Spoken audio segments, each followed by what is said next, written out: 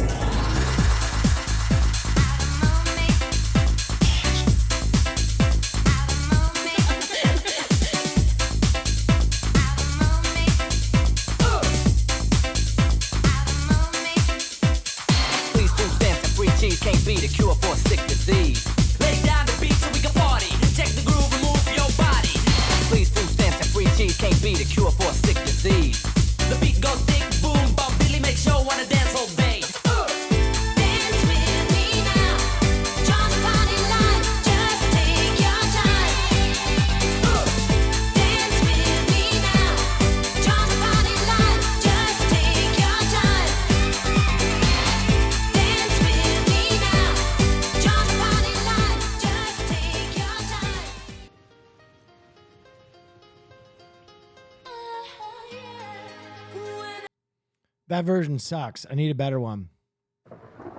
There we go.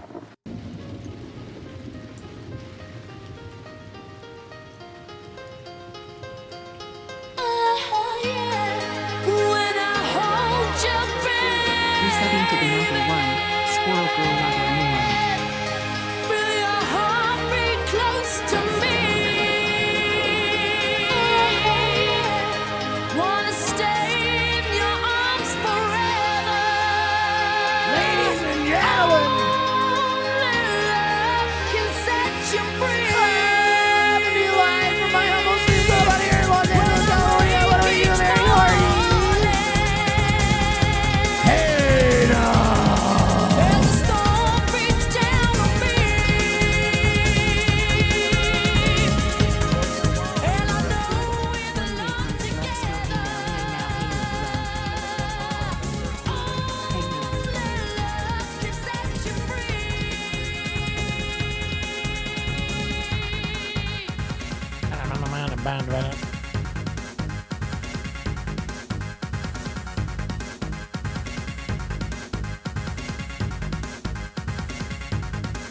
set you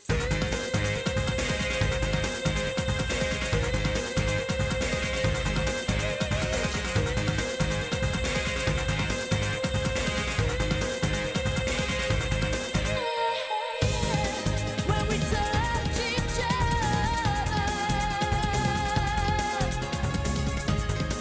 in a state Of ecstasy. God, this song is good. one that's not To last forever. All right, ladies and gentlemen. Someone said they loved the calls on the pod. Dude. Oh yeah, wow, that's very cool.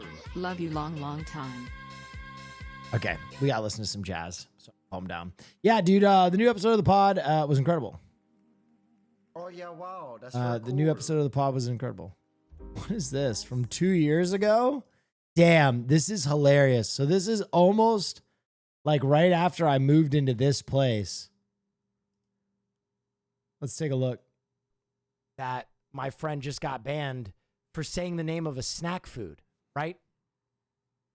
You should be allowed to say saltine blank without getting banned. It's disgusting. But you gotta watch me for the next 3 days.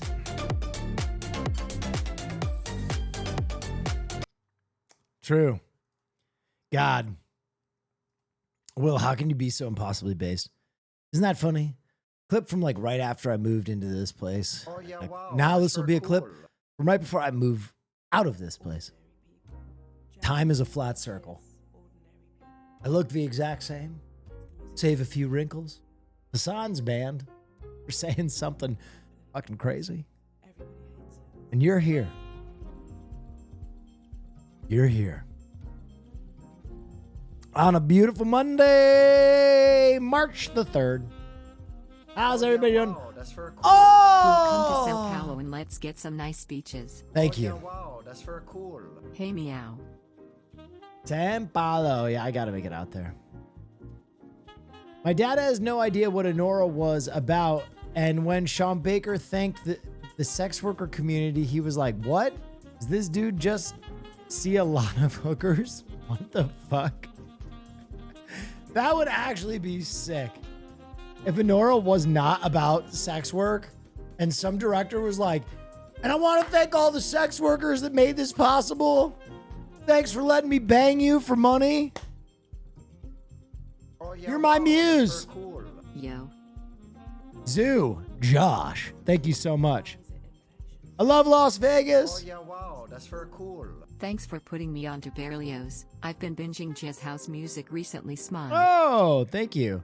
This caller on the pod was deranged. Bro, every caller we had on the pod. If you don't know, we had the Crash Test Dummies on, who I fucking adored these guys. They were fucking hilarious. I got a question for you. No way. What's the strangest Yeah. thing you believed as a kid Oh, that yeah, you're wow, still that's very low-key cool. embarrassed to Bust down on the gang. Bust down. Thank you for the hype train. talk about? Bro, Wait, I'm Javik is canon? What happened? not gonna lie, it's crazy because Black History Month just ended, but like, I used to believe that like black people came black You know, like I expand don't know on why, that. Wait, expand on that. bro. Like nut? Yeah, bro. Like it was like black, bro. Like instead of white, you know. And Look at that, like unicorn Bro. blood. No, it's crazy. You thought black people were octopus. Yeah, black people spray ink out. no, bro. Bro, What do and you then- think? Black and then- women got chocolate milk in their titties too? Like, what the fuck is? What the fuck is I don't this? know, bro. I've only been with light skin, so like, is that like milk chocolate out Nah, their titties? this is like the Nah. type of racism that like boils up. Like, you know what I mean? Like, this is like the hidden racism in America. How'd you discover that this wasn't the case? Bro, I brought it up to like some of my friends, bro, because like the first time I watched porn was like 5th grade, and then I guess when I brought this theory to my buddies, bro, they were like, bro, no way, because OG Mudbone does not come black, and I was like, what? I don't know who y'all. If y'all know who OG Mudbone is. Oh, Mudbone, got it. OG mud. Oh yeah, now guys you don't know, who huh? OG Now you Mudbone know. is? No, No. Oh, porn legend. I don't know. Hassan? No, I didn't know who that is either. Yeah, y'all Well, go we ahead and gotta look check them your up, laptop, and then, brother. and then get back to me. Listen, it's Black History Month, and I can admit that I enjoyed interracial pornography when I was a young man. I'm brave. Crazy. That was like I thought that was going such a different way. It's like I was like, there's no way. It's like not just black porn, interracial porn. Oh my god. I liked when porn looked like Captain Planet episodes. Oh my god. All right, bro, you have a good one. No, that is- Yeah. no. Nah, Wait, y'all wait, do, wait, man. no, wait, I Appreciate got what a y'all question do. for you. You asked your friends what's what up? color their nut was. That's what we're like. No. They were like, I'm No. like, yo, I asked them, I was like, yo, black people, like, they come black, right? And they're like, no, what the fuck? And then they like started going on this rant about OG Mudbone. And Wait, I'm so like, none oh, of them hell are no. black either. No one is black in this story. Oh my god. Nah, they were like Taiwanese, Mexican, white. I had no real references. I asked my group of Taiwanese but I friends was- about black ejaculate. Imagine. You didn't have one Bro. black dude that you know that you can. It's probably At better that than time, spare bro, your friend. nah, I was just a jit, bro. No, I didn't know. No, saying shit is As I grew older, yeah. I feel like Where are you from? Florida? I'm from Florida, yeah. Wow, you pegged that. But I don't know, Hold on, like that was never on my mind. Like, what color is another guy's? That's kind No, of sus. I don't know, bro. Can I ask one follow-up Yeah, question? yeah, Can I ask one follow-up question? Did Yeah, you let think me ask y'all one after though. Did you think that all races ejaculate corresponded to their skin color? Nah, bro. I think it was just like the like prominent like. So you were different just skin colors, only bro, thinking that would about do it. black people nutting? Like no one else. Nah, don't say No, it like you're the that, reason bro. they Don't say it like the dick that, matters in porn. Like, you're that guy. No. It's for you. It's literally you. You be like, nah, not black enough, brother. Nah, for me, what matters important is squirt or cream team. That's what matters now. Oh my god. Dude, oh my man said I need that squirt. Thank you for the hype train, by the way. You're so Yeah, right. you got to go check out the pod. The pod was excellent this week. We discussed black ejaculate. We take calls. There's a lot of good moments.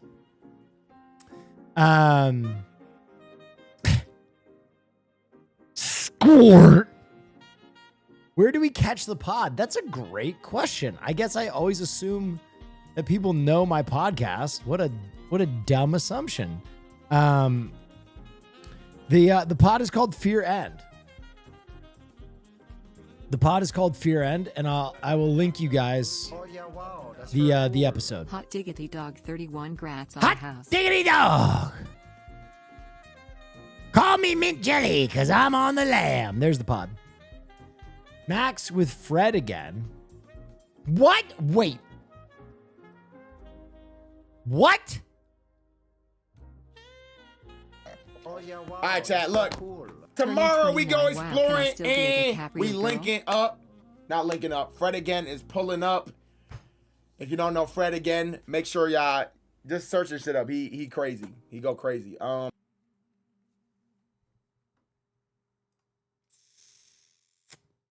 gonna admit something to Black Boy Max. I hope he sees this fucking clip. I don't think I've ever been jealous of a streamer until this exact moment. Fucking kidding me? What? That's awesome. Jesus Christ, man. Fuck. That's so cool. I love me some Fred. Opening cigarette booster packs and getting ultra rares, not clickbait. Cigarette booster packs? Pull out our four commons. And let's see what else. We got this guy. Ooh, we got a glitter hollow. That also means that the other two are also some form of special variant. Okay. What? Ooh, polychrome. Excellent. You can see the reflection in there. Final deal. Whoa, this is a gold shield black. Can we get a price check on this guy? That is crazy for the lung cancer meta. I mean, we're talking a lot about like competitive meta, but a lot of these are just valuable because of their rarity. Let's see what we got here. Common. I think this is another dud pack. Oh! Bros, you don't even know. This shit is a polychrome. If this is in all gold polychrome, this is like the rarest sig in the game. I'm sweating. Is it all gold? Oh, okay. Wow, It's not cool. all gold. It's Free a red Hassan. band. What am I looking at? Gold filter polychrome. All right. Thank you, all enemy right. stand user. Pull these guys. Pull our commons. Ooh, okay. Okay. Glitter hollow. Potential for a rare. Oh, baby! They fucking rolled one up for us. At all odds, our first one What is this? is gonna just be a normal ass pack. Do on the next pool. All right, this guy, standard sig. Nothing special. A joke? So did he pack these himself? Another common. This one, oh, we got a gold. Because this is actually a $1 billion idea. I'm going to be honest. I know that this is parody, but he fucked up. Because this is legitimately a way to get people back into smoking. My gambler lizard brain was immediately like, well, I got to buy a pack.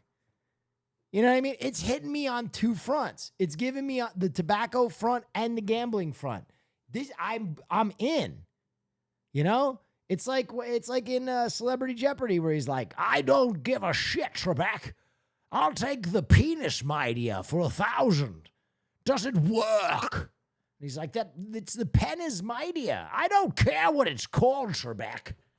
Give me my pack of fucking cigarettes. Gold band, all white. All right, nice. We're not looking at a lot on the actual market value. And then, oh, holy shit, dude. We've got an illustration rare, prismatic on it too. Damn. This is ultra rare. They barely have any of these. Let's see what we can That shit is hype. get anything good in this one. Oh yeah, wow, that's Oh, so cool. So he packed all these himself. Fuck, this is a special pack. Value-wise, not crazy, but like competitive-wise. All right, hang on. This is the Turbo Fint pack. Oh my God, he got Fent in it. We got another pack here. Oh, third from the back, we got the red band. Is this a star hollow? This is a star holographic. All right. Oh, baby, this is another gold band black. I gotta keep that in mind. Oh, holy shit, dude. Not only do we have another gold, that is a prismatic holograph gold. If Wow. this is a whole gold, it's the most valuable whole gold hollow. We gotta see. Is it gonna be... Oh. Bro! Mom, get the camera! It's a prismatic entire... Holy shit, is this in mint? We need the hard case sleeve for this one. Holy A shit. flat sleeve. So fucking stupid, man. I love it though. That was great. Uo's Lab. That's funny. But I'm telling him he fucked up. His satire was so good that it could become reality. Cool. There are a few times that I have said things should be a certain way in jest. And then the powers that be took that horrible idea and made it reality, right? Like Latin Temptation Island, there's no way that anybody at any point thought that having people Oh yeah, wow. actively that's be very cucked cool. on camera every night was at like, you know, that can't be a good idea.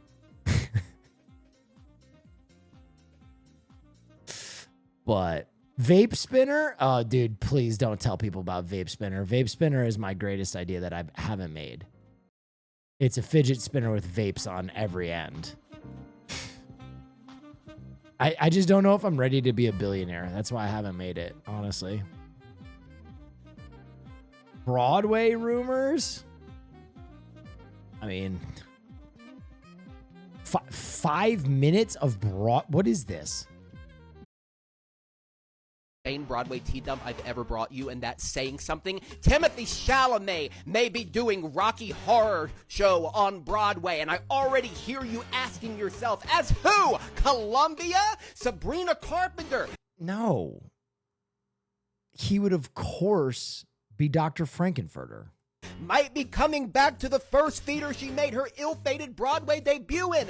We may know who is going to replace Audra in Gypsy during Audra's vacation coming up. Holy, where do we start? Timothy Chalamet. Are you doing stand-up, Will? I'm going to be honest. I don't really enjoy stand-up. I don't really enjoy stand-up. I love doing improv comedy. I might go back to improv comedy. I've been in communication with the Groundlings. But stand-up never really hit for me. Fitting, I'm sweating, I'm losing my mind. Timothy Chalamet is rumored by several sources that I trust to be doing a production of the Rocky Horror Show on Broadway.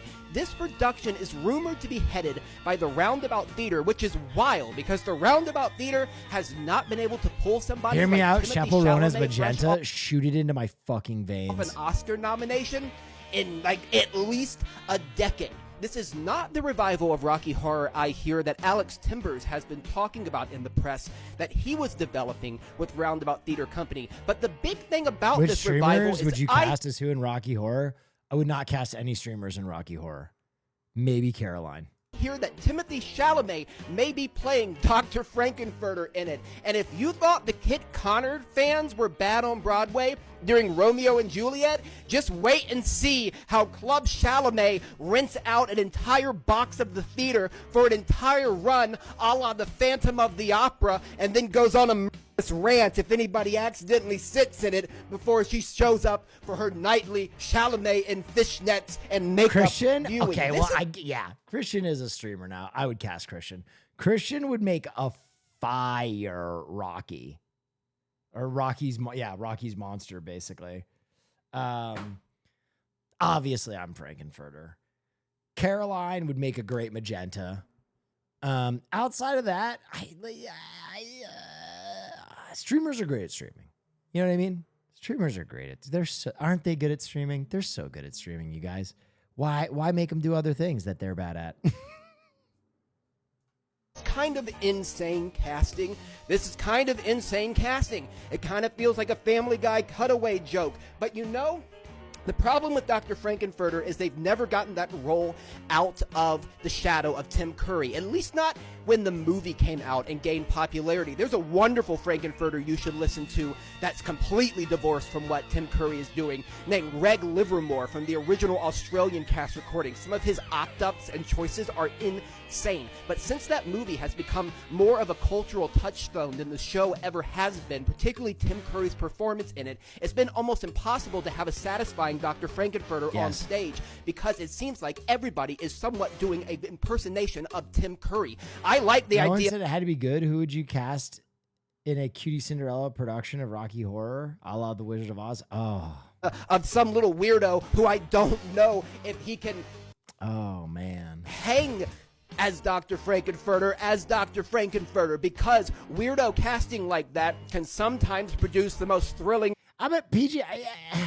Can I be honest? I just wouldn't. I just wouldn't. And here's why. I love Rocky Horror. I feel like watching a bunch of streamers phone that shit in and do a horrible job would kind of break my heart. With peace and love. I don't think any of them could ever commit themselves to doing anything, save a few. And they would destroy something I love. And I would feel guilty if I was putting it together. So I just can't even get past my absolute horror at the prospect of having to put something like that together. Results. Sometimes it can be a giant failure. Sometimes it can be an absolute thrill. People thought Alan Cumming being cast as the MC in a roundabout revival of Cabaret was absolutely insane at the time before he debuted the role at the Don Mar Warehouse. So, if Timothy Chalamet is coming to Broadway fresh off of his Mumble performance in Bob Dylan the movie's second time, I think, what the hell? This is where we're at on Broadway. Let him play Dr. Frankenfurter. Club Chalamet will buy up any extra ticket There that's it is. Timothy Chalamet as fucking Frankenfurter. That's wild. I'm picturing Will as Charlie Kelly trying to put on a play. That's what it would be. It would literally be like,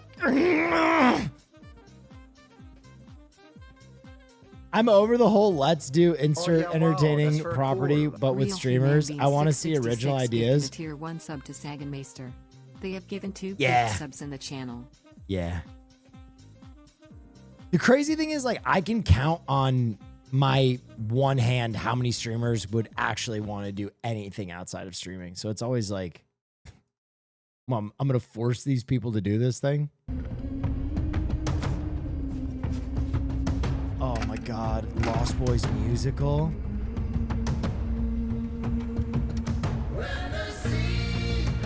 What the hell? Are we still getting that movie with you and Sear? Probably not.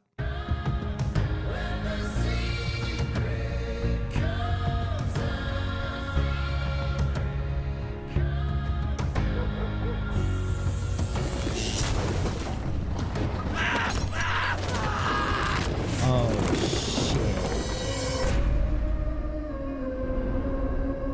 shit. Dude. Thou shalt not speak. You guys are sad. Can I be honest, chat? Shut the fuck up. Shut the fuck up. You're not actually Sag. Chat and this whole platform love to jerk off to things that they probably won't even watch. With peace and love. You know how many awesome projects I have done outside of chat, outside of stream that you guys like have not given any attention to? You don't support shit outside of stream. Peace and love. Peace and love. It ain't worth it. Whole platform. Yeah, how many original Twitch shows have lasted the test of time? It's just Name Your Price. And it's because we just pack it with streamers. If we didn't pack Name Your Price with streamers every week, you guys would probably stop watching that too.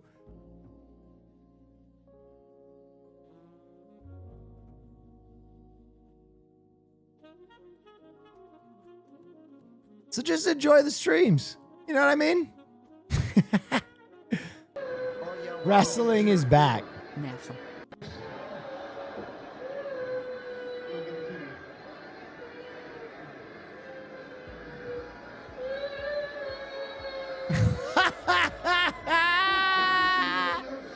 That's so rad.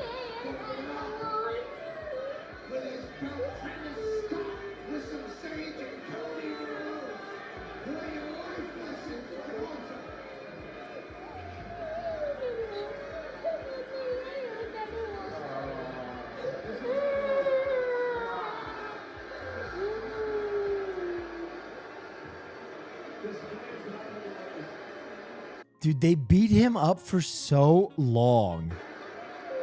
This was actually crazy how long they beat him up for.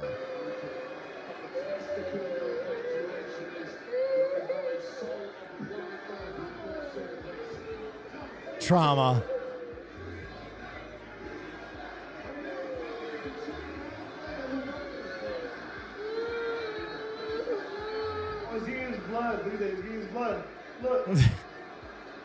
Okay, I gotta point something out. This setup is crazy. A PS5 just thrown on a folding chair under your TV is that's crazy. That's crazy. Go get a nightstand or something, man. That's nuts. Ayo, leave that setup alone? No. No. No. Hell, you have children, sir. You have children. Time to be an adult. If this was in a fraternity or something, sure. Go get a nightstand or something. That's crazy. Look.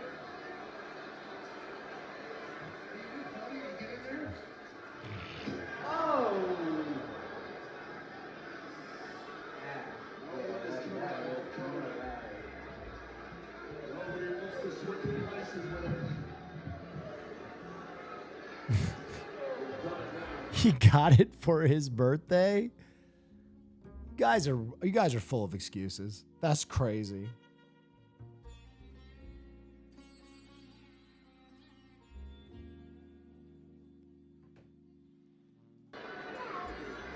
And you know what it is? You know why you guys are full of excuses? They just moved in. He got the PS5 for his birthday. You know why you're full of excuses? Because I bet you have the same fucking thing in your house. You have the same fucking thing. And if I come for them, it means I'm coming for you.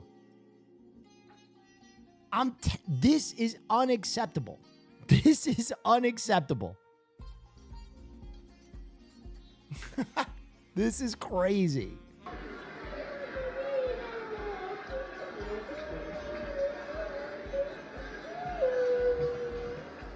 False? You know what? I want to look something up. I want to look something up.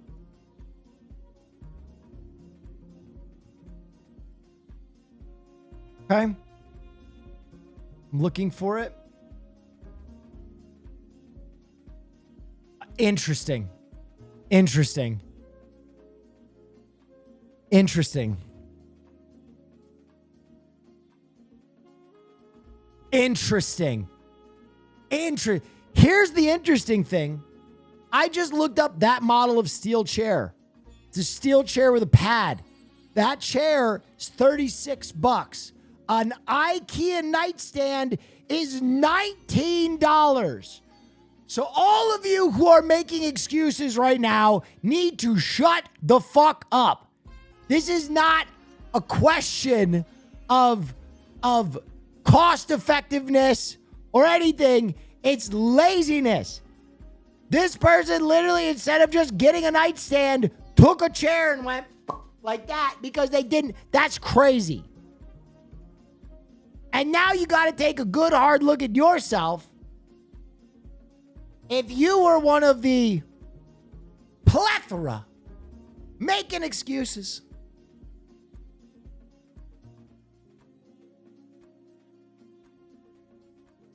who buys those chairs new? Shut the fuck. Shut up. Shut the fuck up. Shut up. Shut up. I'm over it. I'm over it. I got to be a better male role model, okay? I have to give less slack. World's fucking falling apart around us. I'm done being cool dad. Okay? Now I got to pull you up. I got to whip this fucking community into shape. All right?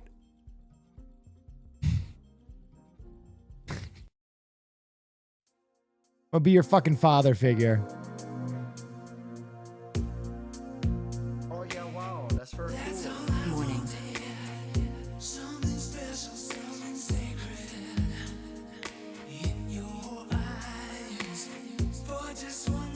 Dude, you're the perma-cool uncle. Dude, having to be a disciplinarian as the cool uncle is like having to sign your name with your left hand. I had to do that. Listen, when I went to go help my cousin with his cancer treatment and I was taking care of his daughters, they were all ramped up for cool uncle time, right? But it was like a week that I was in charge. It wasn't like the 48 hours that we usually do where it's like, Oh, cool uncles, let's go, let's go, let's go. We're like 5 days in, and they're like, yeah, let's do cake for breakfast. And I'm like, girls, Oh yeah, wow. That's no, cool. we're not Hey, it will never. doing What did you that. think of baby girl? Okay, Sorry if we I missed it. gotta work together as a community. All right, I can't do cake for breakfast. Your dad's in chemo right now. Give me a fucking break. All right, let's eat some protein and maybe some fruit. And they were like, no, cake, cake, cake, cake. And I was like, no, And so they compromised and they split one fucking, what is it called? Muffin. Then they ate their normal breakfast. And then I was like, all right, what do you guys want to do today? And they're like, arcade, arcade, arcade. And I was like, God damn it. Hey, at Will Neff, what do you think of Baby Girl? What the fuck is a baby girl? Oh, Caroline said it was big weird. I never watched it.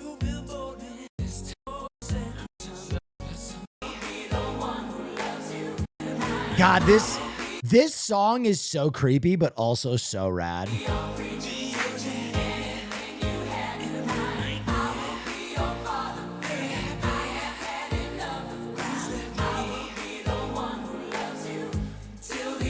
Real shit. Yeah, it's very lecherous. You know what I mean? It's very lecherous. Let me be your father figure? Come on. What the fuck? That's crazy. I can be your preacher teacher? What the fuck?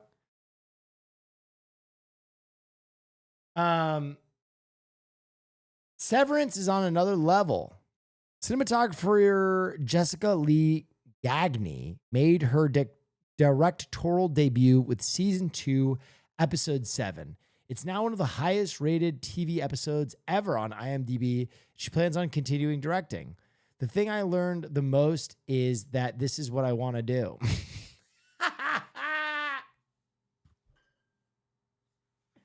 Ew, I hate that quote. I hate that quote. I'm sorry. I hate that quote. I fucking hate that quote so much. I hate that quote. Listen, the episode was fantastic. The episode was fantastic. But dude, you get to direct the pivotal episode of one of the most beloved series of all time, and your reaction is, yeah, I guess I do want to do this. It was the first one I got to do. It was pretty neat. I guess I'll keep doing this stuff. Like 1 million people would claw their fucking eyeballs out to work craft services on fucking Severance. Okay, I'm sorry. I'm a little bitter. She did a fabulous job, though. That episode was very good. That episode was very good. I don't know. A lot of people are saying it's their favorite episode. I don't know if it's my favorite episode. It got a lot of really interesting information out. But it was it's definitely an incredible episode. It's definitely incredible. I'm not gonna lie, the finale of season 1 to me is like it like blew me away. I still have like pins and needles when I think about it. Anyway, I'm getting a Blau clip. What did this motherfucker do?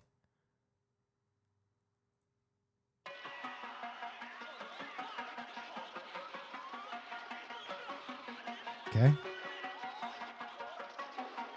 Again, yes, I would. Then do nothing else. Yo, that quote on screen is crazy. Holy shit. Truly needs to do so. Then do it.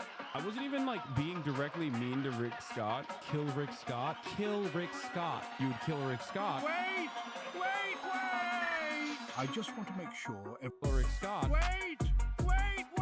Being directly mean to Rick Scott. Kill Rick Scott. Kill Rick Scott. To Rick Scott. Kill Rick Scott. Kill Rick Scott. You would kill Rick Scott.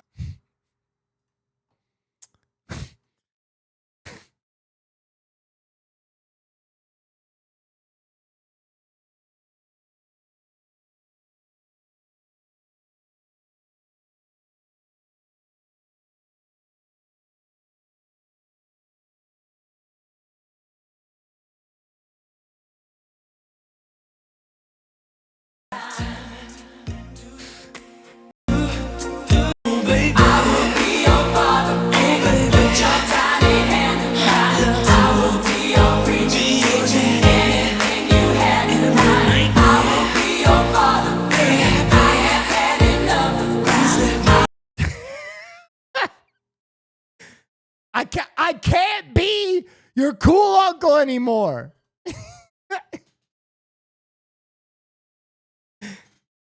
Gotta be your fucking father figure. Jesus Christ.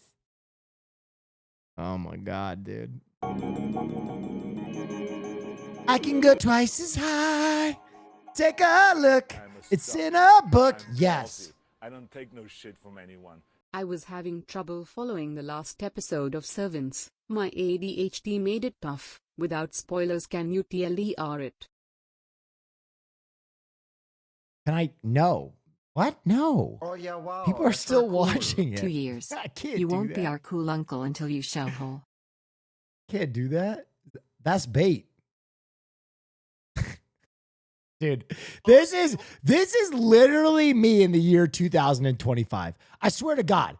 Why am I the voice of reason? This is me, 2025. I'm Joey.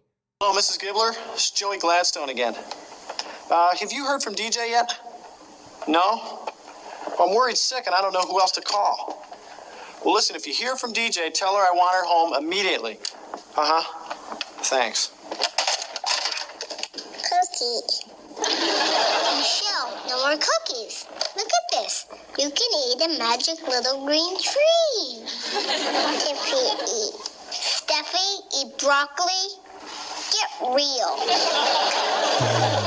Steph, has DJ ever been late like this before? I don't think so, but everything before I was 5 is a little bit fuzzy. DJ, you're home. It's nice to see you too. You're an hour late. Oh, sorry. After karate class, we all hung around and planned strategy for the big tournament on Saturday. It's gonna be so rad. What'd you make for dinner? Can we order pizza? DJ, I was scared to death. I didn't know what happened to you. Joey, I'm fine. I was with my friends. It's no big deal. It's a very big deal. It's a very big deal. DJ, you know the rules. Why didn't you pick up a phone and call me? I forgot. That's no excuse. If your father was here, you would have remembered to call. Joey, why are you acting like this? Because you had me worried sick and you don't seem to care. Joey, don't have a cow. Don't have a cow. That's it. This weekend, you are grounded. This weekend is my karate tournament. I've been practicing for months. Well, then I guess you're just going to have to miss it. You gotta be kidding. I can't miss it. Yes, you can. No, I can't. When Dad gets home, he'll say I'm ungrounded. I wouldn't count on that. I'm in charge here, and I say you're grounded. No, I'm not. I'm going to that karate tournament. DJ. You can't tell me what to do. You're not my father. Look what you're doing to this family, chap. Look what you're doing to this fucking family.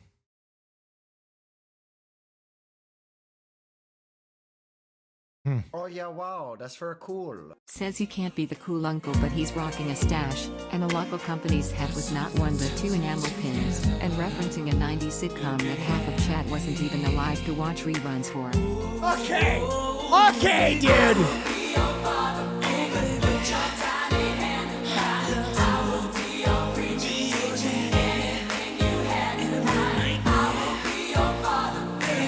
Listen, okay?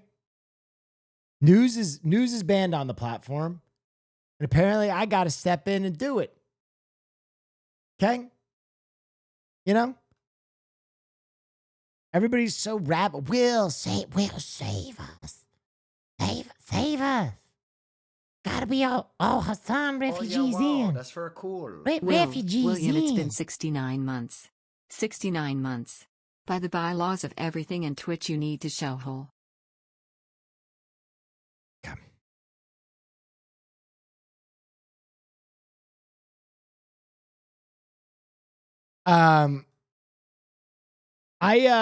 What is okay. Who did Imagine Cena and The Rock? Who did this? Oh yeah, wow, that's very Who drew cool. this? Hot diggity dog. Almost 3 years. Raise your hand. Go to the office. Get out of here. Thoughts on this?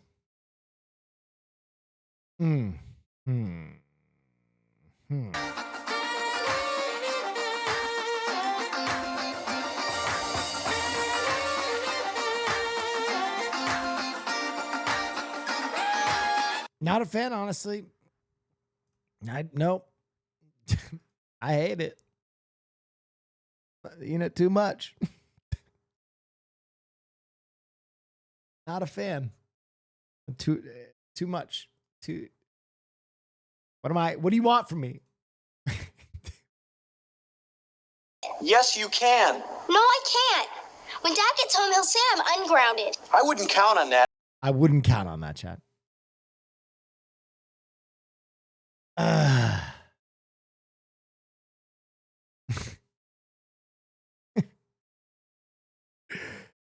Next time you're in Japan, this is a roller coaster called the Ajanica.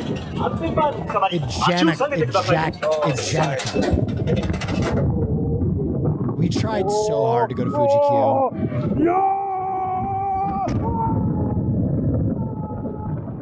Oh my god. Oh my god. Bro, this guy is praying. Oh yeah, wow. That's very cool. I don't know if he's even having fun. Was on, but here we are.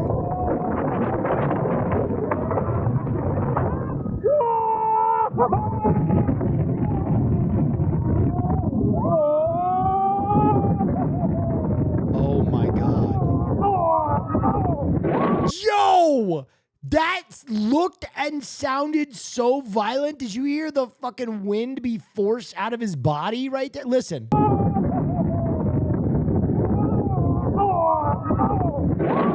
Oh!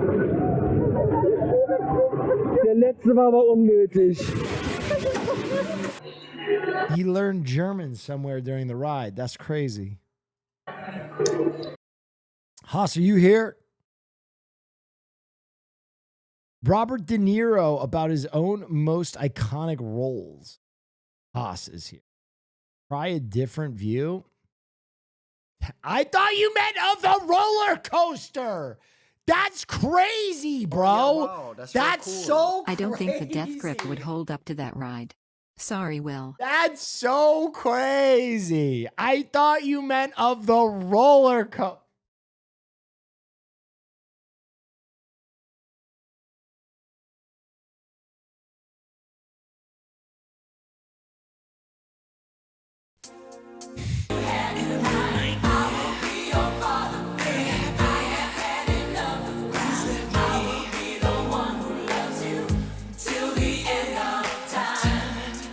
Okay, Haas, if you are here, we're about an hour in. It is time. Okay, so here is the plan for tonight. The plan is, okay.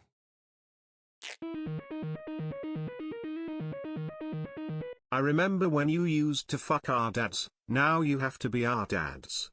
Who are you? And hating on our dear Sydney. I'm not hating on her. Of course she's gorgeous. Of course. Trying to reel it in tonight.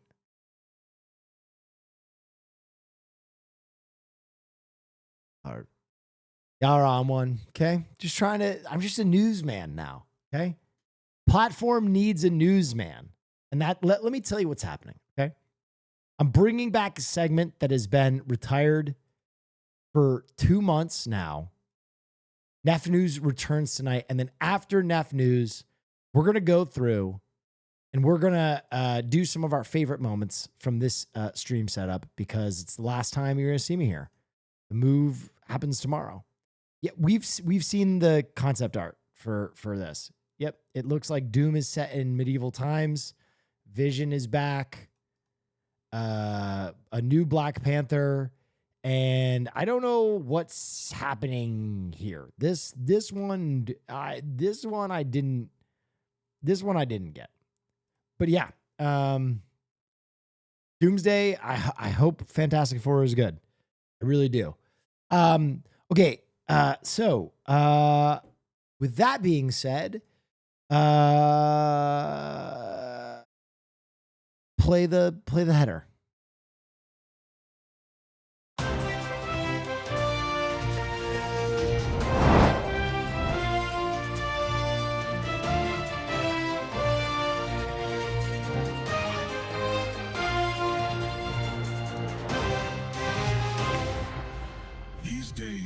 Everyone wants to be an anchorman and do the news, but everyone else is a fake and a phony. This is the only real news on this fucking platform. If you want to know what matters in this sad little world, this is the only place to get all the news that's fit to breathe. Brought to you by the Badass Boss, hosted by the one and only, your mother-fucking favorite anchor, Will Neff. That's for cool. Music.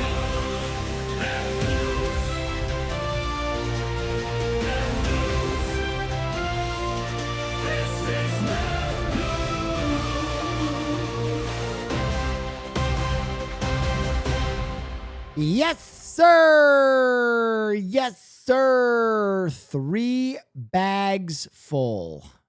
Ladies and gentlemen, the first piece of news I would like to start with, I think this is one that you guys will enjoy. Tomorrow, we have a very special stream. I'm going to give you guys a little sample. Okay? Tomorrow, we have a very special stream. Or not tomorrow. Sorry. I fudged up already. Wednesday, we have a very special stream. I'm doing a stream with Mickey17. I'm one of 2 streamers that got to work with Bong Joon-ho's new movie, Mickey17. And here, I'll show you a little bit of what's going to be happening. Check this out.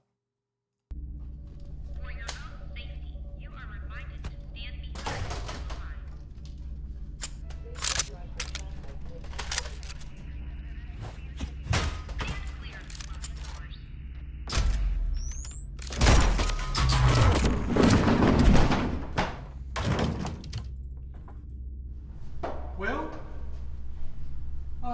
Medic! Armory! Medic in the armory! So anyway, I'm going to be playing a game. We recorded a bunch of deaths. They're really, really fun. You guys want to see one more? I'm willing to show you one more. There's like 12 of them. I'll show you one more. Oh yeah, wow, that's very cool. One more? All right. Which one would you guys like?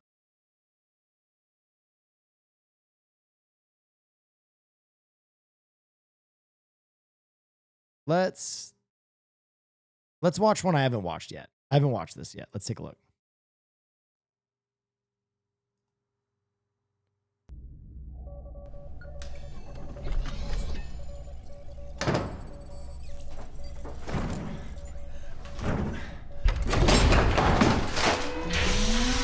Airlock engaged.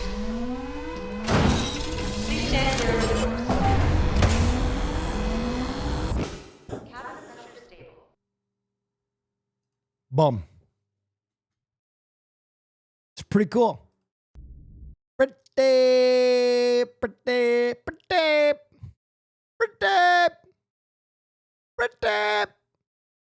cool. So please come by Wednesday for the Mickey17 stream, ladies and gentlemen. Tomorrow there will be no stream. Heads up. But now it's time for Neff News. We already did the fucking header. I'm the only newsman on the platform right now. And so I have monopoly. I sit upon a throne of news. And you will watch. And obviously, there's so many things that happened this week. So let's get to one of the most important stories. This is Olive the Rat. Olive is one of my favorite rats. I just feel so lucky that I found her. Close it. I'm Esther, and this is a story about Olive or GeoBeats. Spin! I've had rats for 7.5 years. You back around? Good job. I've never been freaked out by rats or mice. I know some people are. I never have been. Oh my God, are you telling me that there is some kind of rat basketball league that I have been unaware of?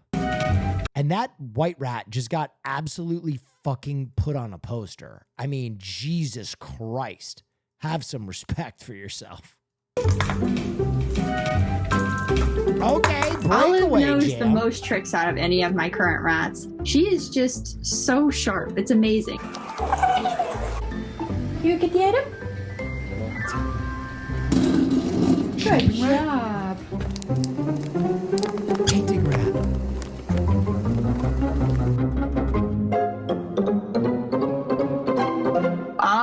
got her from a lady who, it's a bit of an interesting story. She got rats for her program where she basically... Why is this rat so smart? Goes around with her rats and... Maybe I was wrong about Squirrel Girl. Thank you so much for the Prime Gaming sub. She does presentations where she introduces people to them and shows them as a more positive concept. She ended up with a few babies that, you know, she wasn't going Are to we be even able going to talk about the fact that she just lifted $20 from her mom? She ended up with a few babies that, you know, she wasn't going to be able to keep. So I ended up asking her if I could take any of the babies off her hands. Good job. So that was Olive and her sister Donut. And later on, I would also bring in their sister Pickle. They were super tiny, but so confident and sweet. Olive in Thank particular you so much for the Prime Gaming sub. is just super calm with people in general. Olive has to find her name. She has been training pretty much every single day since I got her, which is not super unusual with my rats, but I'd say she picks up tricks faster than the majority of rats I've had. Good girl. Wait. She can read? Oh yeah, wow, that's very cool. Wait. In general, Olive has to find her name. She has been training pretty much every single day since I got her, which is not super unusual with my rats, but I'd say she picks up tricks faster than the majority of rats I've had. Good girl. That bitch just read. Wow, that's very cool. That fucking rat just read. That rat is smarter than I am. What the fuck? No, it don't, Chill. How did it do that then? Good girl. She knows how to walk on a barrel.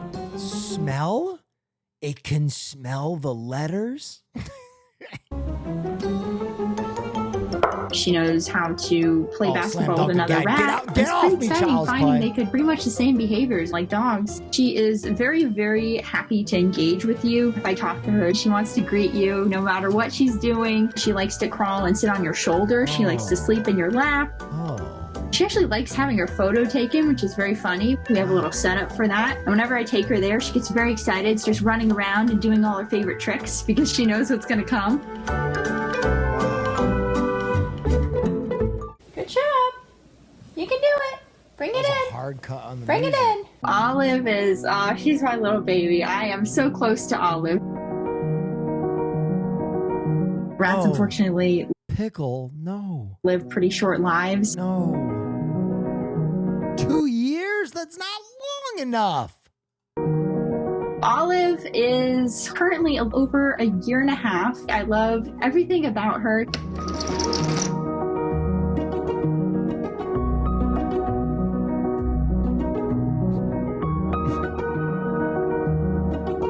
So now that first story is underway, now you guys, if you've never been here, now you realize the news that we do here is a little lighter, okay? A little bit more relaxed. So let's go take a look at a new endangered animal that was born at the zoo. And what the fuck here, is Zoo that? Tampa celebrating its first animal birth of 2025, a critically endangered. What is that?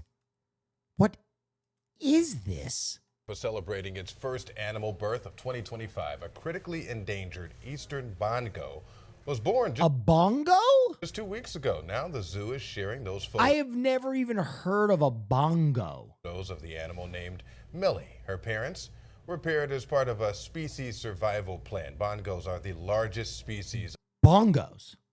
of forest-dwelling antelope. Forest dwell. I mean, they look cool. That's a cool looking antelope. Good for them. Endangered animals fucking. Denver Zoo announces the birth of a redneck wallaby.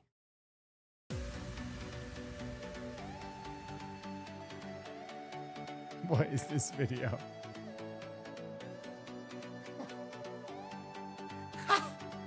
I know. I need a coffee.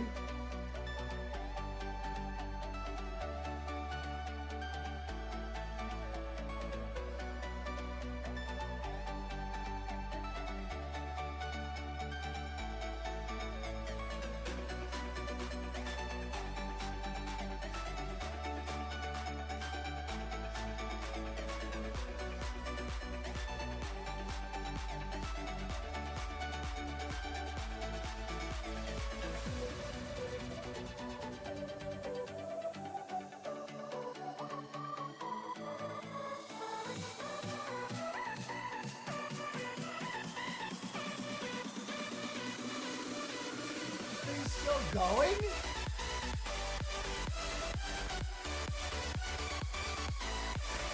This is maybe the best edited video I've ever seen in my entire life. This is the best edited video I've ever seen in my entire life. And then it just kind of ends. You're watching Okay. PBS Kids. Okay. All right. All right. Rare deep sea fish caught on camera. Oh, is this the angler fish? Oh my God, dude. This was Spanish so researchers sick. say This they was have so captured what's believed to be the first images of a rare deep sea fish. This is the video. Okay, can I be honest? Why they say this shit like we've never seen this fish before, but I swear I've seen this fish everywhere. Showing the black sea devil anglerfish. That is crazy. Which tends to live thousands of meters below the ocean's surface. The fish looks shockingly similar to this fearsome face from the hit Pixar movie Finding Nemo. Biologists spotted the rare fish while they were out on a shark research expedition near the Canary Islands off the coast of Africa. That thing is a nightmare. Spotted the rare. That thing is a nightmare. I'll tell you, I don't know if you know this. Here's a little factoid about anglerfish. The men of the species, it's a dimorphic species, so they're much smaller. They're only about the size of a minnow. And the male fish will attach onto the underside of the female fish by biting her underside and hanging on. And he'll stay there until his flesh fuses to her underside and becomes part of her digestive tract. And he basically becomes a pair of vestigial gonads that just impregnate her constantly on a reel. And that's the male's life. That's fish. Well, that's it. So. Part 2. Yeah, it's extremely rare for an anglerfish of this type to come out from the far depths of the ocean and wash up on shore here in San Diego. So to get a closer look and learn more, I came here to the Scripps Institution of Oceanography. There's probably less than 40 specimens in museums around the world of this particular species of fish. It washed ashore in Carlsbad's South Ponto Beach last week and was quickly turned over to Ben Frabel here at Scripps. You know, these animals are just not regularly encountered by us. That thing's mouth is just, that's so much. Not regularly encountered by us. They're living in a habitat that we just don't access very often. Ben manages the marine vertebrate collection. It's about 2 million fish specimens from around the world. He says these fish are also known. Maybe else have a shark in a jar as a kid? Or was that just me? I had a shark in a jar as a child. As Pacific football fish. They're called football fish, not because they look like an American football, but actually because they resemble a soccer ball, kind of in terms of the spherical body, and also these spines on the side of their body kind of give it that octagonal pattern like a soccer ball. This one measures 10 inches long, so how deep do they go? He says anywhere from that. Oh my God. Okay, you know what's crazy? That thing and you have a common ancestor. You know what I mean? How crazy is that? If you go back far enough. From 650 down to 2,000 or 3,000 feet. A lot of deep sea fishes and other animals have these kind of what we would consider pretty horrifying faces and mouths, big mouth, big teeth. And a lot of that is because the deep sea is a pretty difficult environment to live in. They had never been spotted on the surface of the ocean until recently when researchers took video of this one off the Canary Islands. It's the only known sighting. And 4 years ago, this larger one washed up in Encinitas. They have large mouths and lots of teeth because in the deep, food is very spread out. And when they find a meal, they want to make sure it doesn't get away. And they use this little fishing lure looking thing on top of their head to attract dinner. It houses glowing bacteria. Bacteria that produce what we call bioluminescence. So something sees it and says, oh, that's a little shrimp. Maybe it's something I can eat. They swim up thinking it's something they can eat, but unfortunately it's not. This rare fish will now be preserved for research in an isopropyl alcohol solution here for years to come. At Scripps, Brian White, CBS 8. Wow.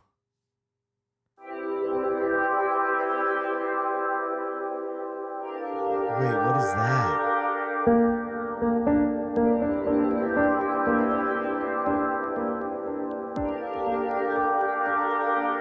I am mesmerized by whatever this thing is. Oh! Even though Olive can read and my stream account, I'd never leave your stream for hers. Toe Piper the raccoon did shut ya down in the chip game. Feels bad, man. True. True, she did.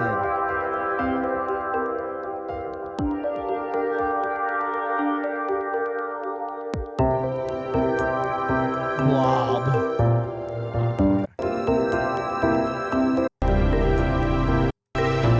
See, I thought it's...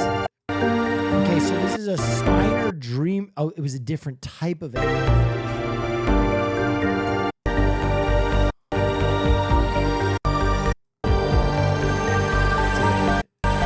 The deep ocean is wild. Remember, you know what animal I was obsessed with? This.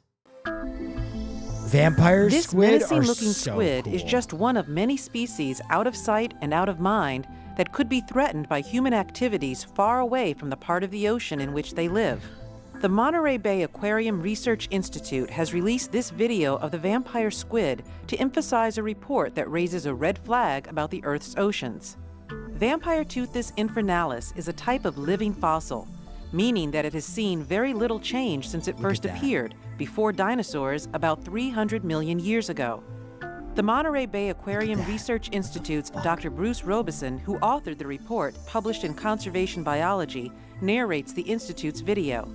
Vampiroteuthis has very large eyes because it lives about half a mile deep in the ocean, where the light is very dim. We took these pictures from a deep-diving robotic submarine, and you can see the reflection of our lights in that beautiful blue eye. The vampire squid has 8 long arms and a long curly strand that serves as a sensory filament. It has a unique ability to react when it is startled. It can curl its web and arms around the rest of its body, turning sort of inside out. This change in appearance may help it avoid being attacked by predators. These cephalopods, they're technically not squids, live in the deep ocean with millions of other species, some of which are little known and on which little study has been done. Robeson says human activities threaten all of these.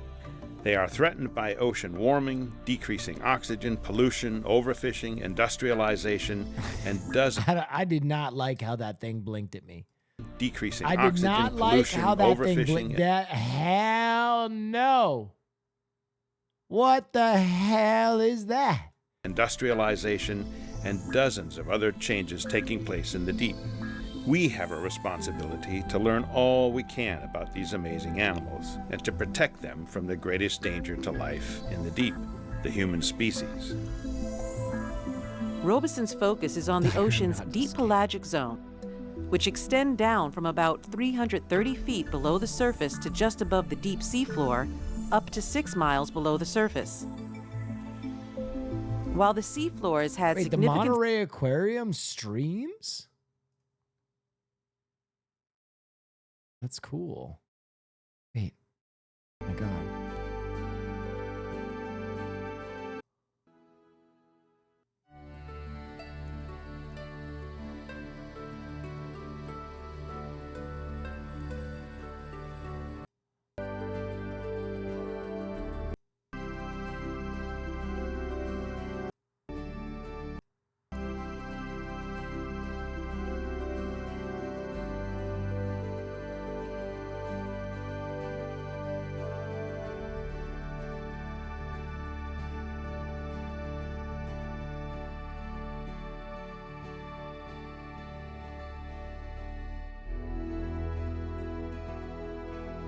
That was kind of hit. Into the deep exhibit? Here and all right. All right, back to the news. Sorry. Chimp news. For chimpanzees, peeing may be contagious, just like yawning is for humans. Study finds. Scientists suggest captive chimpanzees engage in socially contagious urination. That is when one primate starts peeing and others quickly follow suit. What? If you hear or see someone yawn, you might suddenly feel the urge to do the same. Yes. Imagine needing to pee every time someone says they need to pee. Well, okay. I'm sure there's some fine evidence here, but I would like to discuss it with you guys. I would like to, we have the yawn thing, right? Like, we feel compelled to yawn when we see yawns, but we also feel compelled to pee when we hear running water. Don't you? Sometimes when there's like running water, you're like, I gotta pee. So maybe we inherited that from our chimp ancestors? Wow. Wow.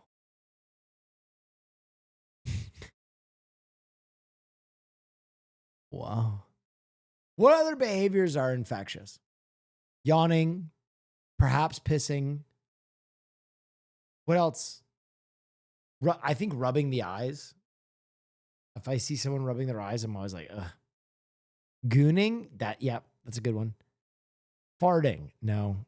Crying. All right. Showing a hole, okay.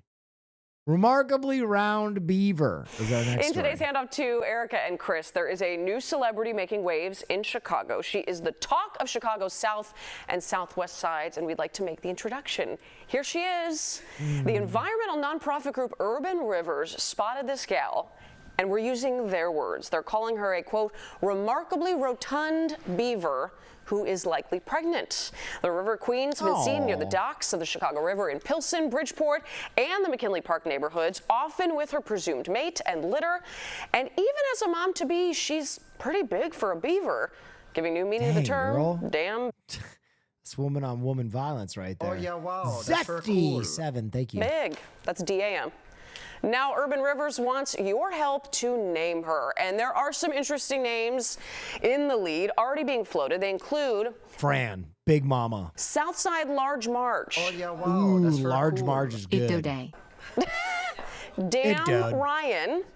Sigourney Beaver. Sigourney Beaver. Oh, my God, that's good. I really like that one. Even Lori Heavyfoot, play on Lori Lightfoot. We caught up with Urban Rivers' Nick Wesley earlier today to find out more about how they have tracked this diva. So we've seen these big beavers, when we're, kayaking or boating around or something, but it's pretty tough to capture them like that. And so this one was a camera trap set up in one of the slips on the South Branch near Bubbly Creek. And so that particular area has had a ton of wildlife activity, including regular visits from this big beaver. If your name can beat those, head to the Urban Rivers website to Sigourney suggest Beaver it. wins. I had to laugh. There's a lot of ways to go here. Yes. Sigourney Beaver, come on. That's a fantastic. Sigourney Beaver. Gator versus Gator. Oh? Yeah, Billy. That's a gator getting the gator. Yeah, you don't want to go near a gator, but take a look at this game of the PGA National in Florida. Took a turn when it was interrupted by this gator. Of course. Billy Horschel was golfing in Palm Beach Gardens when he spotted an alligator on the course. Whoa. Yeah, a big one. While he was walking to the next tee, he saw the gator crawling about, and a police officer was trying to shoo it away, but not having much success there. Horschel decided to help there with his little club. That is so Florida. Let me just move this dinosaur real quick so I can hit this golf ball. Knocking on it and to getting it into the water there, which it looks like he did. He didn't let the whole situation bother him at all, apparently, though. He walked on over to his next hole. Just another day for him at the office. I guess you assume, when you're on a golf course in Florida that, you might spot a gator at some point. Yeah, well, and... Polyglots polyglot guy? What the fuck is polyglot? I spent weeks secretly studying ape communication in order to convince these apes that I was one of them.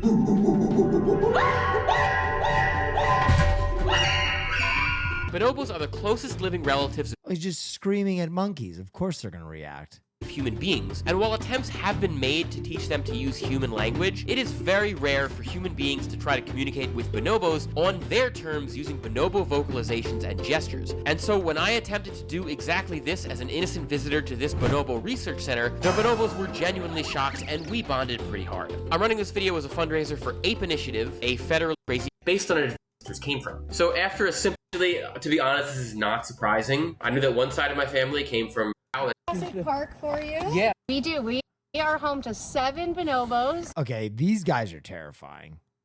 I'm sorry that okay. Bonobos are terrifying. This is your sleep paralysis, dude. The only thing I know about bonobos is that they horny AF. Oh God. We are home to 7 bonobos. In the middle of Des Moines, Iowa. The bonobos that live at Ape Initiative were all born in captivity. They don't have the skills to do well out in the wild. So they're like rescue apes. Is it right they're the closest living relative to human beings? Yeah, so in addition bonobos to and chimpanzees. Chimpanzees too. Yeah, so they're equally closely related to us. They're our closest living relatives. And then bonobos and chimpanzees are actually more closely related to humans than they are to gorillas, orangutans, or any of the other primates. Really? So we're there.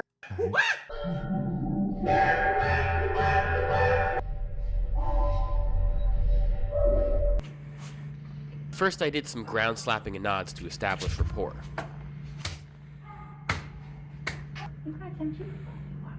That's a chase me. You got him. Like an affiliative thing. This is my stab at bonobo. I feel like if that glass wasn't there, this guy would be dead in a cowboy second. A face and laughter. You always kiss at you. That's sweet. He's enthralled. He's sweet. They really enjoy affiliative tapping, so I tried some of that next. Along with these peeping noises while eating. Look at those hands, man. Establish my They bonobo got long fingers. bonus. They really like looking in your mouth while you chew. Make it nice. Yep. So he just hangs out with you guys. Okay.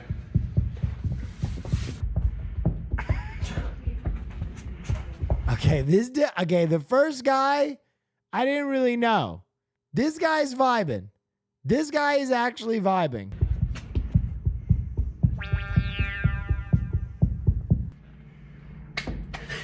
Yeah, he's like, yo, okay, dude, this guy studied. I don't need to study chimpanzee to know what that was. That was, all right, man, I'll catch you later. That's international. All right, bro. I'll catch you later. Peace. He's gesturing at you. Oh. Yeah, he's like, my man's taking a fucking shit in the room. I'm out. Yeah, that's gross. I'm back. I'll catch you later. He probably wants you to go over now to the keyboard. Well, he might just be telling us on his own. I think we're good. Thank you. He's saying celery. Celery. You need celery. That dude said, yeah, give me some fucking celery. He's saying celery. Yeah, give me that You shit. need celery. Yeah. In the back. Yeah, give me that. You want Ari to bring you celery. Yeah. Water? We want some water. Yeah, give me some of that too. How about some jalapeno poppers also? So they play water chase where he'll get misted with the hose, and he loves that. So I think he's asking to get some mist with the hose.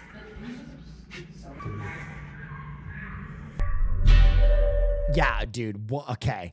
You're trying to tell me this dude learned his language? This dude was about to fuck him up. Sorry, he likes to scare you. Okay. Yeah, come here. I'm gonna fucking rip your goddamn head off. Give me my celery. Give me my fucking celery.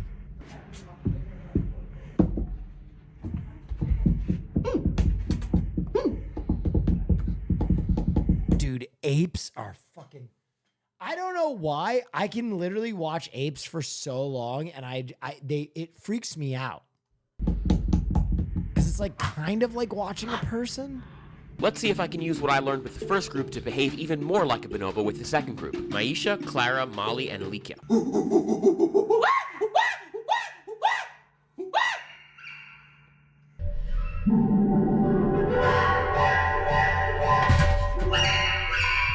I think here Maisha actually tries to respond under the door.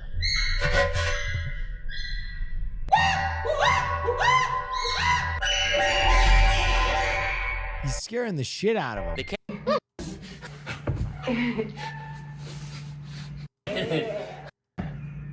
Very essential for their social interactions. Yes, extremely.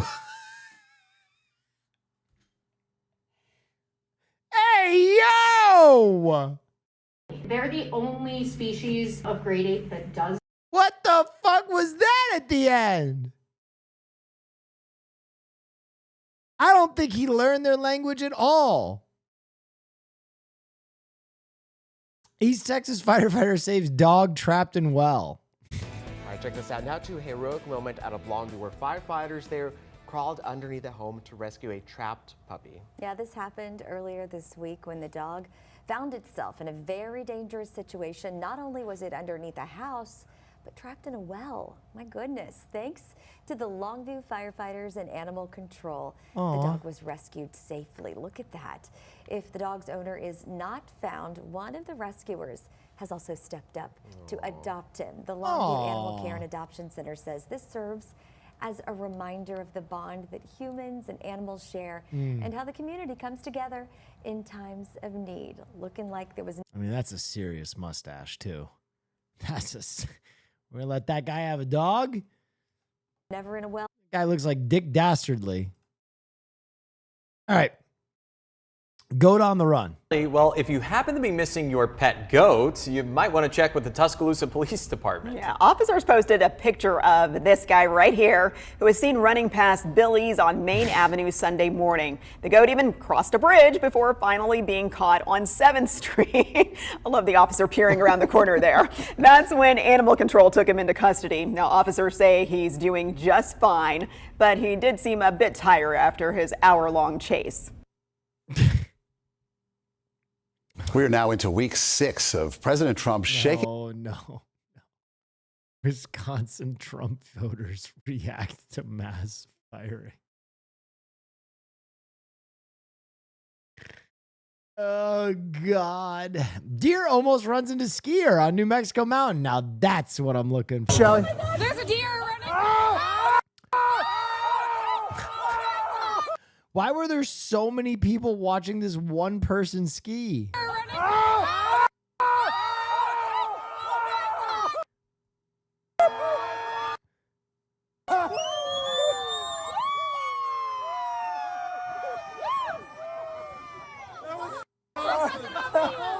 Did you really? Why were there so many people watching this one skier? He had like a whole audience. Donkeys on the loose. Take a look at the video, an unusual call for help in the North County as first responders were tasked with corralling a group of donkeys. There they are. They seem to be cooperating while they were detained here. 11 of them are now back home at their nearby ranch after they escaped into a busy part of Vista. Yeah, the Humane Society received a call after several donkeys were spotted on Business Park Drive. Humane officers and sheriff's deputies were able to safely corral them into that parking lot you see there and later reunite them with their owners. It's still unclear how they all escaped from their ranch. Aww. They say donkeys are stubborn, but they seem to be cooperating, you know. They get a bad rap. Burros. Donkeys. And now for our last animal story before we move on to our world record roundup, which we haven't done forever. It's a bear at home. Hold on a moment.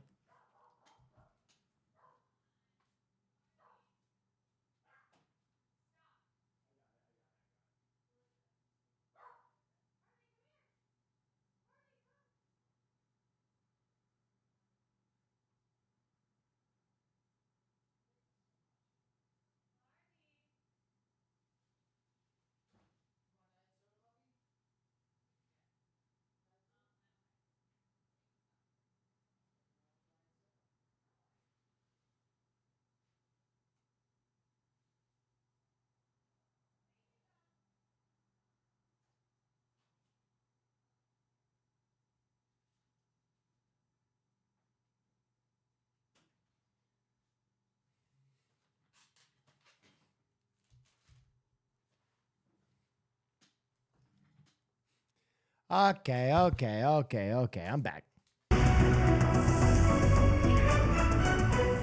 A Pasadena resident is pleading for help from wildlife officials after discovering an unwanted guest, a 500-pound bear living under his home. He says the bear took refuge under his home during the Eaton fire and refuses to leave. KTLA's Carlos Salcedo joins us live in Pasadena with more on this hairy situation. Carlos. Mike and Cher, we did not see him out tonight, but a very furry situation unfolding here in Pasadena. A bear is making himself right at home, but the homeowner, he's not having it. He wants him out. He's trying to get him evicted. Yeah. Sitting there. Meet Yogi the bear. Scarf, at least that's a name Sean Lorenzini has given his new unwelcome tenant. That bear's got to be 7 feet tall, 500 to 600 pounds. Without a doubt. We lured him out. He would take a second. He can't even get through there. The bear has been living in the crawl. I know it's wrong, but if there was a bear living under my house, I would try and domesticate it. I know it's wrong, but I know I'm not the only one. Space under Sean's house on Mariloa Lane in Pasadena since the Eden fire ignited last month. He's been seen poking his giant head out. We think he took refuge in there during the fire, and he hasn't wanted to come out since then. He comes out at night for. It's like if a wild cat, starts staying with you. It's like it's chosen you. That bear chose you. Food, but during the day, he pretty much stays in there. Look at these teeth marks. He has left his claw marks on the next door neighbor's trash bins looking for food. He's wiped out my bear-proof trash can. He's busted it open, so he's not we're not afraid of him, but he's around here a lot. That's crazy. Yogi is no stranger to these neighbors. He's been spotted in the area before. Oh, no. No. Residents believe this is video of him from a few years ago, much younger and slimmer. You're so cute. He's stealth. You don't see him. But my son's bedroom backs up to Sean's house here, and he hears him all the time, and we know he's going in and out. Bear sightings are not uncommon in the foothills. A 500-pound bear was recently found hiding underneath an evacuated home in nearby Altadena. Wildlife officials eventually removed the critter using... I've been saying this for a while. Bears are friends. It's time to domesticate bears, okay? Because I'll tell you something. 500,000 years ago, or whenever it was, when the first caveman looked at wolves and was like, you know what? That's going to be a friend. I'm sure another cave person was like, ugh, that's a terrible idea. Don't do that. If you feed it, it's only going to blah, blah, blah, blah. 500,000 years later, everybody's got a dog in their house, right? One visionary standing up against an ocean of, people who knew better. It's time for bears to be brought inside. Okay? It's time.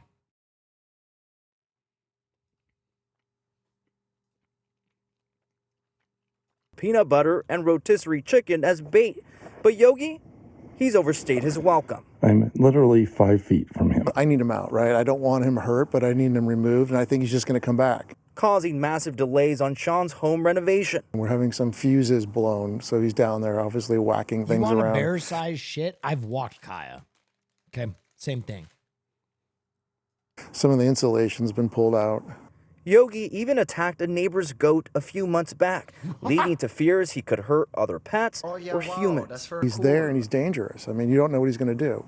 And it's not like he's not entitled to be here. We're encroaching on his territory, but nonetheless, this bear is, and humans aren't meant to interact like this. It's crazy. Now, Sean has reached out to Fish and Wildlife. He tells me he hopes they're able to relocate Yogi sooner rather than later. We're live in Pasadena. Carlos Salcedo, KTLA 5 News. Imagine a Bear Olympics. Yeah, that would be very good. Okay. That's it for animal stories. Now it's time for the world record roundup. The world's smallest park. What is this?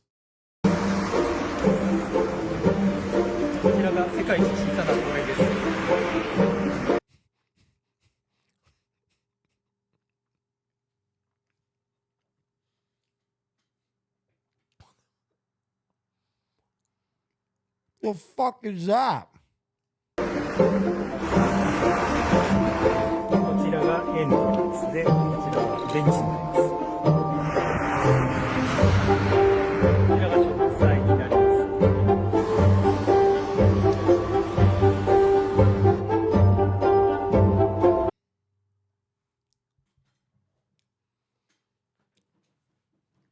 The plaque took longer to make than the park did. What are we talking about? Here's the entrance. It's crazy. Whoever made that just wanted a Pokestop in their town. Yeah, dude. Wow. Okay. Micro artist sets the world for blah, blah, blah. Micro artist sets the world record for smallest sculpture.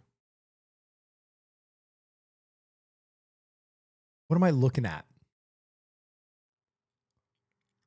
What am I looking at? A red Lego piece? A red Lego piece? I mean, these are cool. What the fuck is that?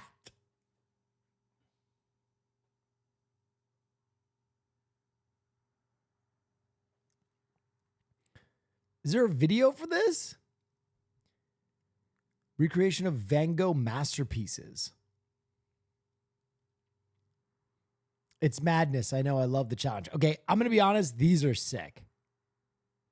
In the head of a needle, that's very cool. The Lego piece is less impressive, dude. The Lego piece is infinitely less impressive to me.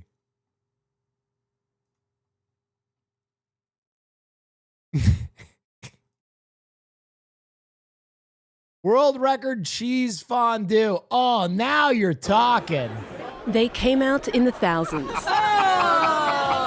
Gusts of heavy wind and constant rain couldn't keep the French at home. Not when a world title was at stake. In the heart of Jura, eastern France, more than 5,000 people gathered to try what has become mankind's largest cheese fondue. Weighing a whopping 2,177.5 kilos, it's made up of 40 Comté cheeses, aging... Why is the ground wet? Is that part of preserving the cheese? Comté cheeses, aging from 9 to 21 months. It's a 21-month-old cheese. It's very powerful, which we'll use in small quantities in the fondue, but it's very important for taste. On top of that is 2 kilos of garlic pulp, 1.5 kilos of white pepper, almost 55 kilos of cornstarch, and water. Then it had to meet certain rules set out by the Guinness World Records. Well, I'm going to look at the recipe, at the composition of the fondue. Is there a minimum of 60% cheese in the total composition? Then, when they start to prepare and cook it, I'll check that the cheese has melted and that it's served hot. The giant... Guinness is a grift, but it produces some incredibly weird content. Fondue was served over the weekend at an all-you-can-eat festival in the courtyard of France's second largest fortress. We live in Doubs, but we're from the Jura, and it was important for us to take part in this world record. And that's it. And because we love fondue too.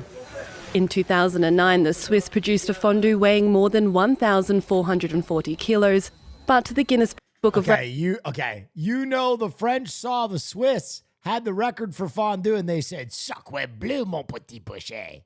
Not over my dead body. Records referee says it was never certified by them. No wonder they got it done so fast. World's oldest llama. Oh, thank God. White Top came to Kenya back in 2006 and was donated by some really lovely people. He's been here almost as long as camp has been open.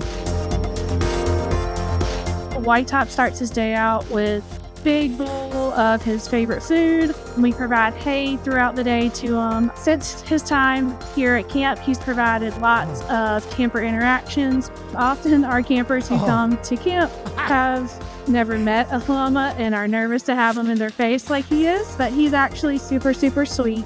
Petting White Top and being around White Top can provide sensory input for campers who need that. It's also just really cool because his fur and the way it feels. He also loves to take selfies with them. And so that provides moments that they can share with other people. And also just for the awareness that not all llamas spit on you. He loves his job. He is one of our animals that actually will stay perfectly still for all of our campers. He will oftentimes lay down for them. He's just a really cool dude and loves his job. Holy shit. That llama's almost as old as I am. That's crazy. 27 years. Doing his thing. Huh. Shouts out to that llama. King Kong, tallest water buffalo. Holy shit. For me, I love everything that made King Kong. Oh my God. Be King Kong. That thing is a unit. He is extraordinary. His size, his personality.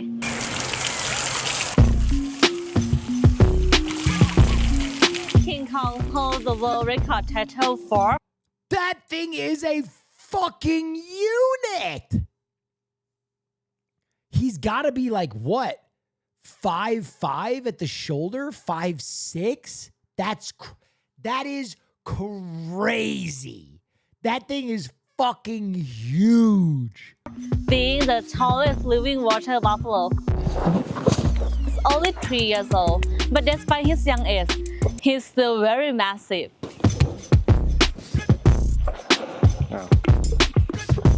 King Kong, he is really friendly with everyone here.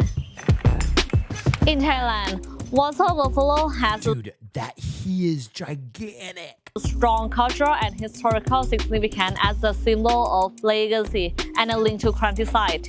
We used to use them as for agriculture, transportation, or even during the war in the past.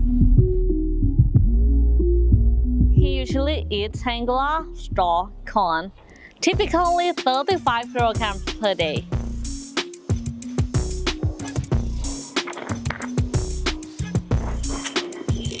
And we're gonna start to measure it from the base of the foot of the front leg, straight on the top here. King Kong's successful record height is 185 centimeters tall. What? He's 6'1" at the shoulder? That is crazy. If this thing stood on its back legs, it would be like 15 feet tall. That's fucking insane. That's 50 centimeters massive compared with an average water buffalo height. To be the first water buffalo to get this record is something I never could have imagined before, and I'm also very glad that it's happening right here and right now. Dude, that was legit. A lot of Guinness World Records is just silliness. That thing was impressive. Just looking at it was like, holy fuck. New Fastix Rubik's Cube solve. Okay, how fast can these things get? Because now Rubik's Cubes, they're just like, every Rubik's Cubes video is this. Ah! Like that's the, how the fuck are we gonna get any faster? You're about to watch the fastest ever solve of a rotating puzzle cube.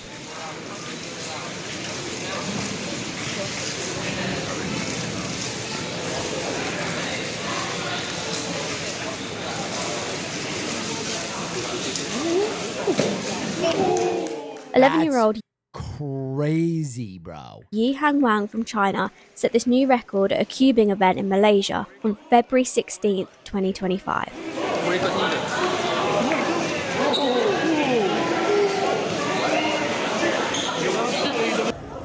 He beat the previous record set by Max Park in 2023 by 0.05 The United States got beat by China? Fuck. seconds.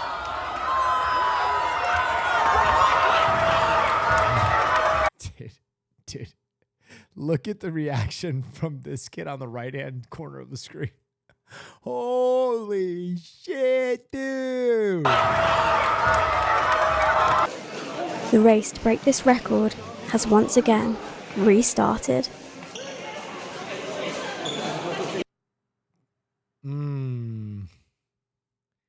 I don't know how you get much faster. 3 seconds is pretty fucking fast.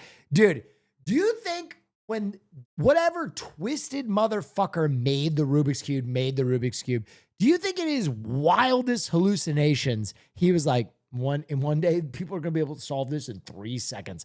At that time, when he made it, I bet he gave it to his friends, and his friends would be like, is this thing even solvable? Can you actually fucking do this? Like months of just dicking around.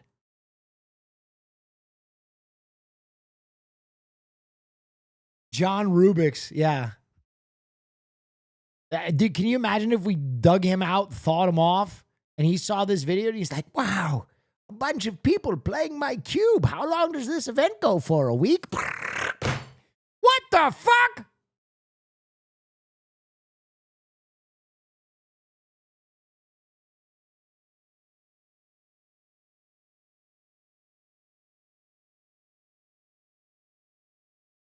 Like, that shit's very impressive. Most LED lights on a car. Wow. Wow. Wow. Let's get this thing started. Wow. Take a look at this abomination. Oh my God. Oh my God.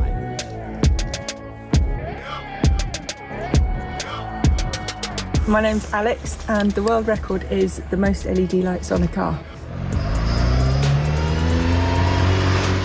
So the car is a Nissan Skyline R34. Okay, I'm gonna be honest, kind of sick that it's a Nissan Skyline. If it was gonna be any car, the Nissan Skyline does add a level of this being cool. And it's a replica of the Skyline that was used in the second Fast and Furious movie, which was Too Fast, Too Furious. It's obviously been modified quite a lot, but it drives like a dream. I was nervous when I first switched on the LEDs. They didn't all work first time, but it takes a lot of patience, a lot of just being very, very going carefully through every LED, and it's well worth all the effort. You're not allowed to drive this car on the roads. It's not road legal. One of the main reasons for that is the rear windscreen here is totally covered, so not really very useful for reversing. I'm still in shock.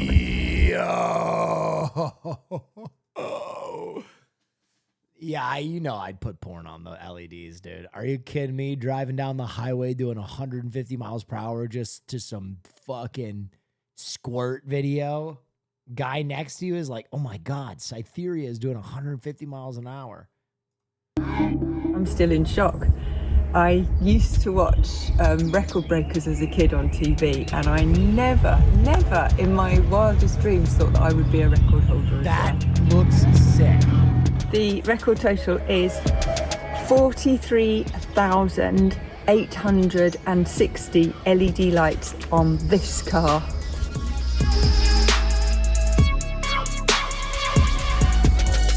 How do you even do that? How do you even do that?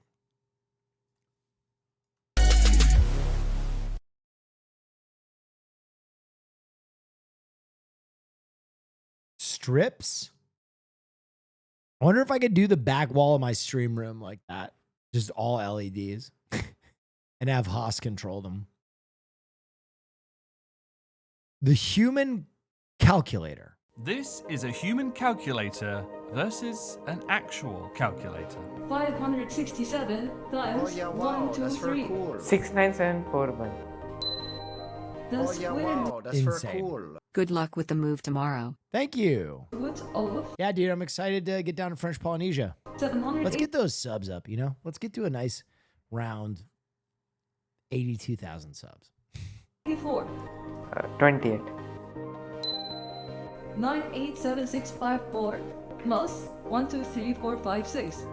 111110. Hello everyone, I am Aryan Nitin Shukla and I am 14 years old. I am human calculator and mental calculation world champion. We invited Aaron to Dubai to take on some of the toughest mental calculation world records ever attempted. The first attempt we'll be having for today will be the fastest time. Yeah, but what's his rank in Marvel Rivals, you know? To mentally add. Because I'm diamond. 104-digit number. Can I start? Yan, on your go. For this Guinness World Records title attempt, Aaron's time starts as soon as he sees the first number and finishes when he inputs the total sum of all 100 numbers. He's using a software that randomly generates 100 4-digit numbers at a specified speed. In order to beat the minimum set for this record, he needs to complete one addition every 0.5 seconds.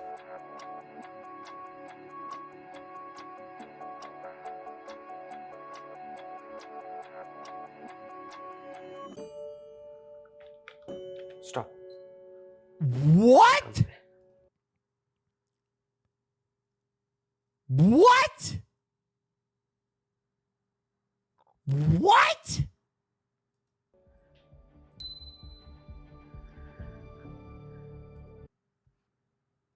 Bro, okay, first of all,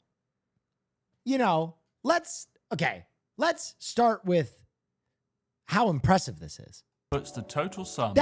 I can't even read the number. 1,000 numbers.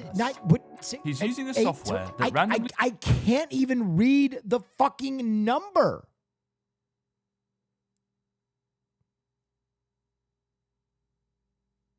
Photographic memory, wow, bro.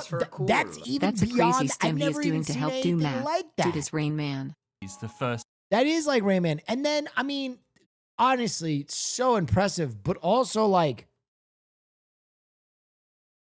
I just have to say, at the same time, shit ain't that. Yeah, well, music as a vehicle to bust the rhyme. Yeah, I lead a new school full of students. Me, I'm a product of Rakim, Shabazz, Tupac, WAQ, hey, that ring, yellow easy, thank you, they got slim. Inspired enough to one day grow up, blow up, and be in a position to meet Run DMC and induct them into the motherfucking Rockin' Roll Hall of Fame. Even though I walk in the church in person, a ball of flames. Only Hall of Fame I'll be inducted in is the Alcohol of Fame on the wall of fame. You fags think it's all a game, till I walk a flock well, what he was doing with his hands was, I mean, that he was looking like a rap god. You know what I mean?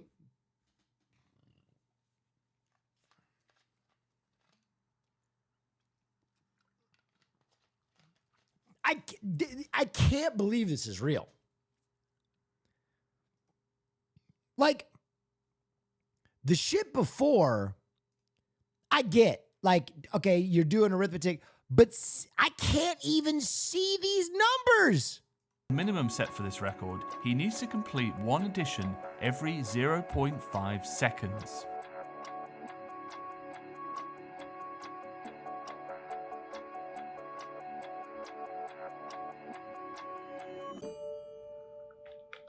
Stop. Let's compare.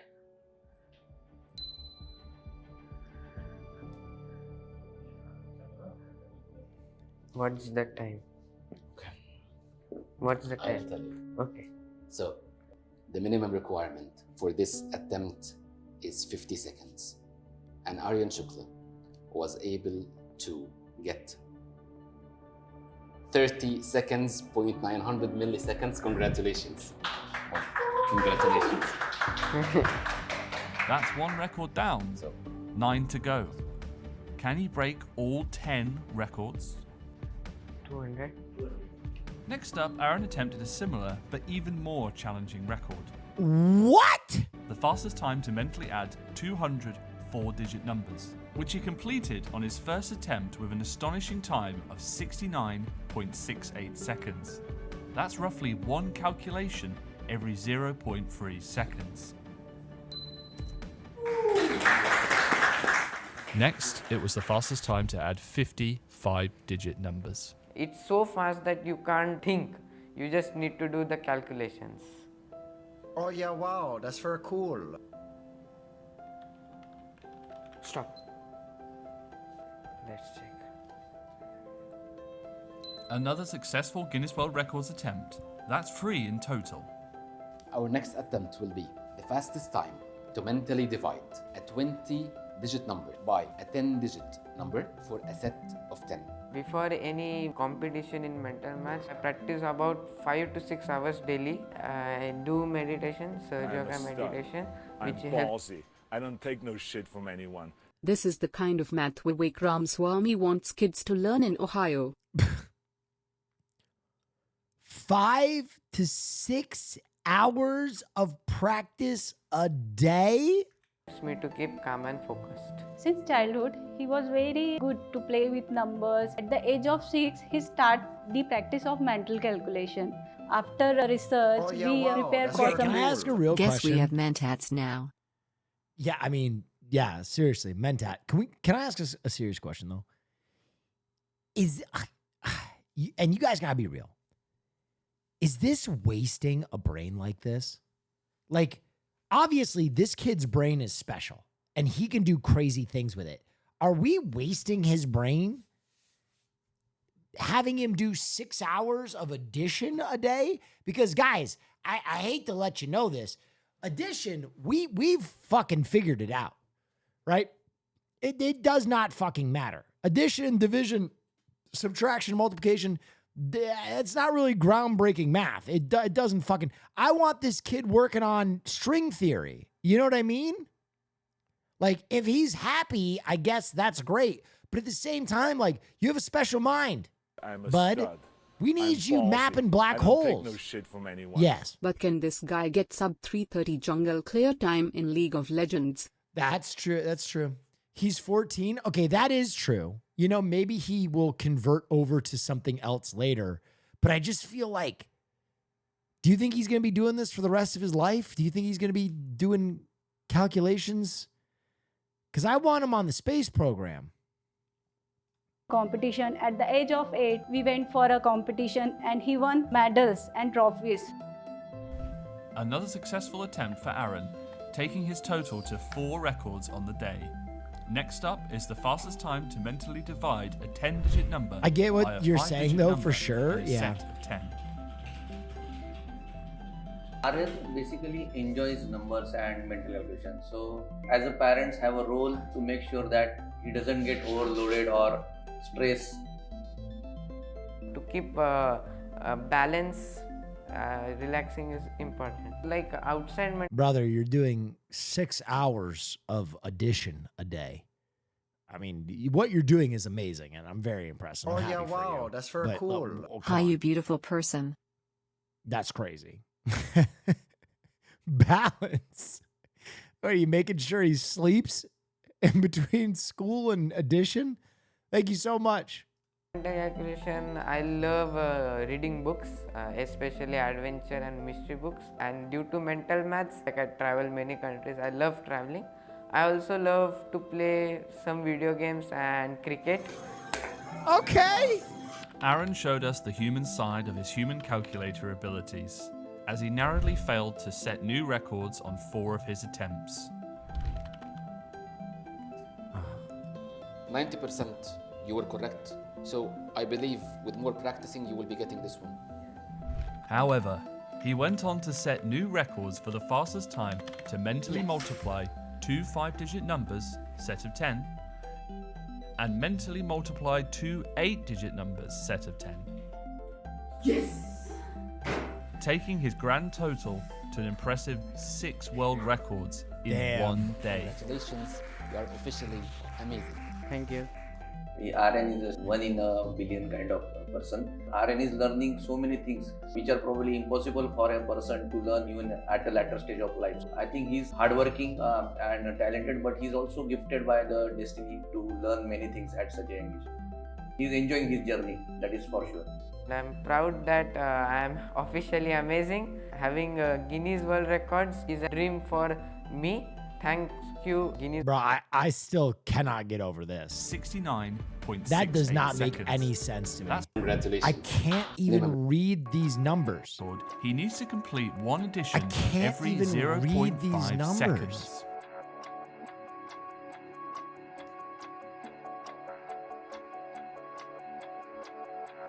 And what the hell is that brain doing in the bottom left corner? That brain is clearly on Winstrol and Tren.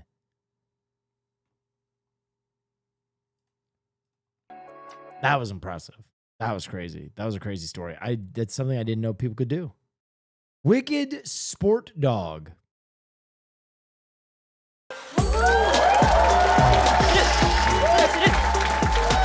Equally impressive. Wicked.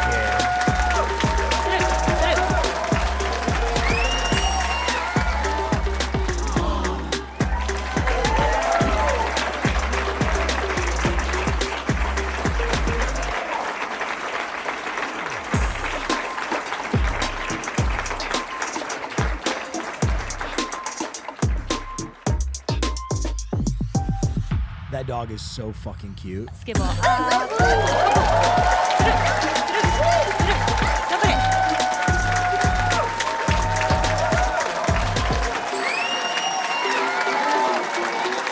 She's like, what are these fucking legs doing here? I hate these things.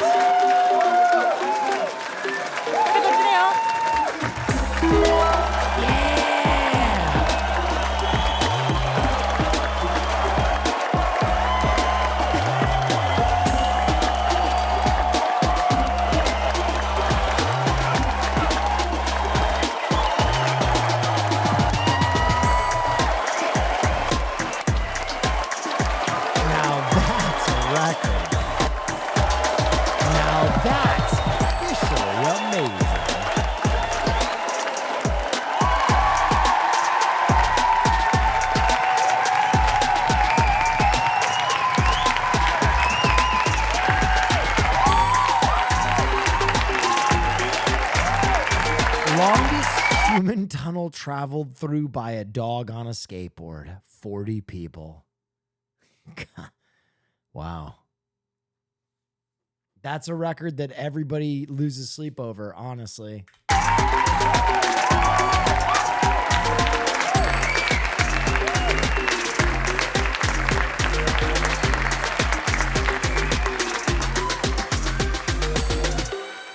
I don't mean to be cruel, but I feel like if I just super glued two of Farley's feet to a skateboard, he could beat that record. You know what I mean? Like he wouldn't be happy about it, but we could get 41 people. Oh yeah, wow, that's very cool. Lassie I'm been just real quiet lately. saying. I'm not gonna do it. I'm just, I just want my dog to be successful. I push for greatness. Fastest youth limbo skater. Imagine if keep Hassan, watching? Austin, Hold and on. QT used their high-level Pokemon number on something else besides trains, planes, and Taylor Swift. No, they don't have the right. They don't have the right autism to do that. Murat could probably do the mental calculation. He has the right kind. The rest of my friends on Fear End have like the not productive kind of autism. They have like the get overwhelmed at a party autism, not like the beautiful mind autism. You know what I mean? Wicked Sports Dog. Here we go.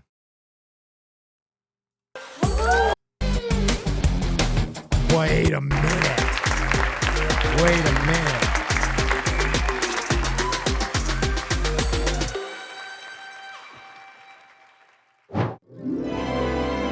Bonus.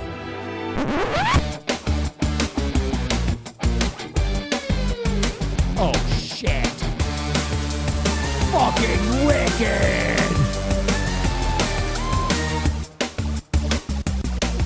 Oh shit. Wicked. Okay. The fact that that dog skates on a blind board is so fucking cool. The fact that the dog actually skates on a legit blind deck is so fucking unreal.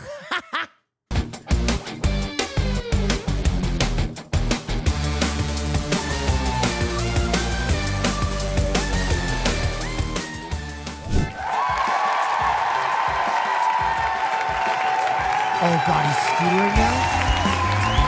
They're planning to.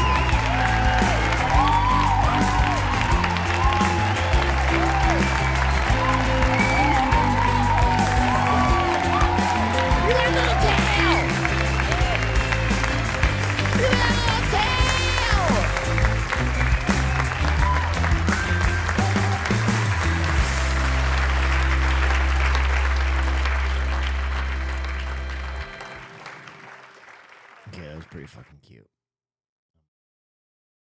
With you, I'm glad we went back, Hoss. Okay, fastest limbo skating. I don't even know what limbo skating is. So is she gonna like bend backwards and like limbo while she's on skates?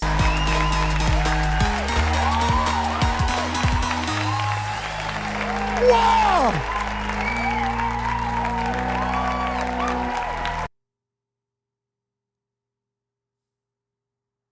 What the fuck?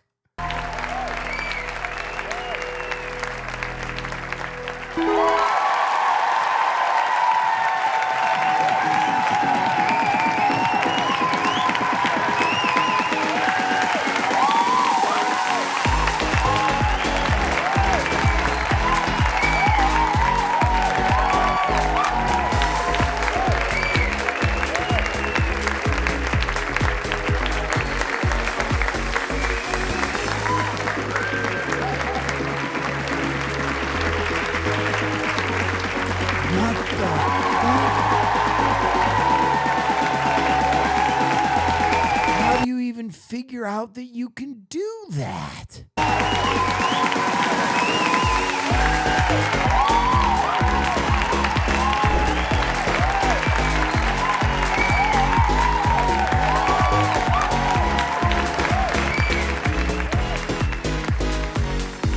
Bro, what? I gotta read some comments.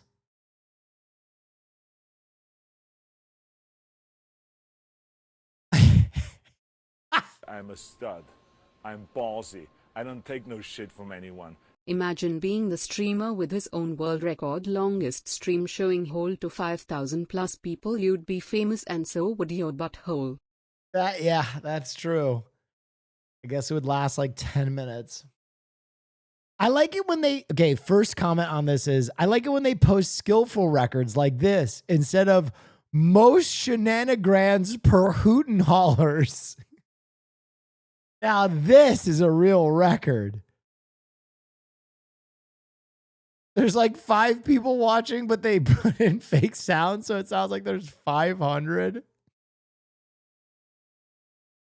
Holy shit. That was crazy. Most sword cuts in a minute. Oh shit. This is the world record 1 to 7? 1 to 7? for the most martial arts sword cut 1 to 7? in 1 minute.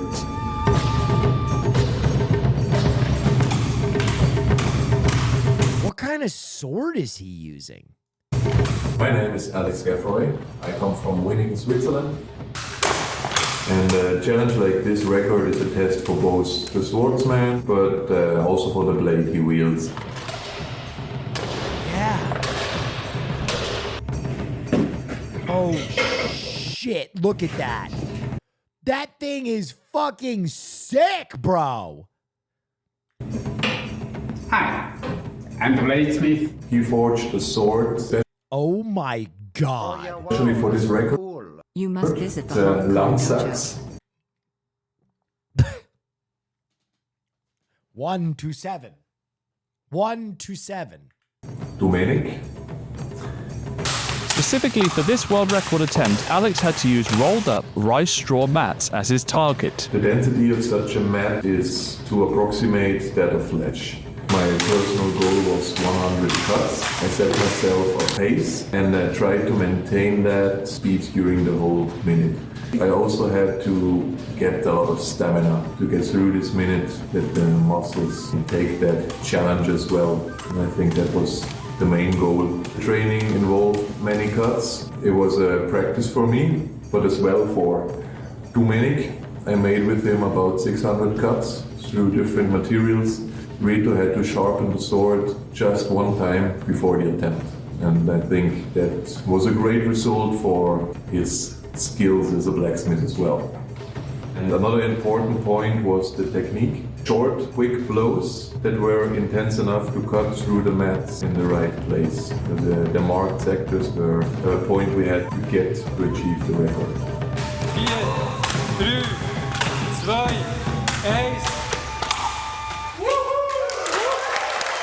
Wow. Wow. Wow. Oh yeah, wow. Dude, that's very he is cool. 1 to Net 7. cool. He is 1 to 7. Where, okay. Where is that blacksmith?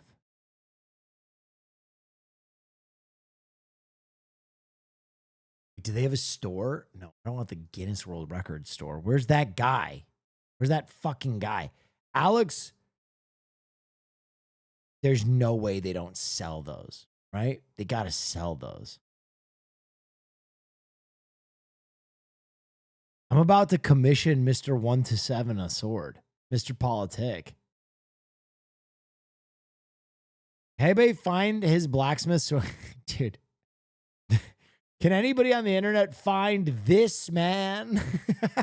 Find me this man.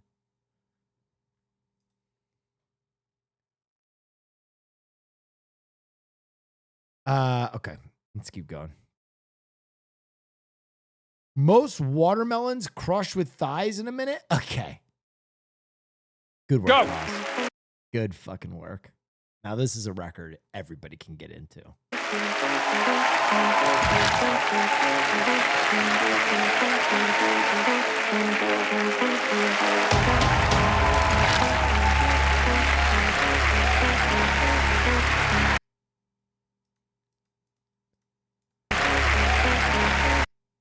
Oh, I thought she was blowing a kiss.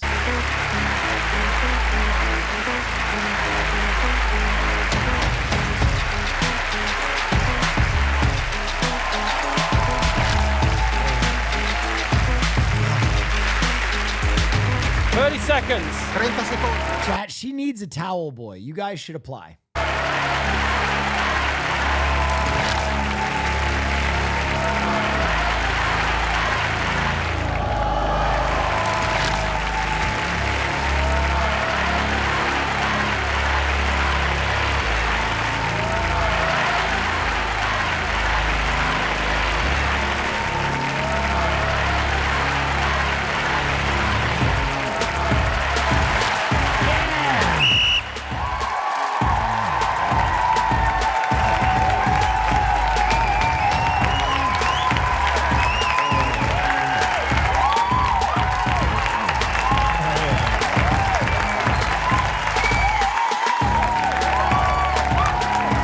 Congratulations, you are officially amazing.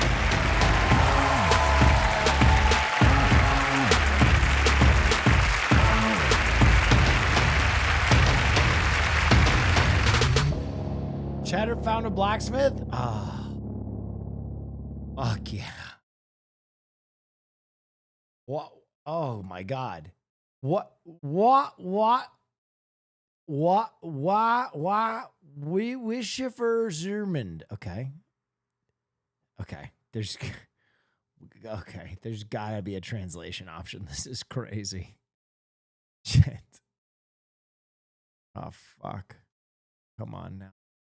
Give me that. Oh yeah, wow. Give me that that's English. very cool. Let's see. Translation option, please. Oh. From German to English. Translate. Yes. Welcome to the gunsmith. Wait a minute. Categories. Weapons. Whoa.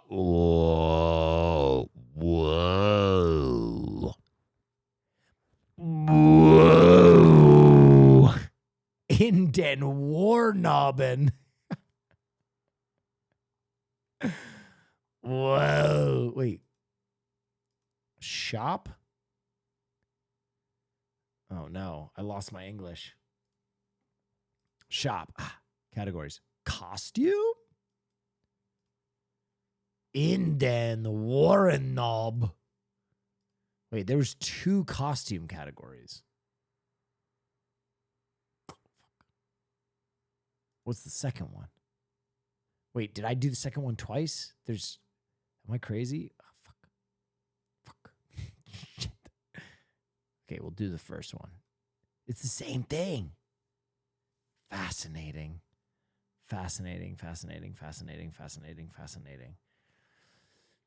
So, weapons, these are pretty good, but I want that sword he made, you know? Blank weapons. More?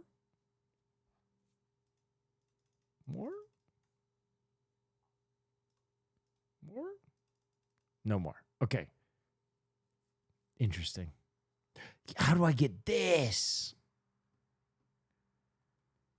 Pages at the bottom? What? 3 pages.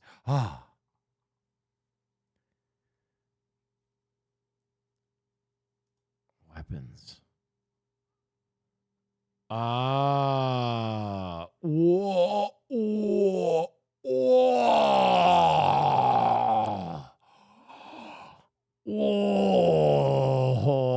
In der Warnoben.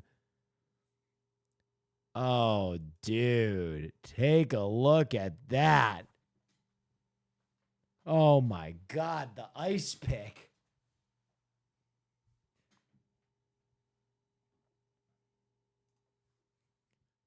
Violence and momentum. All right, I kind of zoned out. What was I doing? Oh, yeah, that's right.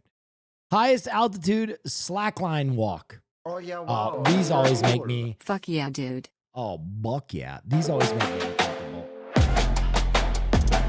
Oh, my God. Is he not clipped in? Is that a clip?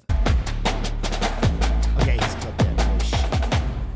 Hey everyone, I'm Lucas Irmler. My name is Friedi Kühne. We set up a slackline between 2 hot air balloons at an altitude of 2,500 meters above the ground. Lucas is up first to attempt this record. That is the main attempt at breaking the world record was pretty difficult for me.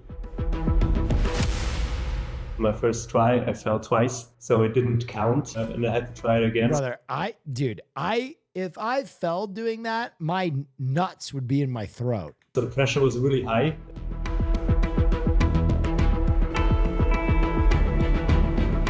Also, there's too many fucking people in that basket.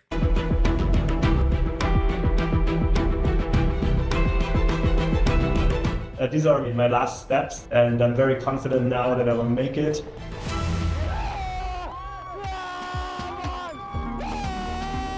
It was a great relief of pressure, and it was a glorious moment.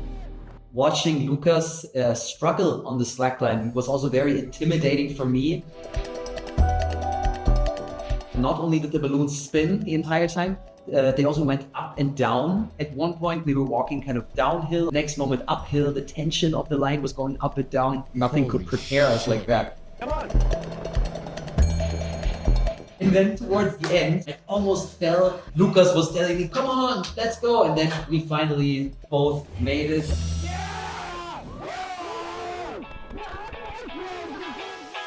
After lots of struggling with our balance, with the weather, and with the movement of the balloons, we both managed to walk this line from beginning to end. After we finished the record, there was a little bit of time to play on the line. No, bro, no! And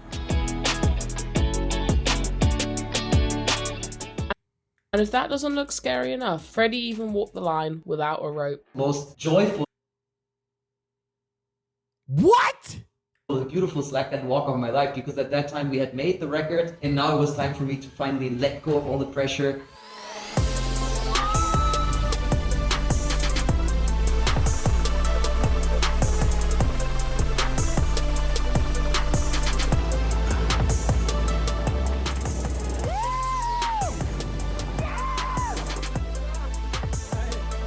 Holy fuck. So it was a very great relief to see him safe on the ground.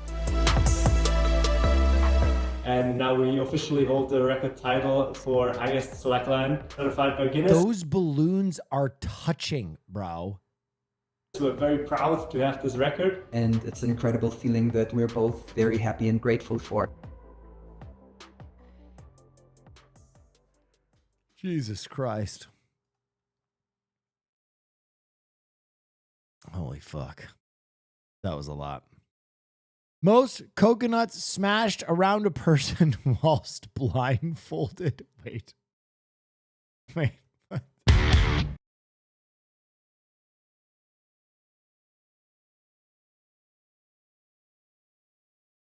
What? What does that mean? What does that mean? Wait, did he? Oh my God, he fucking smashed his foot. Who is blindfolded? Oh my God. Wait, why he packed ice in his blindfold? 3, 2, 1, go. Oh my God. Oh. Oh my God.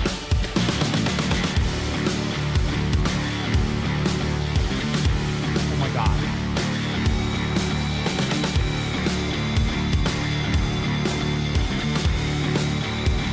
Oh my. Oh.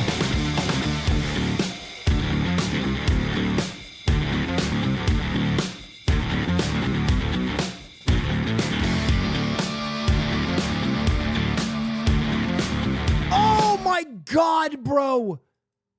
Toes destroyed. Foot broken. Toes destroyed. God.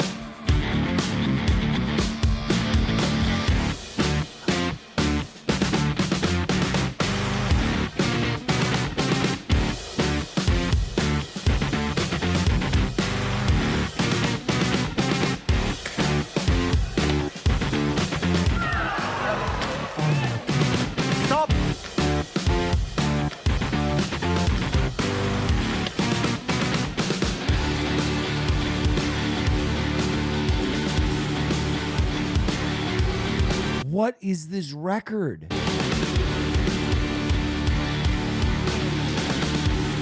he smash his foot? Un titolo Guinness World Records.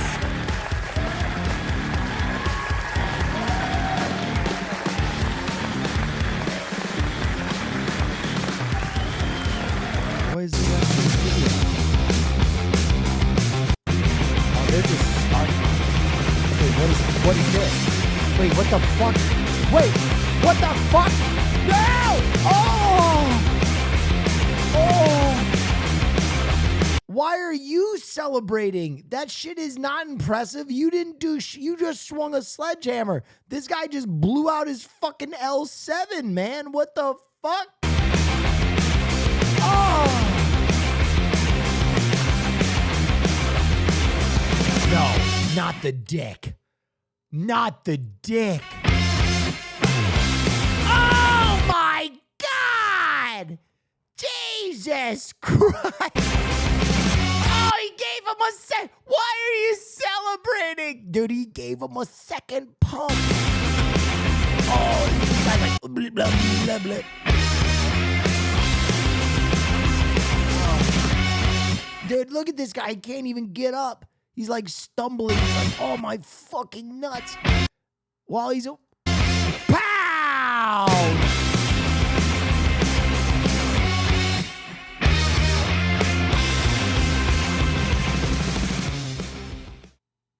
Physics of it, he doesn't feel it at all. My brother in Christ.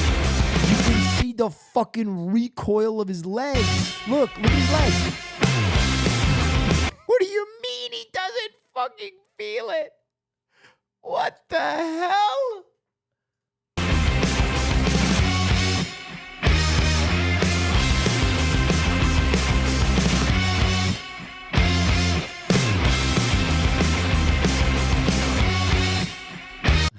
physics say that he's dickless now? Bro, that's crazy.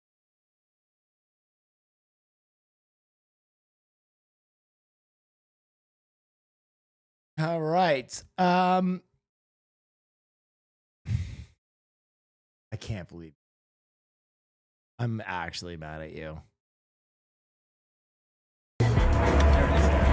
We're done with the world record setting stories. Here it is. The end of my favorite roller coaster. Oh my God!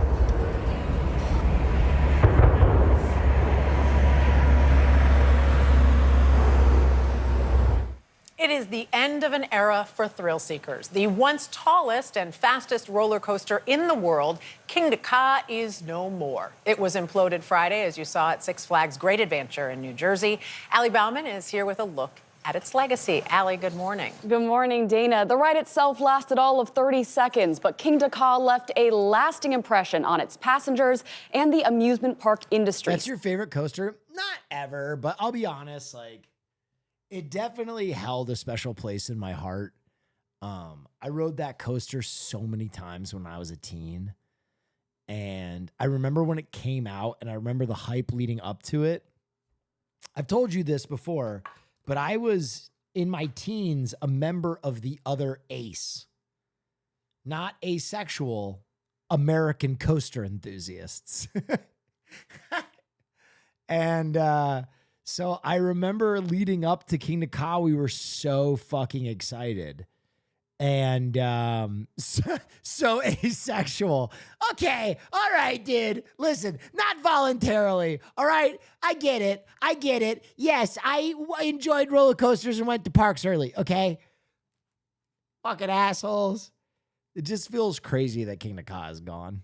Setting a standard for the gravity-defying rides that we see today. It was touted as the fastest and tallest roller coaster in the world. Kingda Ka became known as the King of Coasters upon opening in New Jersey's Six Flags Great Adventure in 2005. CBS News was there when the first... Yeah, bro, I was a sophomore in high school, and I went like the first week or two it came out, we went to ride it. Riders got the thrill of a lifetime.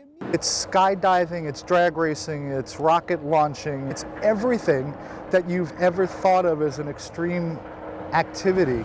Reaching speeds of 128 miles per hour in 3.5 seconds, with tracks that peaked at 456 feet, Kingda Ka stood taller than the Statue of Liberty, Big Ben, drag racing, yeah, it basically shot you out at the beginning, and the Great Pyramid of Giza. So tall you could see both New York City and Philadelphia from its peak. More than 12 million riders strapped in over the roller coaster's near 20-year run. But like all great rides, it had to come to an end. Friday, Kingda Ka came down in a controlled implosion. I've never known Great Adventure like Kingda Ka before. Six Flags said that woman is me right now. It was retiring the coaster to make room for new rides coming next year. But for speed demons and thrill seekers willing to melt their faces off, there is no replacing the King of Coasters. It's the ride that made me a coaster enthusiast, and now... Oh my God! She's a member of ACE! She's a member of ACE! Wait, what the fuck? Our stories are so similar. American Coaster Enthusiasts. It's gone. And while it's held on to the title of tallest roller coaster up to the end, Kingda Ka was unseated as the fastest in 2010 when Formula Rossa opened in Abu Dhabi at 149 miles per hour. Fuck that shit. Fuck that shit. Fuck that shit. Listen, American engineers, we have to make something so fucked up. We have to make a ride that has jet propulsion. I need a mag-lifted fucking roller coaster in Ohio tomorrow. Insane. You've ridden it. Tony, one of our camera operators, has. He loved it. How about you? I loved it. And I'm afraid of heights. And I was terrified for the entire line that you're waiting there. And the line, you know, is longer than the ride itself. And I'm terrified waiting to go on. But it was worth it. I wanted to. Ohio, you, sir, don't know much about amusement parks. That's the point, right? Your heart is pounding. Yeah. That young lady is in tears over a I coaster know. being collapsed. So there are folks out here that live for this stuff. You could see New York and Philly from it. That on its own, absolutely crazy. It will be missed. All right, Great Allie, story, thank Allie. you. I'm sorry I never got to ride it. Now I'm bummed. There's others you can jump on. I will. Yeah, listen. I will give my final obituary on King the Ka. Let me say, King the Ka was not a great coaster. Okay, I will admit that. A 2-hour-long line for a 30-second ride, not incredible. Not incredible. But it was one of those, yeah, and it broke down constantly. But it was one of those rides that like was like nothing else. You launched out Top Thrill Dragster. Is Top Thrill still there? Are they still running Top Thrill? So Top Thrill is the exact same as King of Ka, except it's not as tall, it's not quite as fast, and I don't think there's a full rotation.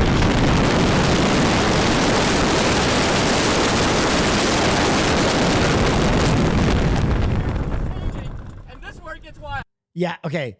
So the other thing about Top Thrill is a lot of times they would have bad launches and you would get stuck here or you wouldn't make it up and you would have to relaunch. 100 miles an hour. This is now intentional. Wait, they changed it?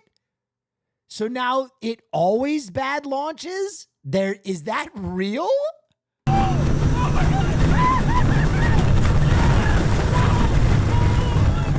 Oh shit, they remodeled it. They added a backtrack. Look at the lake. That's cool. They add more ride time.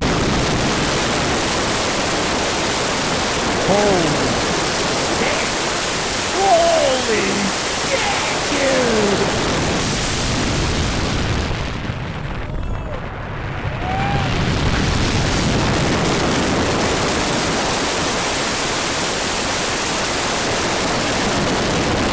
All right, someone send me the one in Abu Dhabi.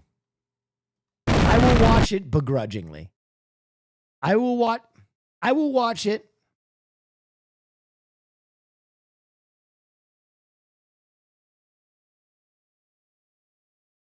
Formula Rosa. All right, let's take a look.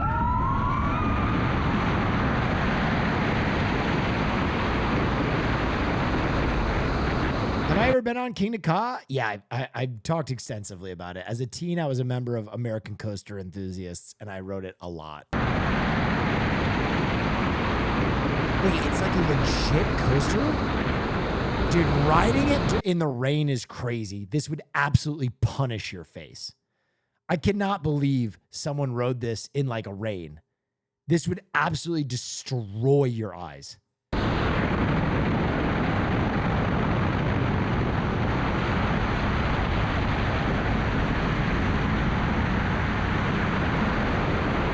It's like a legit coaster. It's not just a track coaster. Or like a... Wow.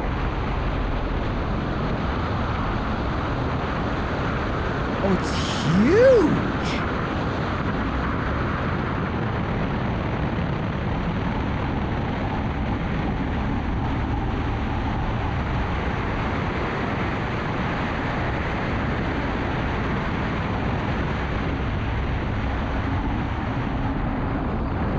Wait, what is this structure it's in?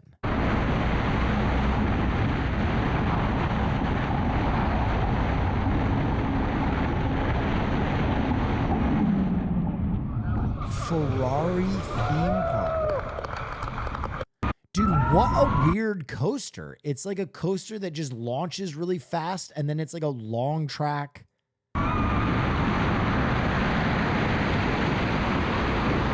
Damn, that bitch is cooking, man. Wow. I I mean, I think part of the fun is how high Top Thrill and King Nakai went. They just... A Met Museum guard became an artist. Steve Hartman now, and one man's dream come true. At time.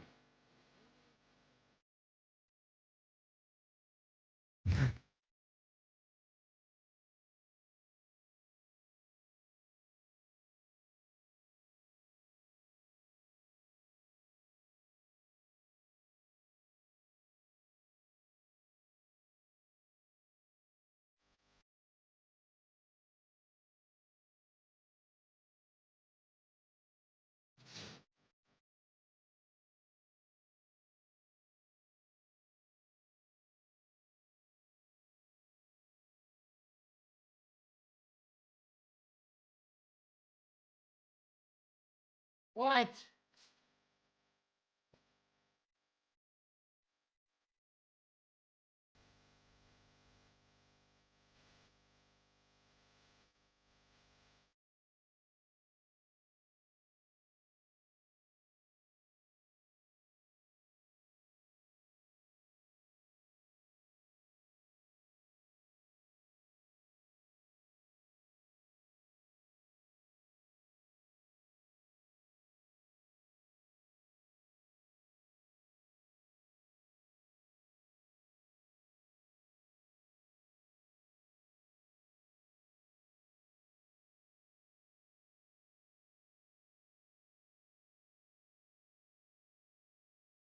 Undercover character.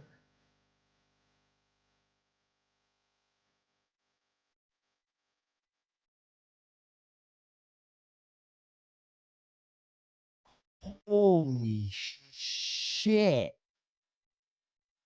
Okay. Course of 5 months. On display for the next week here at the Met.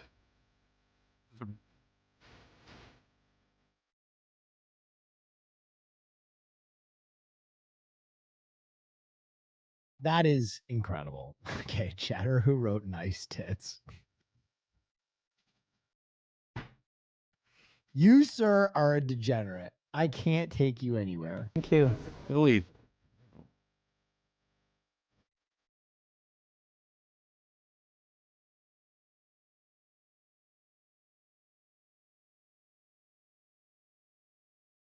That's so cool. What a cool story.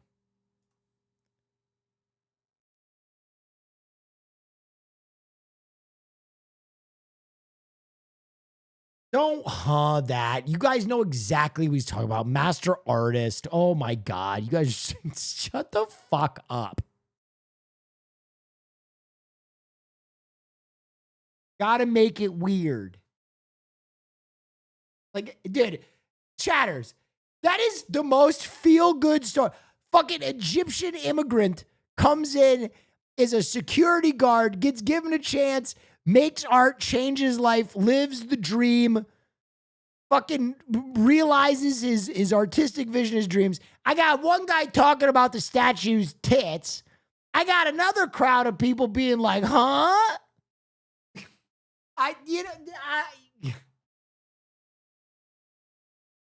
Tom Holland was denied buying non-alcoholic beer. They wouldn't accept my ID because it's English and I couldn't prove my age. Tom Holland couldn't buy his own brand of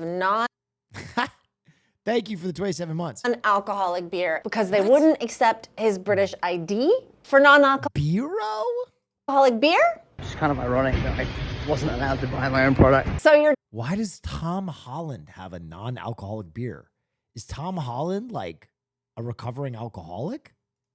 telling me that Tom Holland, like Spider-Man, actually walked into a Target. Wait. Tom Holland is a recovering alcoholic? I never knew that. Multiple Targets. This is the second Target I've been to because the last one I went to actually didn't have it. Not the best marketing. So I did some digging, and Biro, his brand of non-alcoholic beer, is 0.5% ABV, which is just below the legal threshold for non-alcoholic Yeah, it's like a kombucha. beverages. Maybe the employee thought he was a secret shopper? But luckily, Tom did find an employee who saved the day. So a really lovely employee, I guess, scanned their ID. I don't know if that's legal, but their secret is safe with us and the rest of the internet. Success! I found some. Moral of the story, I feel like that's definitely an ad. if you're British and you're visiting the United States, you need to bring your passport with you if you want to buy alcohol and non-alcoholic beverages. Peter Parker here to pick up a passport, please. Bureau. I had an uncle who drank non-alcoholic beer growing up. It was because he was an alcoholic. That's the only people that really consume non-alcoholic beers, right? I don't really understand. I mean, I guess if you just love the flavor of beer. Pregnant women, that's a good one. That is a good one. I didn't think of that. That would be really funny to make a non-alcoholic beverage targeted in like directly to pregnant women. Directly at pregnant women. Womb brew. Get some womb brew, dude. Why stop drinking just because you're having a kid? Womb brew.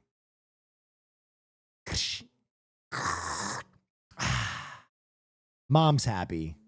Baby's happy.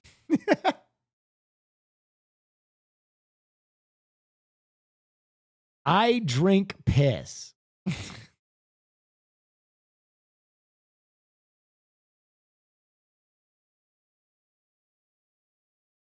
Rhino 3D. Wow. Thank you. Thanks for that. Thanks. Dude, sometimes I feel like chatters, sometimes chatters legitimately say funny things, but sometimes chatters just crashing out so hard and saying something so insane is also funny to me, where I'm like, what the fuck, man? What do you want me to do with that, Rhino? What do you want me to... Here, we're talking about, who drinks non-alcoholic beer, you know? What's the deal with that? And then this guy just goes, I drink my own piss. Okay. Refuses to elaborate. Yeah. Holy shit.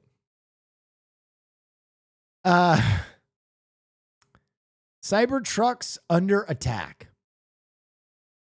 Just look at the vandalism to this $100,000 Tesla Cybertruck. Dozens of Cybertrucks at a parking lot in Fort Cybertrucks are getting attacked. Fort Lauderdale were spray painted with a vulgar term directed at Tesla owner Elon Musk. Some vandals recorded themselves in the act.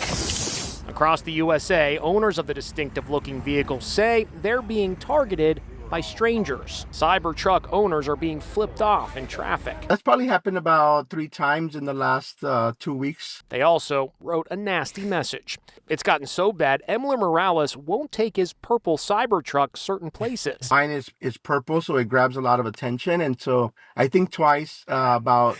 Dude, a purple Cybertruck is really putting a hat on a hat, isn't it? Hey, in case you didn't notice my Cybertruck, it's purple. Places I need to go to and make sure that I really need to go. Dr. Kumate Jaroj got nasty calls when Cybertruck haters found out he was a doctor. I hope you kill yourself.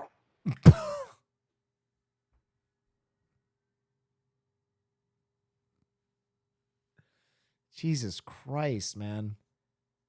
Is this what Hassan's doing with his time off?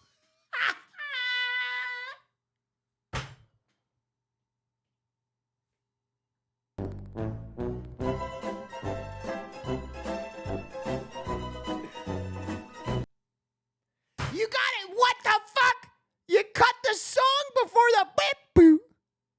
That's sick. You're sick. By the way, that's a joke, ladies and gentlemen. That's humor. I know no one cares. Please do the world a favor. He told me to put a bullet in my brain. Angry protesters stormed a Tesla dealership. It's so fucked up, bro. That is... listen, I'm not a giant fan of the Cybertruck, but this is kind of misplaced rage a little bit. This is tough. In New York City. And look, this Tesla driver flips the bird at them. Maybe. Okay, maybe, you know what? Maybe I retract my statement. There are also lots of videos online of people reacting to Cybertrucks. Oh, oh, this is ridiculous. I was curious. What the hell? This is ridiculous. Cybertrucks. Oh, oh, this is ridiculous. I was curious what kind of reaction I would get driving a Tesla Cybertruck around New York City, so we rented one to find out, and it didn't take long. We had one guy boo at us, another guy cheered, one lady stuck her tongue out, and then somebody just gave us a thumbs up. So the reaction was kind of mixed. So do these Cybertruck owners have buyer's remorse? Absolutely not. I'm in love with the Cybertruck. I want to take up the fight. You know, I'm gonna keep the truck. Take up the fight. Man, I'm out of it. I'm out of it. I didn't know that Cybertrucks were such a statement. I just thought it was a way to look like a dumb. You know what I mean? I thought it was kind of like a fedora. I don't know.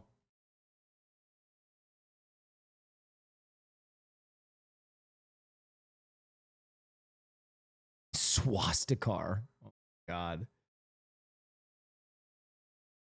It's totally a road fedora, a drivable fedora.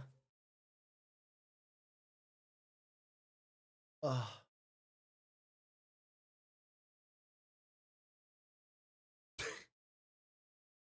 I'm a scat man. Bop-a-dop-bop. Bop-a-dop-bop. Did you see Mike Myers do Elon? Yeah. It kind of sounds like Mike Myers is going to like rejoin the cast to do Elon from time to time, which is hilarious. Mike Myers back on SNL is a gift. In a very bleak time, that's definitely a cool thing. Japan win at this year's Pastry World Cup. These beautiful artifacts don't belong in a museum, but on You belong in a museum. a plate. Like many of the cakes presented at the World Pastry Cup this weekend, they seem too beautiful to eat. But the jury went ahead anyway, smelled, tasted, and all. Have I seen Mike Myers in The Love Guru? No, I have not. I'd never watched The Love Guru. Also evaluated the appearance of these desserts because looks matter more than ever. Beauty shouldn't get in the way of taste, but beauty is an integral part of it, and even more so in recent years through social media. People have rediscovered pastry thanks to its beauty, so it's true that we put a lot of emphasis on it, but we never compromise on taste. Every team had its own chocolate and ice cream maker and a sugar expert. They faced their counterparts from the other teams in 3 separate competitions. And the winner was Japan. Second World Cup in a row. And France, again, came only second. Its last Dude, this French caster is pissed. win was in 2009. Malaysia was third. What made the difference was the chocolate pastry. That chocolate piece is part of the buffet. They're interconnected. But France had a lot of other qualities as well. The tasting was great. Pierre Hermé probably can feed you some of the best sugary confections your face has ever experienced. It was up to the jury to decide. An independent jury, naturally, no favoritism for France, even Oh no, France is, they're crying. Bro, they are upset. though the competition is taking place in Lyon, the capital of French cuisine. Ooh. Japan's rivals will try to do even better next time if they want to prevail. God, Japan's so sick. Japan's so sick. Hold on one second. Oh, wait, enhance? What is this one white woman doing there? What the fuck?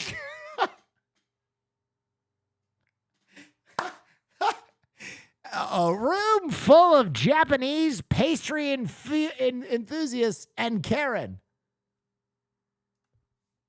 Not white?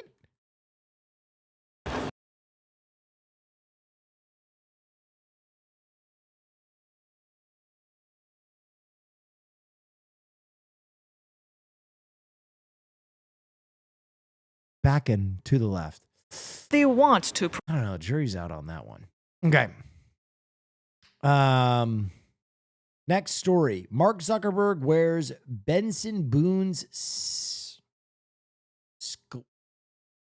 sequined Grammy jumpsuit perform at his wife Priscilla's 40th birthday party. There's no way that's the same jumpsuit. There's no way. It's a different color. Oh my God, it is. How did he get this? Dude, being a billionaire is so fucking cool. Being a billionaire is so tight. That's crazy, bro. Do you think he smelled the crotch?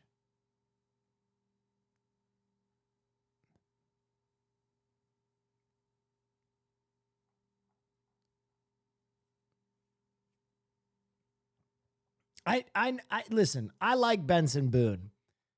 I know he makes music. I haven't heard it, but I respect that he does that. You know what I mean?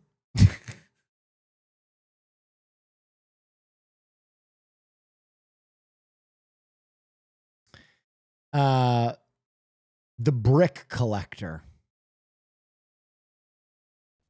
Is this a great state or what? Is sponsored by Weoki. We got you, Oklahoma. Oh. You know, in Oklahoma, most homes are made from either wood or brick. Right, and a couple of years back.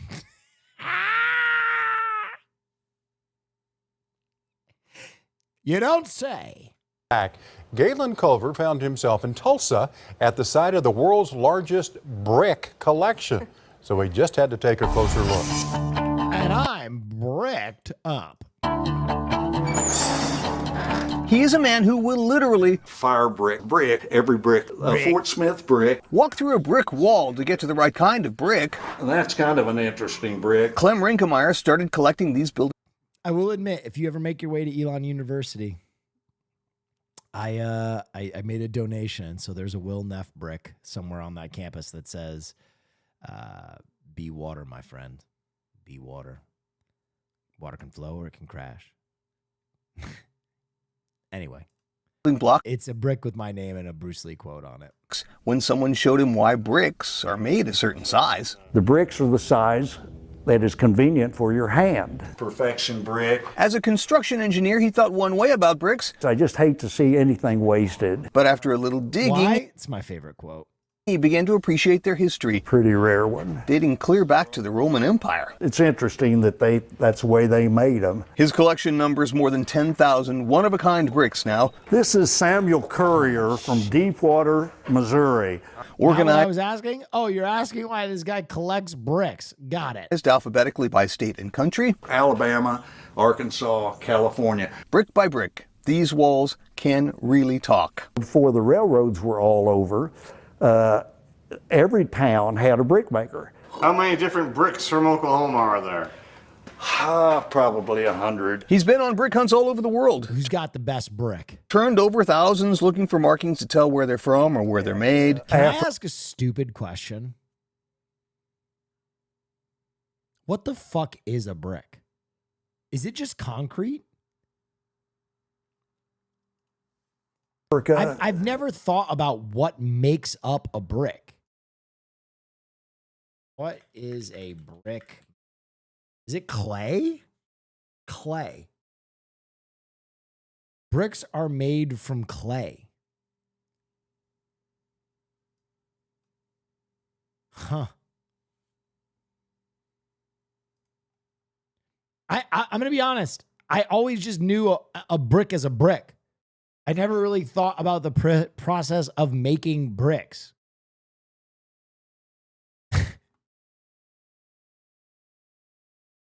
How it's made. Bricks. Oh, thank God. The practice of brick making can be traced back to approximately 4000 BCE in Mesopotamia, where the first sun-dried mud bricks were created. As time progressed, different civilizations, including those in the Indus Valley, ancient Egypt, China, Greece, and Rome, developed and modified brick-making methods.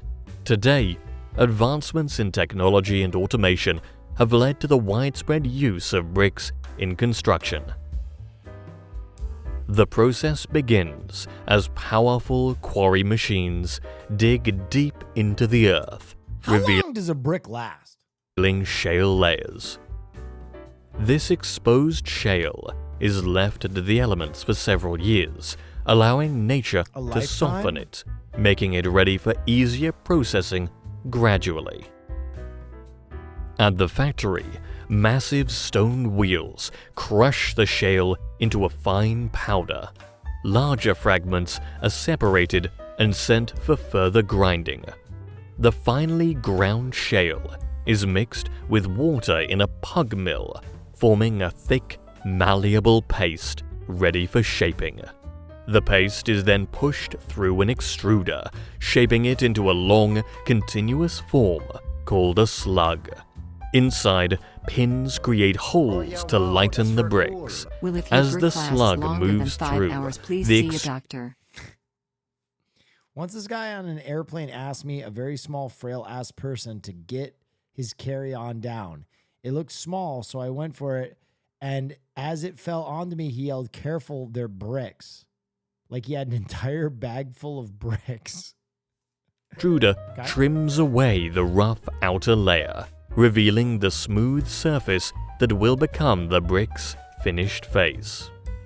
A large, precise blade then cuts through the extended slug, skillfully slicing it into 5-foot sections, ready for the next stage of production. Next comes the delicate process of stacking the newly formed bricks. A specialized machine carefully lifts and arranges them as moisture begins to evaporate. To speed up this drying phase, the bricks are placed in a dryer for 48 hours. Their next destination, the kiln, a massive oven, heats the bricks to temperatures ranging from 800 to 1100 degrees Celsius, or 1472 to 2012 degrees Fahrenheit, depending on the type of clay and desired quality. After 36 hours of intense heat, workers perform a thorough quality check. They weigh and measure samples to ensure they meet precise specifications. Since bricks are designed to absorb a controlled amount of water to work effectively with mortar, a worker tests their absorbency by breaking a brick in half and weighing it before and after a 24-hour soak. The difference in weight reveals the brick's water absorption rate. Once the batch is approved, the bricks are neatly stacked and prepared for market. Renowned for their durability, bricks resist rot, fading, and warping. Unlike some other materials, they also offer excellent energy efficiency, absorbing heat to keep homes cool in the summer and retaining warmth during the winter. I love a good brick wall. You know, in an apartment, there's something about a nice brick wall. Thank you for watching, and we will see you in another episode. That was fascinating. Bread making is often traced. Wow. Okay, back to the brick collector. Sorry, I just didn't know much about bricks. Australia. A lot of bricks don't have marks on them. Those so-called vanillas make good patio or garden bed borders. This is a very, very old brick. Clem's most prized bricks might contain rare mistakes, or they're signed. This one from a 1908 prison carries a message from an inmate. Yeah, James Carr serving life, Ohio State Prison. Rinkemeyer built this collection through search and trade, but not purchase. Members of the International Brick Collectors Association refused to attach monetary value to their hobby. After all, these are bricks, heavy and mostly plentiful. I talked to somebody else and they pointed out you are just getting started and it's going to get away from you, so be sure to have plenty of room. In Tulsa, Galen You Culver, are News 4. just getting Is this a great state or what? You're going to have all kinds of bricks. Even from ancient. That's a lot of fucking bricks. A new dangerous TikTok trend. What is this? Heavy objects on their feet? A coin. 0. A sky remote. Stop licking yourself. That one. Crystal cube. A toaster. Oh no. Oh no. Glass jug. An air fryer. No. Oh my god. This is so stupid. A monitor. Get this font out of here. We know why it's dangerous. Let me watch him crush his feet. Dropping things on my foot, rating them out of 10. We're gonna start. Lad, I'm dropping fucking things on my feet, lad. Rating them out of 10. Rating them. We're gonna start with Pitbull. Ready? 3, 2, 1. He actually did land on my foot, and I'm gonna rate it like 1 out of 10. Obviously, guys, that was a bit of a joke, so we're gonna do something serious now. Number 2, a toaster. Ready? Pretty stupid. I do not advise anybody to do it. Oh, there's toast everywhere. That's a solid 7. That's bad. I'm a grouser, mate. A TikTok trend of just dropping heavy shit on your feet is so funny. That's so funny. Oh, yeah, wow, that's very cool. Every day we inch closer to this. From Costco, I love you. Welcome to Costco. Shuttle's down there in electronics, about an hour from here.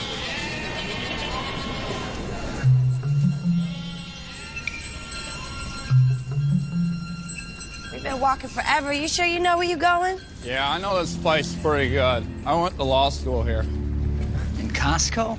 Yeah, I couldn't believe it myself. Luckily, my dad was an alumnus and pulled some strings. I went to college here. It's so funny. All right. Chinese snow village apologizes for using cotton wool to create fake snow. Oh, China faking it again. A local tourist attraction in southwest China, billing itself as a winter wonderland, has landed in hot water after visitors seeking the perfect selfie discovered the promised snow was actually made of cotton wool and foamy water. Who was tricked by this? You can see the fucking staples. Who the fuck fell for this?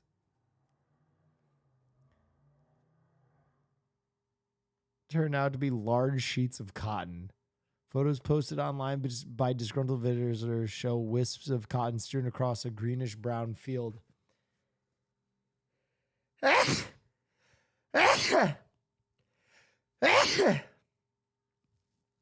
I've been sneezing a lot today. Following the press, you guys get what the fuck it is. It's the panda dogs all over again. Okay? Fake snow. Cars frozen in. Severe cold weather ripping through the U.S. Many are just struggling to slug through things. Video here showing several cars submerged in ice after a water main break. What? That's ice? Flooded the neighborhood in southwest Detroit Monday morning. Almost 400. That's crazy, bro. 400 houses were in this emergency flood zone after the 54-inch water main break.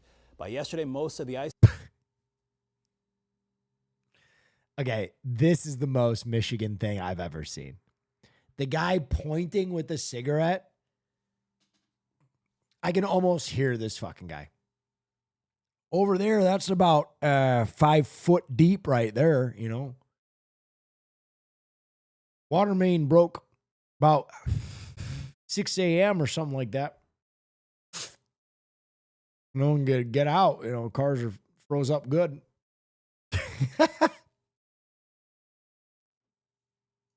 Had been cleared out of that area. Dude, pointing with a cigarette. Holy shit. Okay. What is this? Public art is a to do so. Art of a butt plug. Meat and cheese, please. Oh my God, what is this? Florida man's hands seep out cholesterol. Wait, what? A Florida man's meat, cheese, and butter diet caused his hands to seep out cholesterol. 8 months into a high-fat carnivorous diet, the man, who's in his 40s, reported to have lost weight, increased energy, and improved his mental clarity. But doctors discovered his cholesterol levels were at over 1,000 milligrams per deciliter. Now, over 240 milligrams per deciliter is considered high, while under 200 is considered a healthy norm. The Florida man's diet consisted of regularly consuming 6 to 9 pounds of cheese, sticks of butter, and daily hamburgers. It led him to developing xanthelasmas. That's insane, bro. What the fuck am I looking at? Cholesterol deposits under the skin. Normally, white blood cells clean up excess fat like cholesterol from the blood. Bro, he's gonna need an octuple stint in his heart. Stream, but when that process is impaired, this very rare condition develops where the white blood cells become bloated with cholesterol and build up under the skin. Xanthelasmas are harmless and can be removed through surgery or cosmetic procedures. Cardiologists at Tampa General Hospital described a strange case in a paper published this month, but gave no update on the patient's condition. However, they do advise, for the sake of one's cardiovascular health, to avoid high blood cholesterol. Yeah. Yeah. His heart probably looks like a fucking catcher's mitt filled with ricotta cheese. Crocs ban. Why more schools are banning Crocs? What? Why? They're the perforated foam footwear with a ferocious name, Crocs. So popular, the company says about 150 million pairs are sold every year. I'm gonna be living in these. But those Crocs are also at times a trip. You good, bro? Some schools now taking action, banning them outright. That's the case at one Alabama public high school where Principal Stoney Pritchett is taking enforcement seriously. I have never tripped in a pair of Crocs. Is that a thing? I didn't even know that was a thing. Seriously. It actually is a safety hazard. Man, they can twist their knees, twist their ankles, things like that. So you won't have tennis shoes on all the time. Here at Bessemer City High School, wearing these will land you here in in-school suspension. Not exactly where you want to be landing, just for shoes. The schools had Crocs full. That was too rehearsed. My man was a drama major. Look at how he did this. These will land you here in in-school suspension. Not exactly where you want to be landing, just for shoes. The schools had Crocs folded into its no open toe policy for years, as other schools. Yes. Thank you for the prime. I appreciate you. All gifted subs are appreciated, especially because this is my last day in this setup. Commonly have with flip-flops and slides. End of an era, guys. But this is the first school year it's enforcing the policy. Junior Mackenzie Lawson was told to swap on the spot. When they told you that, what was your first thought? Are we serious? Mario Mejia got caught too. Like you just walked in and immediately someone sniffed you out? No, at first they really didn't notice it, but when I was walking out the restroom, an administrator had noticed him. He walked me to school detention. Maya Moss got in-school suspension. And at home? How'd you deal with it? I took the phone. I took the computer. For how long? For 2 weeks. Maya arguing that Crocs are... What? What the fuck? Not a safety issue. If it's an emergency, we can still wear our Crocs because we can put them in sports mode and we can run. Who's to say they're going to keep them in sports mode? Yeah, you can put them in sports mode. It's real easy. Just get your feet, take them out, flip and put your feet back in. You can't go on a basketball court and go side to side, lateral, and jump up now and with Crocs on. It's a hallway. Kids are moving. Things are happening. It's a safety hazard. Some podiatrists That's crazy. say Crocs and open-toe shoes like flip-flops are fine to wear in moderation, but do pose risks. Crocs can easily get caught in equipment, causing the child to What? This is propaganda. Fall or injure their foot or rip a toenail off. Things I see more so than fucking laces? What are we talking about? in the office on a daily basis. We counted dozens of schools in at least 20 states explicitly banning Crocs in their dress codes, often as part of their open-toe shoe policies. A Crocs spokesperson saying the classic clog is a comfortable casual shoe that is appropriate for everyday wear, We are not, nor do we market ourselves as a specialty or performance brand. The spokesperson calling the school's bans Thank you. I love this setup, but I'm happy for your relocation to French Polynesia. Thank you. You the best for real. Thank Chat, sub to this man now. Let's see those appreciate you. Amazon Primes Nefluyer my heart. Thank you. What a kind message. Guys, it's been a wild 2 years, man. It's been a wild, I guess, 2.5 years. That's I've very been here, cool. man. That's What a crazy. crock of shit. Very true. Thank you, Cussy Riot. Yeah, it's been fun. I hope I've entertained you. fortunate, adding they haven't affected sales. The brand, hate it or love it, has been a fashion statement for more than 20 years. Crocs reporting its sales more than tripled since 2019. The clunky clogs with the custom charms building a cult following. Celebs rocking them, and big names like Bieber even collaborating with them. Crocs of every color and flavor, from chips to chicken. Oh, yeah, those KFC Crocs go crazy. Thank you so much for the Prime Gaming sub. It's no wonder there's a Croc community. I'm constantly hunting down new pairs. Oh, this fucking guy again. While Crocs may have won over celebrities and fanatics alike, Principal Pritchett isn't budging. It's a safety hazard. I mean, things happen. If they break out, when something happened, they have these high heels on. And my man is sweating. My man is nervous about this. NBC News showed up to his school. Principal Pritchett isn't budging. It's a safety hazard. I mean, things happen. If they break out, when something happened, they have these high heels on and slip and fall. The school is liable. Maya says she won't wear them to school again, but with 6 pairs in her closet, the Crocaholic will have to sport them somewhere else. When she got school suspension, in-house suspension, I'm like, no. Those are house shoes. I'm ballsy. Yes. I don't take no shit from anyone. I actually stepped on a puddle of water, slipped and crashed into door frame, dislocating my shoulder, but I still wear mine. Okay, I understand that, but do you think that the risk of doing that is heightened in a Croc versus other shoes? Like, do you think that like a high heel or something? Okay, this is great.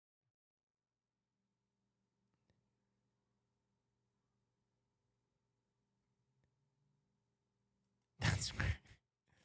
I would say that a Croc is not like a dangerous shoe. If I'm thinking about, like, I think a Birkenstock is way more dangerous. High heels are way more dangerous. Any platform shoe is way more dangerous. Cleats are way more dangerous. Heelys are way more, you know what I mean? Like, flip-flops, yes, are probably way more. I just like, maybe I just don't wear Crocs enough. But like I've never had like an issue wearing a Croc. I don't wear Crocs that much, but I don't know. Now.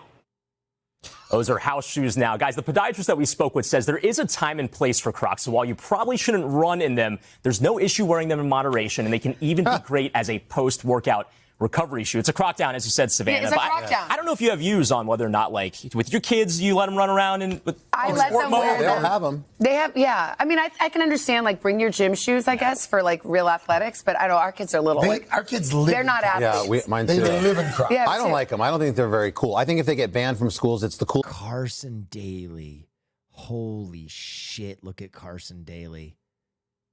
A lifetime later. Schools, it's the coolest thing that'll ever happen to Crocs. Oh, really? Yeah, it's actually You think that's good? Okay. Yeah, the sales will skyrocket. But what about the gibbets? Oh, those are cool.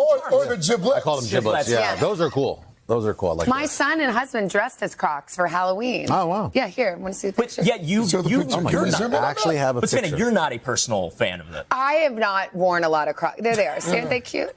That was Charlie's idea. Yeah, it was. I'm not a fan, no. To each his own. They're not fashion. You guys are, get off my lawn. I know. All right, thank you, Brian. Thank you, Brian. I mean, hey, thanks. Honestly, better than wearing Yeezys to school.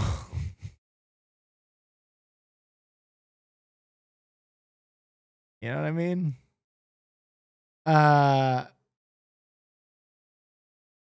Just seems like a strange thing to ban. Flying car. What is this? For all the advances in automotive tech, one issue only seems to be getting worse: gridlocked traffic. But this Silicon Valley startup says the solution comes straight from our imagination. Oh! The Fly you can actually use it today. And you can cut your commute at least in half, if not more. Jim Duchovny says his company Aleph Aeronautics was able to create some. Look at him asking, are you really going to French Polynesia? WTF is going on? I feel dumb, but I've missed this news/joke/bit. Yeah, no, I'm moving to French Polynesia tomorrow. There's no stream. But when I get there, streams will continue. Something we've been dreaming about since the Jetsons. We're trying to make science fiction a reality. And while not quite ready for the road, Duchovny says the flying car is about to take off. NBC News was given exclusive access to see their concept model with our own eyes. If everything goes smoothly, I'm going to watch a car fly over another car. Fuck yeah. We'll see. Sure enough, we watched it soar through the air over another car and land. But for all the magic of this moment, we were heavily restricted, forced to shoot at least half a football field away, and we never actually saw the driver entering or exiting the vehicle. But you're not still all the way there yet, because I'm still in. You know, you wouldn't let me in the cockpit yet. There's a difference between you and the consumers. We still have some IP, intellectual property, which we're trying to protect. So far, more than 3,200 early adopters have pre-ordered. That's awesome. I mean, we got to get those tires better.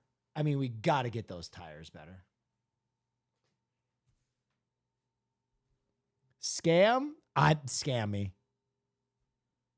Scam? Honestly, scam me. I don't give a shit. I'm willing to roll the dice on this one. You know what? I'm willing to roll the dice on this one. Ordered their $300,000 all-electric. I don't take no shit from anyone.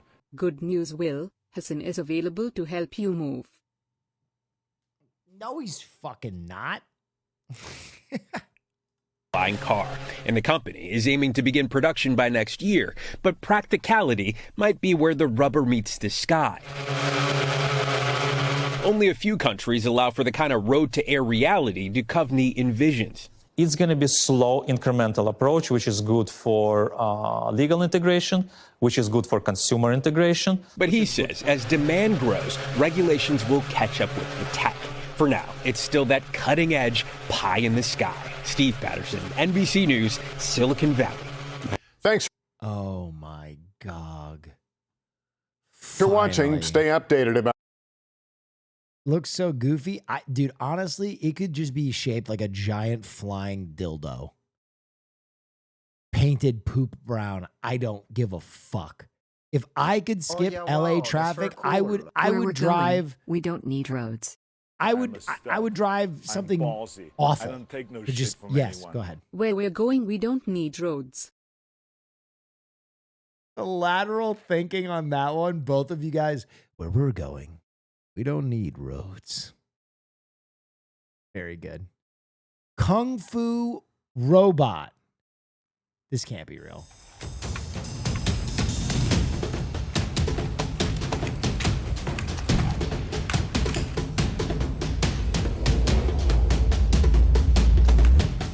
What have we done?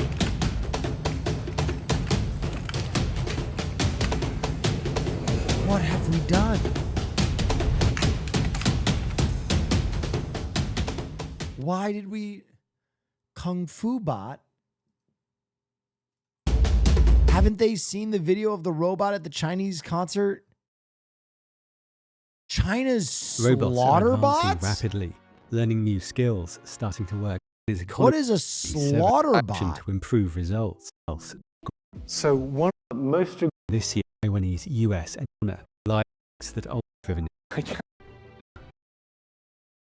There was never any video of the slaughter bots. Wait, there's a part 2? The robot update? What is this? What is this? Humanoid robots working together. What? Figure just unveiled new videos of its Figure 2 humanoid robots working together to put away groceries and sort packages on an assembly line. Both videos showcase skills made. Bro, I told you. I told you like a year ago, it's like 5 years out till everybody has a fucking robot in their house. Everybody's going to have a robot in their house. That shit is crazy. That shit is nuts. everybody's going to have a laundry bot and a fuck bot. And the fuck bot is only going to be slightly better at fucking than the laundry bot. Possible thanks to the company's new Helix AI. We dig into all the details, explain how this compares to other humanoid robot demos, and discuss where this technology is likely to go from here. Let's get into it. Hey Figures, can you come here? Figure first unveiled its Helix AI, a vision language action model, with this video demo, showing 2 of its robots in Figure's home lab being told verbally to put away groceries that a human being placed on the counter. Try to reason through where you think they belong in the scene, and then work together to put them away. Does that sound good? The speaker points out that these are objects the robots have never seen before, and asks them to put the items away where they belong. The robots are shown working together to ensure the cheese makes its way to the fridge, the cookies make their way to the cupboard, and the apple makes its way to the fruit bowl. From the video, it appears as though the robots are initiating their collaborative movements at the same time. One robot... Something's gone wrong. The robot's putting the fruit in my ass. Ah! Ah! It's like the last testing broadcast. Ladies and gentlemen, the footage you're about to hear is disturbing. For the sake of the viewership at home, we've only kept the audio portion. FO2, please figure out where this apple belongs. FO2, what are you doing? No! Ah! Ah! moves to grab the bowl at the same time the other moves to grab the apple. Figure says both robots are running on a single set of neural network weights at the same time and for all behaviors. Weights are one of the settings neural network developers can change to affect the resulting output. Having consistent weights across robots and behaviors makes multi-robot collaboration and task switching easier. Figure also shared video of a group of Figure 2 robots sorting packages on an assembly line. Figure highlighted in a statement that its robots now have, quote, a rich 3D understanding thanks to data from 2 cameras built into its head. Unlike human eyes, which are side by side, Figure's stereo vision comes from cameras one on top of the other. Similar to previous... Not with a bang, but with a whisper. And the whisper will be the silent whir of rotary engines in a fucking robot. Demos we've seen from Figure, the robots are shown sorting unfamiliar objects, orienting them in a particular way, and correcting their own mistakes.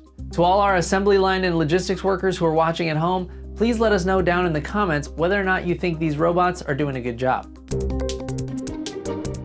Lab demos like these are interesting to observe, but they don't provide much information about the robot's limitations.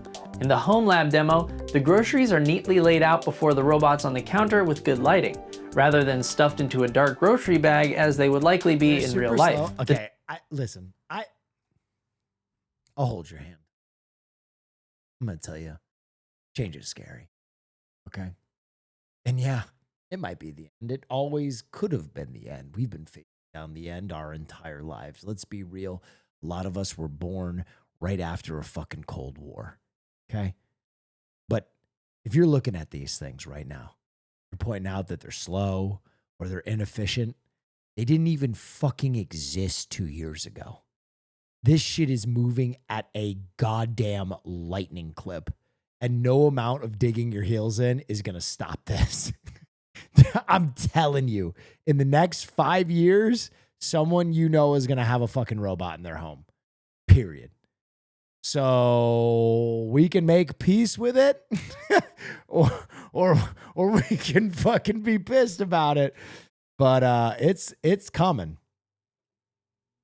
True test of any of these humanoid robots will be how reliably and safely they can perform in an uncontrolled environment like the home, workplace, or out in the world. Viewed together, these demos give us a sense of the Figure 2's capabilities in 2 out of the... I, for one, welcome our robo-overlords.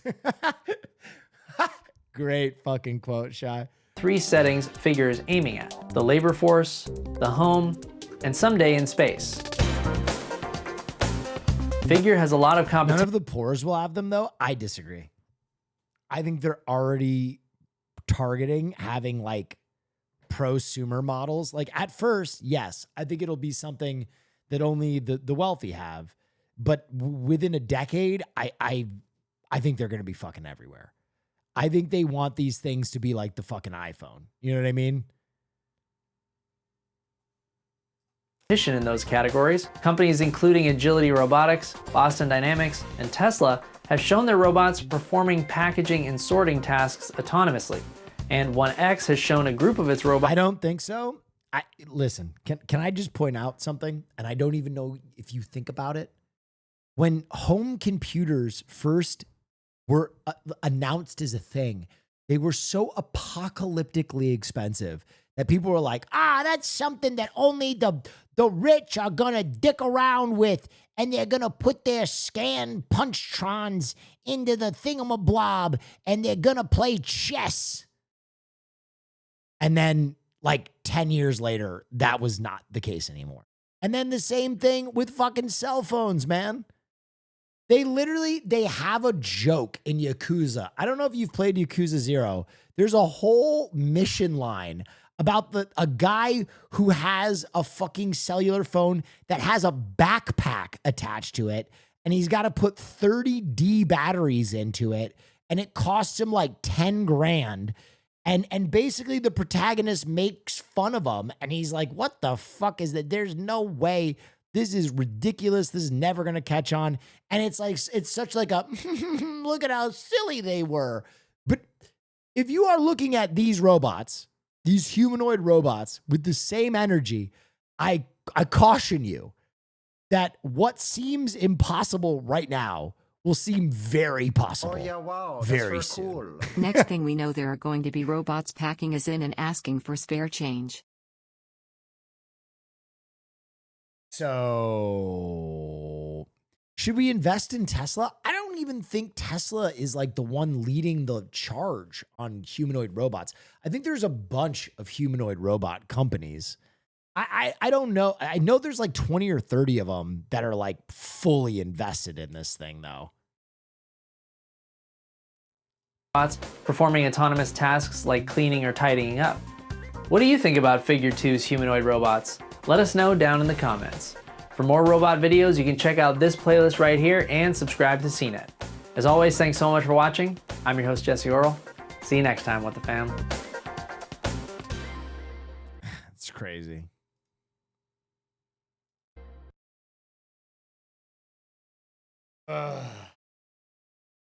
Has anybody watched that show? Is it called like, what is the show on, I think it's on Netflix, about uploading your consciousness onto a robot or onto a computer? That show is, it's like an animation. It's crazy. Pantheon. Something you never hear now but might in 15 years. Anyone seen Grandpa? Yeah, he's fucking the laundry bot again. Yeah. Ever since Grandma died, he comes over every day. Yeah, exactly. Pantheon. Yeah, Pantheon is crazy. That show is pretty. 1982 story on Have you been thinking about buying a home computer? With Christmas and Hanukkah just a few months away, your children, maybe some older children, may have already put them on their most wanted lists. There is plenty to think about before you buy a home computer, and consumer counselor Phyllis Eliasberg is here to give you a look at what you could buy, or what you should buy, or what you shouldn't buy. Well, you know, Storm, you see those ads all over the place. It seems everybody is interested now in home computers. Well, so far, home computers are just a small fraction of those being sold in the United States. But because our technology is growing by leaps and bounds, computers can help us with a lot of household items, for grown-ups as well as for the kids. What are you going to use it for mostly? Well, probably schoolwork, and because they bullshit video games. Say it. Have like cartridges that could teach you stuff and math and stuff. I'm interested in having something that I can use a word processor with. What do you want to do that for? Primarily for typing and working at home. Use it for trying to develop ways to make money. But computers can do a lot more than help you make money. They can provide games to amuse you. They can be used to tell you what's playing at the theater, or what you've got. What was that? Theater directory. Broadway or off-Broadway. Press 1 or 2. Theater, or what you've got in the closet. You can look for all your dresses, let's say, that are red, and you type in the machine, once you've programmed it, of course. Let me see all my dresses that are red. This is a basic computer setup, about as basic as you can get. You take the program on this tape cassette, You Any put it in the advice tape what to think recorder. about selling points about myself for a cover letter? Hey, Will, any advice what to think about selling points about myself for a cover letter?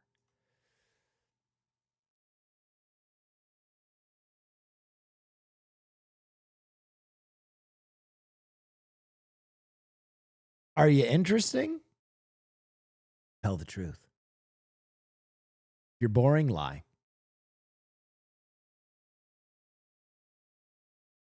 I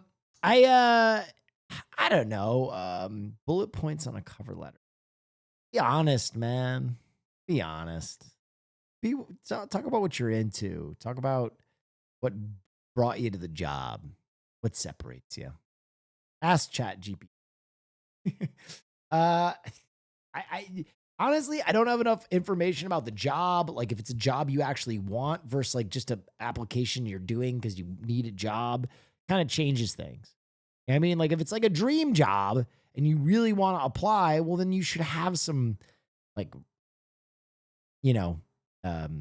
interests that kind of overlap that would be interesting to them, right? You don't just end up in that orbit if it's your dream job, but if it's just a job you're trying to get, lie your ass off. I don't know.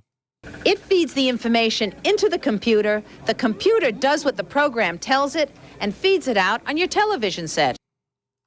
If you could bake a cake and go from step to step and follow the instructions, you can write a program and use a computer. But when you buy a computer, you've got to make sure you'll be able to operate it. And if you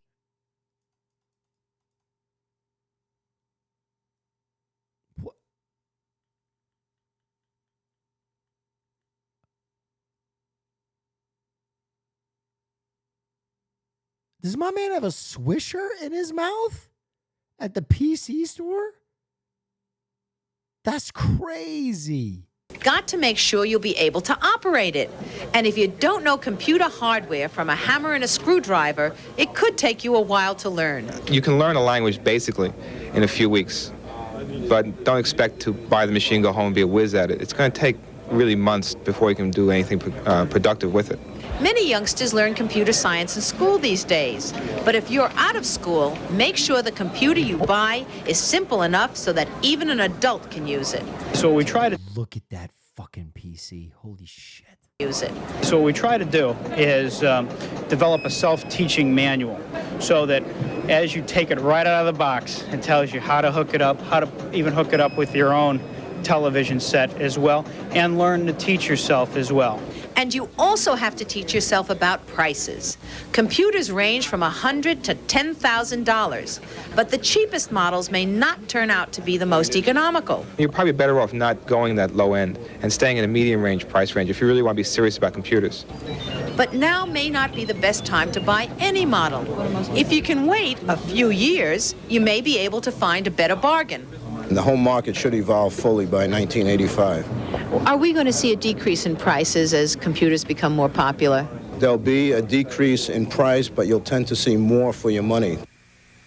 Well, not only will there be a decrease, you'll get more for your money, as the man said, but you have to know when you're buying a bargain. And one way to know what you want and the way to find a discount is you check the yellow pages, call all the discount stores with toll-free 800 numbers, and do some comparative shopping on the telephone. And speaking of comparative shopping, 2 weeks ago, we compared the prices of developing photographs at different labs. And the price at Willoughby's, including tax, comes out to 47 cents a print. Unlike other labs, they will charge you one price for processing a roll of film, whether or not all of your negatives come out. Storm? You know, it's amazing to me the tremendous impact that the home computers have had on everyone. And yet it seems that people I've talked to say that it takes you longer to do something by putting it into a computer and calling it up again than if you just kept simple records yourself in the house. Sometimes. What the fuck are the point of these things, huh? If you really, I've seen some computer experts really do it, and I'm really jealous, and I'm learning how myself. If you're just going to write one check, It will absolutely take you longer to do it on the computer than it will just to do with your little calculator and write the check. On the other hand, if you're going to do all your bookkeeping at one time, you can put a program, you can do your own program once you get proficient at this game. You can put the program into the computer and you could probably do it much more easily. It's a matter of really, you know, it's also new to most of us. It's a matter of really learning how to play with the whole thing and learning how to use it to your own advantage so that you would be able to determine what's going to take time and what isn't. Okay. Thanks, Phyllis. My man put that story down like he would never have to talk about home computers again. He was like, all right, thanks, Phyllis, for nothing. Oh yeah, wow, that's very cool. First-time subscriber. These computers seem to be a fad. First-time subscriber. 41 months. Interesting. Introducing Neo Gamma, another step closer to home. What the fuck? Oh, he's weird. Yeah, it's super funny. Right there. Oh, come on. You can use the fucking things in chassis balancing device. How's this? Perfect. I don't like the way it walks.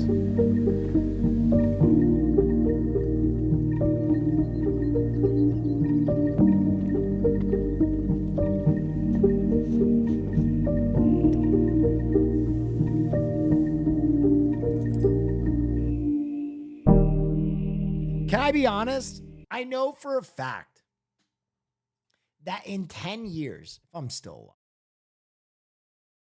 I'm going to fucking cry when I have to put my robot down. I know it. I know I'm going to cry when when the servos in my HomeBot, like I feel like I'm going to develop a friendship with my robot. I'm ballsy. I don't take no shit from anyone. Yo Will. Ultimate February news recap video True Oost. Good stream BTW. Thank you. Do you want to put that in the chat, that link? Appreciate you. All jammed up with cum. No, I mean, even seeing this thing, I get a little emotional. Like, I'm wondering, I wonder if he's having fun. You know what I mean? Did they ever give him a day off, or is he always cabbage carrying fucking...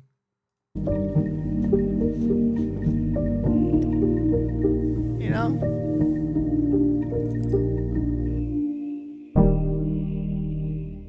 Like, look, they doesn't even get to come in for dinner. I mean, crazy. All right. Part 4. Okay, I saw this fucking thing. I don't like him. I don't like this one. California's Clone Robotics has just posted a video of its full-body protoclone humanoid robot, and well, it's a wee bit creepy. The prototype's less disturbing clone descendants, however, could one day be vacuuming. Wait, this is you, Haas said? Yeah, this is me when they turn off my robot. Okay. When they fucking shut down Moxie. I know you like her. She's your friend. But it's gonna be okay, alright? Enjoy the time you have with her now, okay? I'm sorry, baby. There's honestly nothing that we can do about it. The company ran out of money, okay? And, you know, who knows, maybe somebody will be able to buy the company and make it work again, but right now I just want you to play with her as much as you can, okay?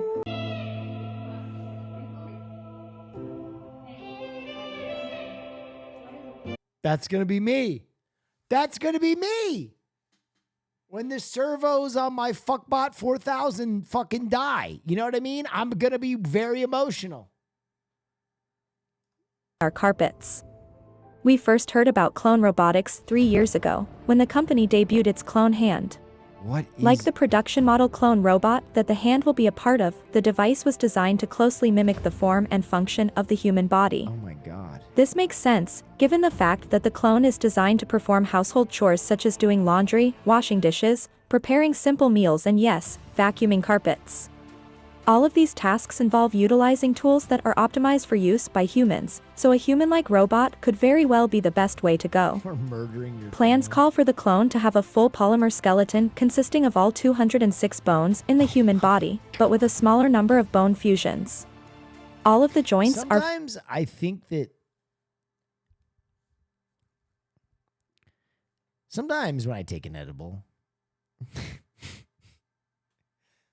Hear me out. Sometimes when I take an edible, I feel like I am already dead. And I am a robot that has access to the internet trying to develop a personality by piecing together all of my footage. Right? Like I have spent so much of my life online. There's so much footage of me, right? Literally the last like 20 years of my life is all basically on the internet. Every moment from jubilation to suffering. And some robot taps into this, some AI taps into this and is like constructing a brain for itself of a shadow Will Neff. Anyway. Fully articulated. The robot's limbs are moved via the company's myofiber artificial muscle technology, which has already been showcased in the clone hand and in the clone torso. As is the case with the human musculoskeletal system, this setup incorporates muscles that are anchored to the bones via tendons. In the myofiber system, which was inspired by the McKibben muscle concept, each muscle essentially takes the form of a mesh tube with a balloon inside of it. That balloon My name is Jacob and I'll be 31 in 10 years, and this is a message for my future self to never get a robot. This is a warning. Jacob, you're going to be the first one absolutely fucking the life out of a robot. But your robot's going to be doing this right here. Inside of it. That balloon expands radially. You're going to be fucking form flopping of a around mesh when tube Jacob with a gets a hold of balloon him. inside of it. That balloon expands radially as fluid is pumped into it, forcing the mesh to contract longitudinally. Hey now. A 500 watt electric pump is the clone's version of a human heart, pumping hydraulic fluid at a 40 SLPM volumetric flow rate and a 100 PSI rating. The clone also has its own nervous system, which will ultimately consist of 4 depth cameras in the skull for vision, 70 inertial sensors for awareness of joint positions, and 320 pressure sensors for muscle level force feedback. This setup will allow the robot to instantaneously react to visual feedback and to learn tasks simply by watching its user perform them. As can be seen, the robot isn't looking like it's ready to vacuum carpets just yet, but its human-like movements are impressive. No, it looks like it's ready to cut my head off. I'm going to become a Blade Runner and hunt down these clankers.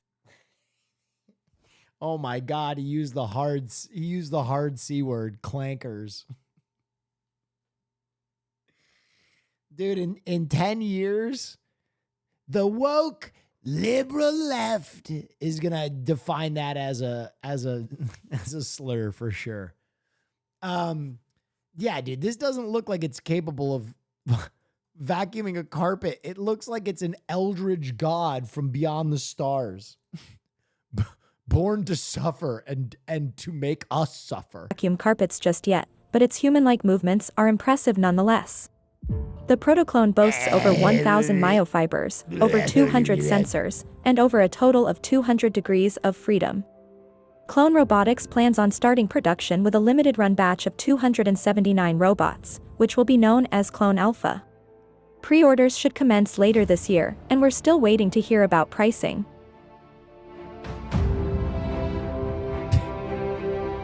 Jesus Christ. Where's its dick? Wow. Roboids. Crime and danger is our next news category. Thou shalt not steal. Our next story. Thou shalt not steal.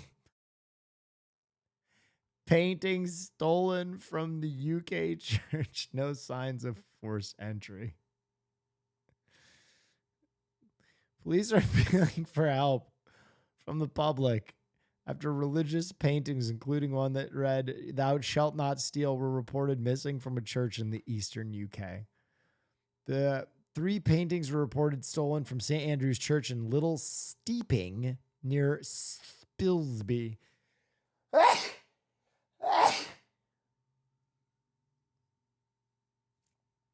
A nearby town, according to the Lincolnshire Police. They were discovered missing on February 23rd. The items all housed in heavy wooden frames, including a painting of the Lord's Prayer, 10 Commandments, and one of Moses giving the commandments. While the exact value of these paintings is unknown, it holds sentimental value to the church and its members. Thou shalt not steal. All right, can I still get the Lord's Prayer? Our Father, who art in heaven, hallowed be thy name. The kingdom come, thy will be done in earth as it is in heaven. Give us this daily our daily bread, and forgive us our trespasses as we forgive those who trespass against us. In the name of the Father, the Son, and the Holy Spirit. Amen. I think that's pretty close. To know that shit, Pat. What is this? Lottery winner offers to split $500,000 jackpot with credit card thieves. Wait, what? A Frenchman has made lead us not into temptation, but deliver us from evil. Fuck, you're right. an offer to the men who robbed him. Come forward and we'll split almost $1 million in lotto winnings. What? According to the BBC, a man calling himself Jean David has told a radio station that his wallet was stolen by 2 men in central Toulouse in early February. He blocked his credit card, but not before the pair responsible, who appear to be homeless, had bought cigarettes and scratch cards. And wouldn't you know it, one of those cards netted a formidable €500,000. But the men can't claim the winnings without ID. So Jean David's lawyer has said he will forego prosecution if they come forward, and they will share in the windfall. What? But the piece de resistance, they only have 30 days to claim the winnings, so time is running out. That's crazy. That's crazy. They bought scratchers with a stolen credit card. I don't know why they just don't give the guy whose stolen credit card it was the money. That seems very fair. All right, well, all right. Next story. Emergency donuts. Do you have an emergency? It's a 911 emergency. A toddler accidentally dialed the number while playing with a phone. Some guy on hold. Oh, God! Oh! I've spilled acid on my genitals! Please! Please, can you help me? Donuts. I want donuts. While they're on this line. What could they possibly be doing? Why is the line busy? I'm sorry. Are you going to share your donuts? The dispatcher goes along with it and tries to find out what flavor donuts. Can you tell me what kind of donuts you have? Do you have blueberry donuts?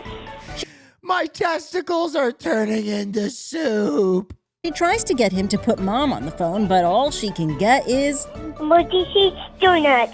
The next day, the little boy had a big surprise. At his front door was a special delivery made by officers with the Moore, Oklahoma Police Department. How are you? Well, we brought you some donuts. Yes! Okay. You called us about donuts. We came to give you some donuts. This kid is going to dial 911 every day now. Yeah. What? We even got blueberries. Police say the phone the boy was... You know what happened when I dialed 911 as a kid? I got screamed at. This fucking kid got donuts. Kids are too soft these days. Playing with was an old one that didn't have high-speed data connected. But as long as an old cell phone is functional and has a battery pack, it can be used to make an emergency phone call. Oh, I didn't know that. They remind parents it's important to teach young kids who to call in the event of an emergency, and if they're playing with an old phone, remove the batteries. But hey, sometimes it happens. In this case, there was a sweet reward for being cute. Ridiculous. I'm Lee Shep. Kid's gonna grow up to be a serial killer. Too soft. Too soft. Gandalf accused of selling illegal medicinal cannabis in New Zealand. What the fuck? Gandalf? Around 50 people gathered inside and outside Whangarei District Court on Monday in support of Paul Smith, local green fairy from the far north, also known as Gandalf. Oh the 66 he looks like Gandalf. year-old is facing Fly, you fools. 3 charges, including cultivating cannabis, dealing cannabis, and possessing cannabis for supply. Those protesting outside say he has helped thousands. Gandalf. Paul Gandalf Smith. A garden is not a crime scene. Yo! That's for cool. This dude fucks. Gandalf the Green. Buddha 420. Thank you so much. Gandalf. Show me the meaning of haste, Shadowfax. God, Gandalf is so sick. Florida couples scammed out of $40K and a house? Fox 35 investigates a scam targeting Central Florida families who are going after the American dream. For one local couple, their dream turned into a nightmare when their down payment disappeared. Fox 35's Marie Ettinger explains what happened. We rode the roller coaster from the highest high to the lowest low. Matthew and Stephanie Brock are feeling the way a lot of people do after realizing they've been scammed. I don't know what the word I'm looking for is, but shame, maybe. Let's back up a little. Matthew Brock is a part owner of a food village in Lake Wales. It's got a burger joint. That food looks phenomenal. Those wings and those waffle fries look fucking tasty. The part owner of a food village in Lake Wales. And the tenders combo is only $10? Got a burger joint, a taco shop, a pizza place, and a beer garden, all right there. With a baby on the way, the Brocks decided they wanted a home closer to Matthew's work, somewhere with enough space for their little boy to grow. We came out here, immediately fell in love with the house. It's perfect for us. So they worked everything out with the banks, wired $38,000, and headed over to get the keys. One of the happiest days of our life, on our way to the closing. But as they're headed over, the title company calls to tell them their money never went through. The Brocks were frantic.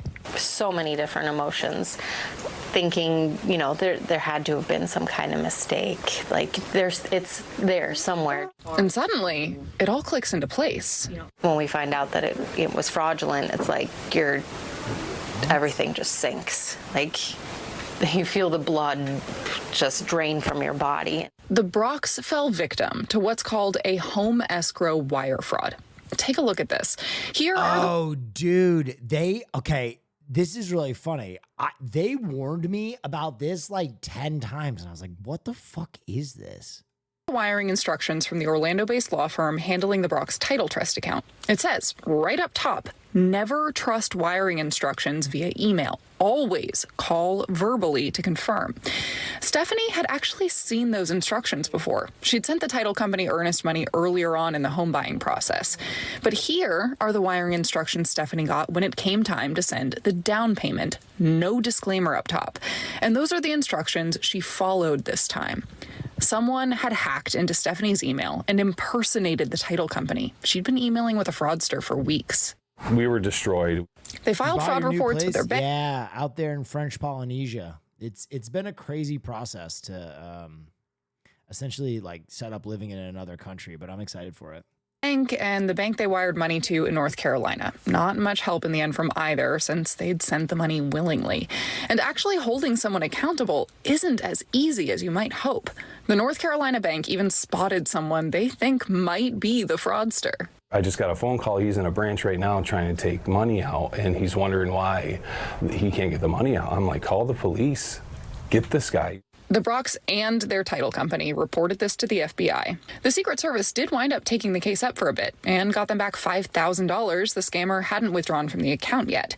Now, Lake Wales police are looking into it. They think they have some leads, and the Brox are trying to protect others. We had this awful moment happen. How do we turn it into something great? How do we turn it into something positive? And my thought was awareness.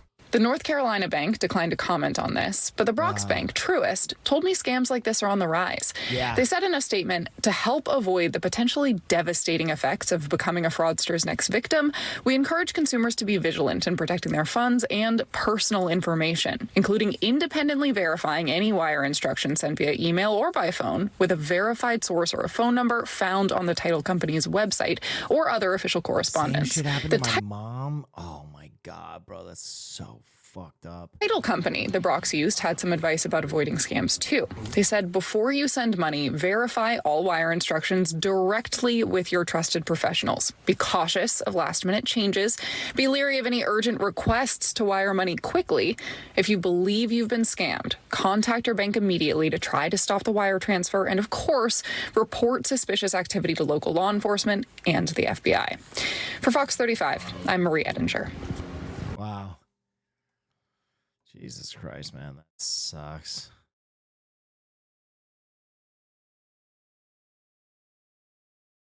That sucks.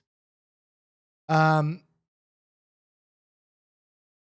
school grad sues school saying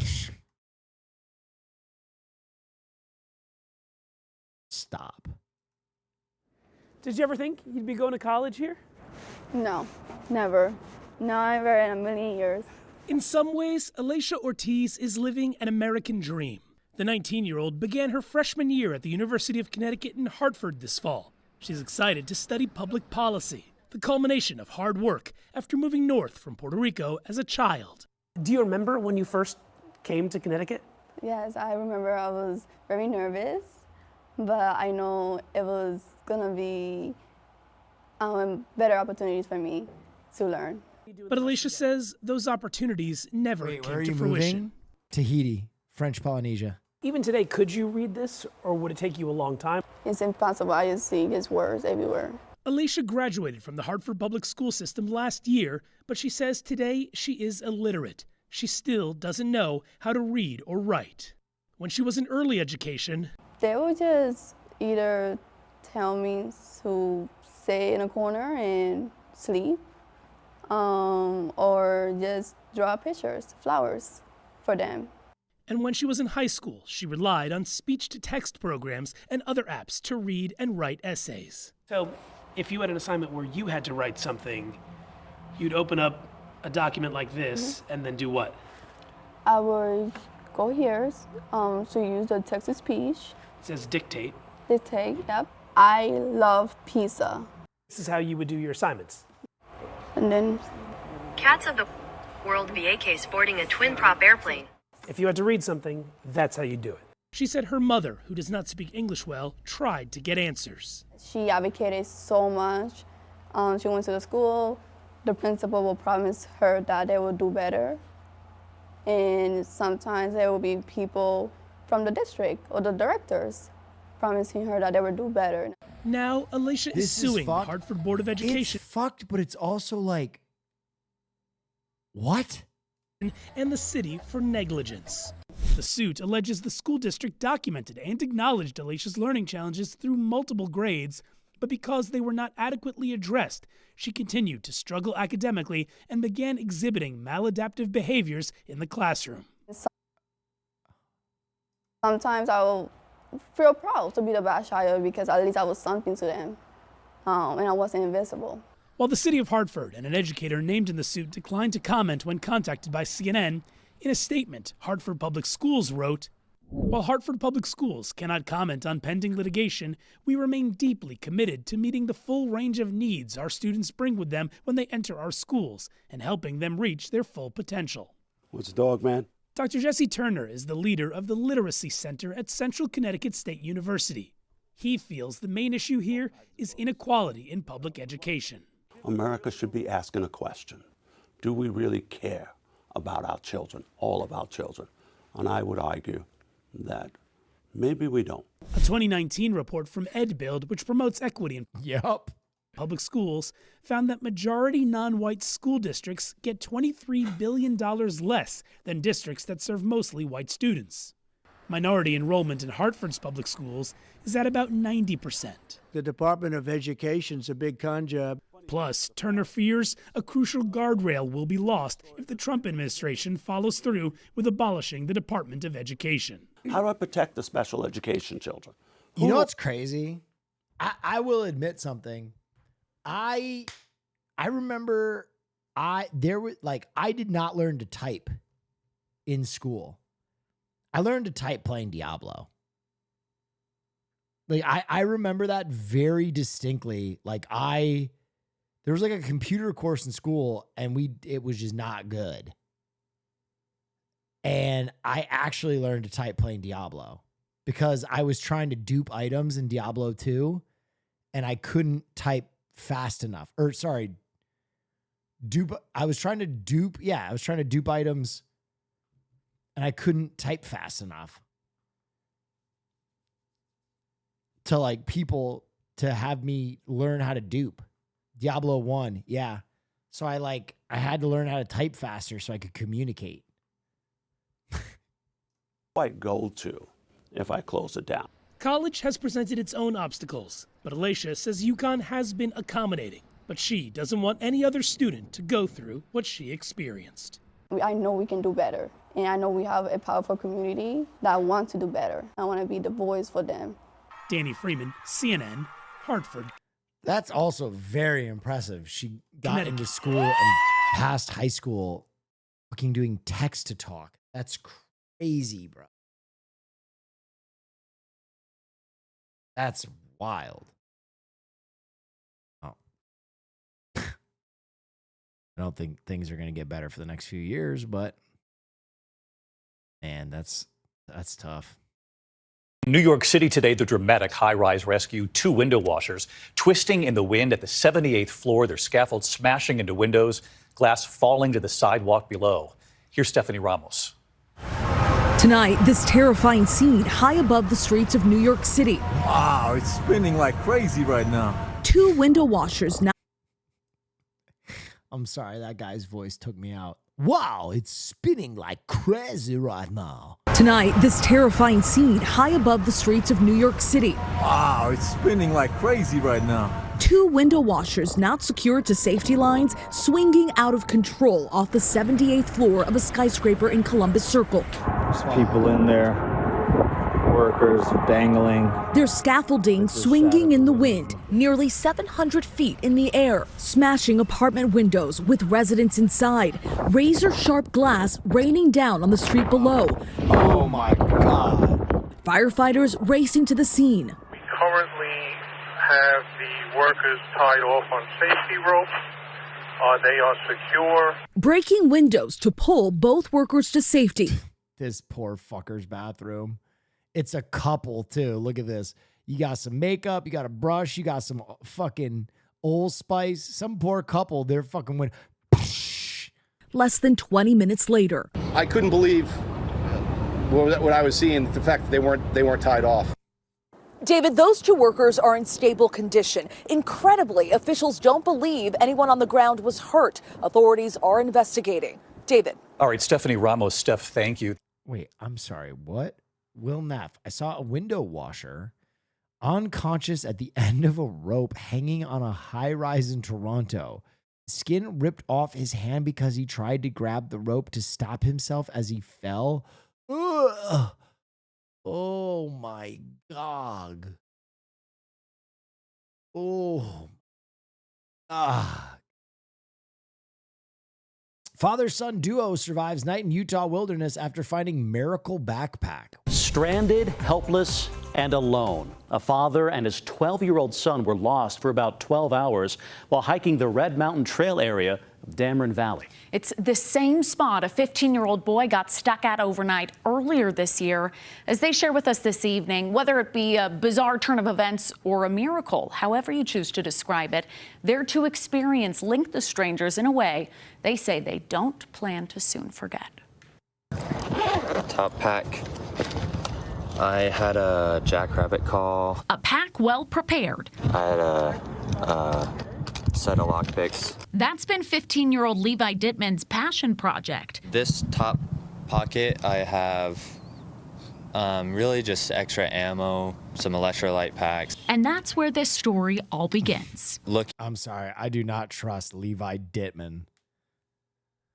I do not trust that kid. Looking at the map, it seemed all like flat, which it's not. So anyone else, do not try this. A warning he wished he knew before. On January 3rd, Levi went to hike in the Red Mountain Trail area of Dameron Valley. With his heavy pack and a steep ravine, Levi got stuck. While stranded on a ledge overnight, Levi tossed his backpack to a different spot. We'll come back to that later. Eventually, though, search and rescue crews came. They brought Levi to safety, leaving his well-packed backpack behind. I kind of just had to leave it there, which was a bit frustrating because at the time I think it was $200 to $300 worth of stuff. $300 down the drain. At least that's what $300 down the drain. They saved his fucking life. What he thought until now. That's where we bring in Julian Hernandez. We end up, getting trapped in the same place where a month ago, the 15-year-old got stuck. You heard that right. Nearly a month and a half after Levi's adventure, Julian and his son got stuck. The difference is they came with no backpack. We didn't have the proper things, and the first thing that came into my mind is just find shelter. So they did. They went to a spot on the trail, cold, anxious, waiting for help. And that's when what some might call a miracle happened.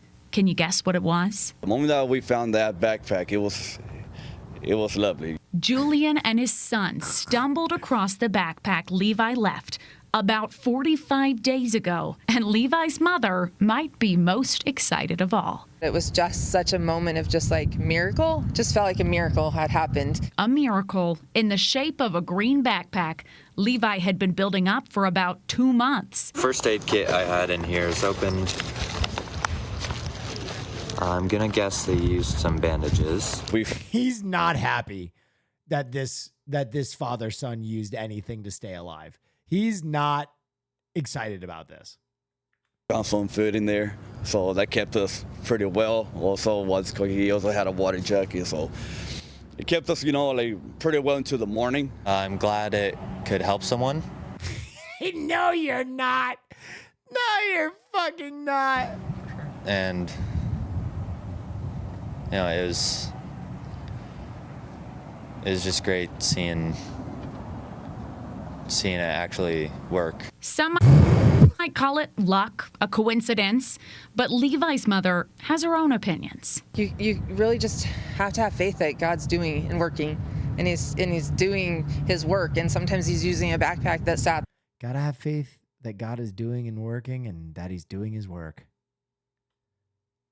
There for a month and a half. For some guy God did that needed help in that moment, in the dark and cold. This is a God fingerprint, it was just really cool. A pack well prepared. Looks like the tent part is gone, so I believe they used that. And in a full circle moment, now well used. Well, there were a few more items Levi had in his pack, a Pop-Tart, granola bars, even, you saw there at the end, an emergency tent. Julian, on the other hand, says he's learned always be prepared, no matter the length of the hike you plan to go on.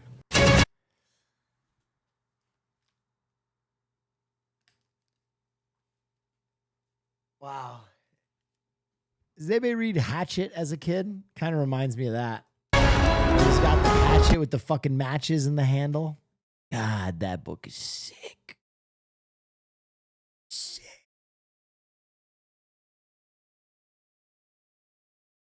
chitties.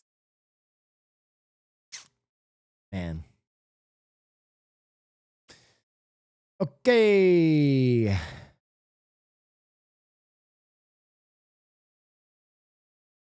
Indian man awarded damages over length of commercials before movie screening.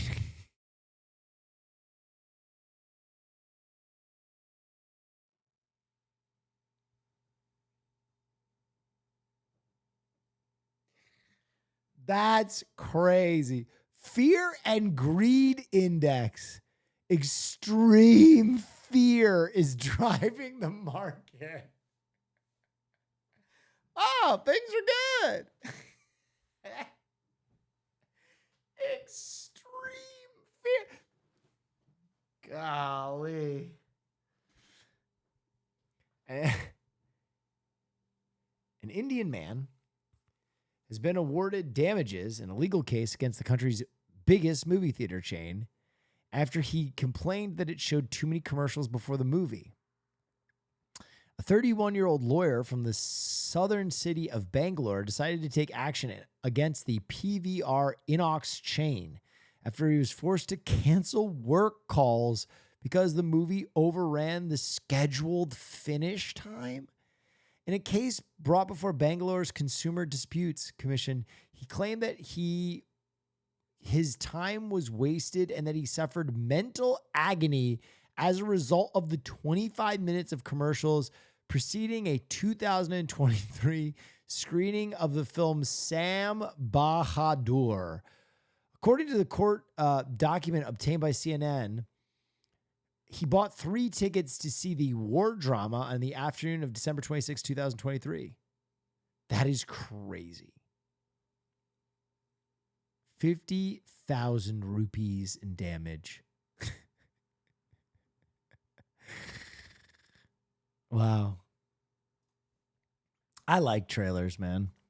Maybe I'm the only one. Maybe I'm the only one who'd sit and watch the trailers with you. Michigan judge orders shoplifters to wash cars. A Michigan judge is turning to an unconventional punishment. Instead of massive fines or time behind bars, he's giving shoplifters a chance to wash their crimes away with soap and water by washing cars. In one day last month, Judge Jeffrey Clothier presided over nearly 50 retail theft cases in a state where, according to Capital One, retailers lose billions of dollars in revenue to thieves. About 50 miles from Detroit, in Grand Blanc Township, many of those cases involved one retail giant, Walmart. Instead of levying massive fines or even sending people to jail for stealing, Clothier is ordering them to Walmart car wash sentences. Clothier told the Associated Press people washing cars as a form of community service will help deter theft while helping Walmart stay in business and keep prices low. In Michigan, the value of stolen items can impact the amount of jail time or fines you face. Clothier says most people who steal aren't bad people, but still there has to be consequences for breaking the law. He estimates more than 75 people will have a sponge in their hand come spring. The county prosecutor supports the judge, hoping his alternative sentences will clean up people's acts. The planned weekend car wash will be entirely free. I don't mind that. I'm not big on free labor. I'm not big on forcing prisoners to like stamp license plates or do grueling labor. But obviously, washing a car is pretty light work. You know what I mean? We allow 12-year-olds to do it. So if your options are go to jail or wash a few cars, I mean, come on. Listen, not all labor is created the same. I think this one's pretty mild. I think that's a good deterrent for like first time theft. Like, hey, don't do that. We're not going to bring the jail into this. We're not going to litigate. Wash some cars. Think about what you've done. I'm okay with that. Now, Walmart, I'm not a big fan of, really, but this one's not too bad. This one, I feel like you can look at this and kind of be like, yeah, I get it. Especially for like a young thief. You know what I mean? Not very woke of you. I don't know if that's exactly true. It's supposed to be humiliating. Washing a car is humiliating? What the fuck? Then I've been humiliated thousands of times. What the fuck?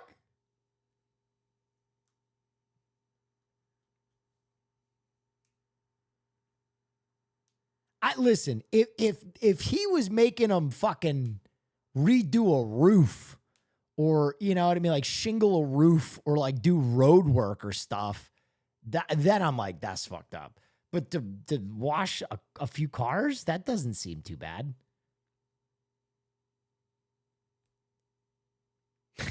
I don't know. This one I'm just kind of like, yeah, you know, especially like a young thief, so much better than going on their, you know, permanent record or like having a criminal record. Just like being able to wash a few cars and be like, yeah, that was dumb. I don't like this. Why is it only Walmart shoplifters? I think it's because Walmart has such an abundance of shoplifters. But, you know, who knows? That's just a guess. Walmart even agreeing to supply the tools needed to wipe away the misconduct. For Straight Arrow News, It's only humiliating if you're Hans Capone. That's such a funny poll. Kara Rucker. For more stories that matter to you, download the Straight Arrow News mobile app today.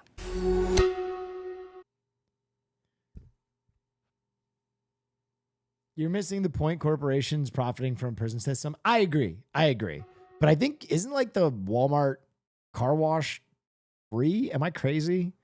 I don't know. I just don't think Walmart really makes a huge profit by having cars washed. It's free? Yeah, that's what I thought. Yeah, this one, honestly, I think we can all come together and be like, hey, you know, not that bad.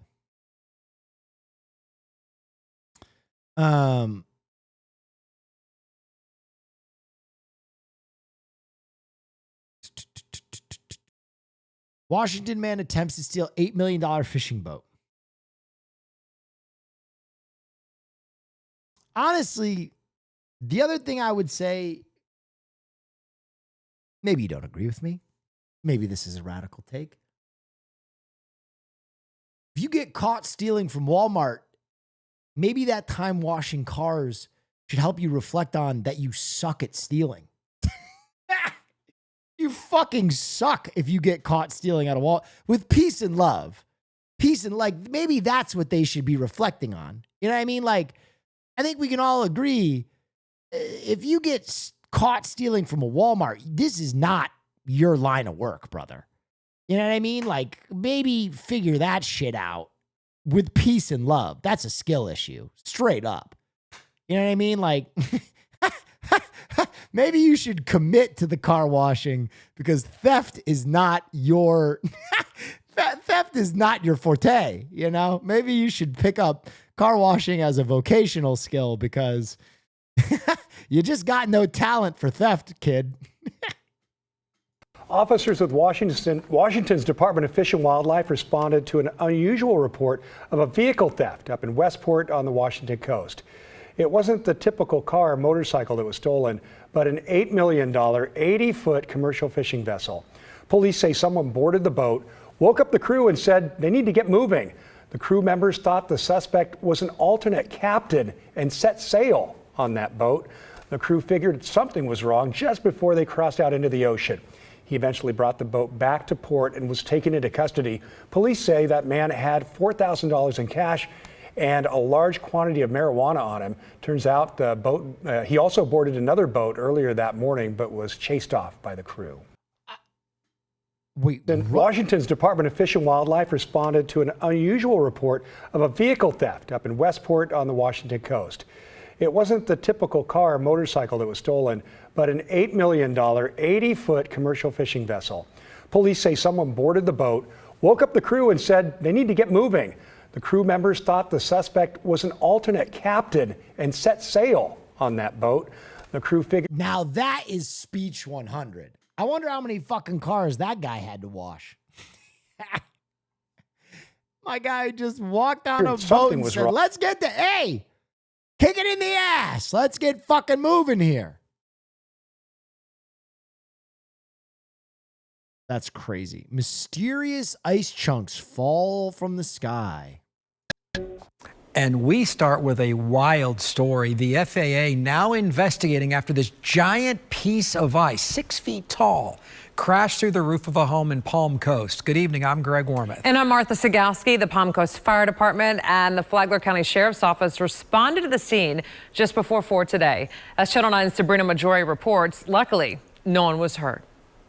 You can actually see the tarp covering the hole in the roof created by this falling block of ice. Luckily, no one was inside of the home. This woman's voice is the craziest thing I've ever heard.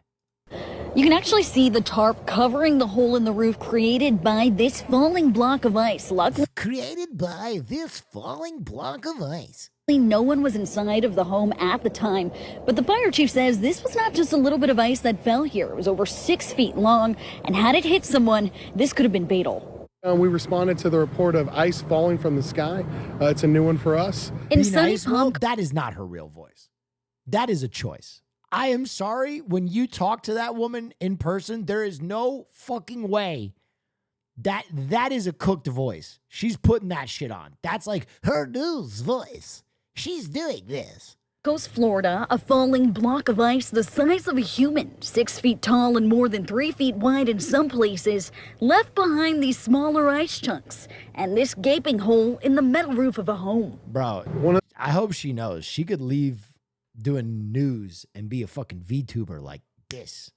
Y'all would be dumping gifted subs in there faster than she could blink.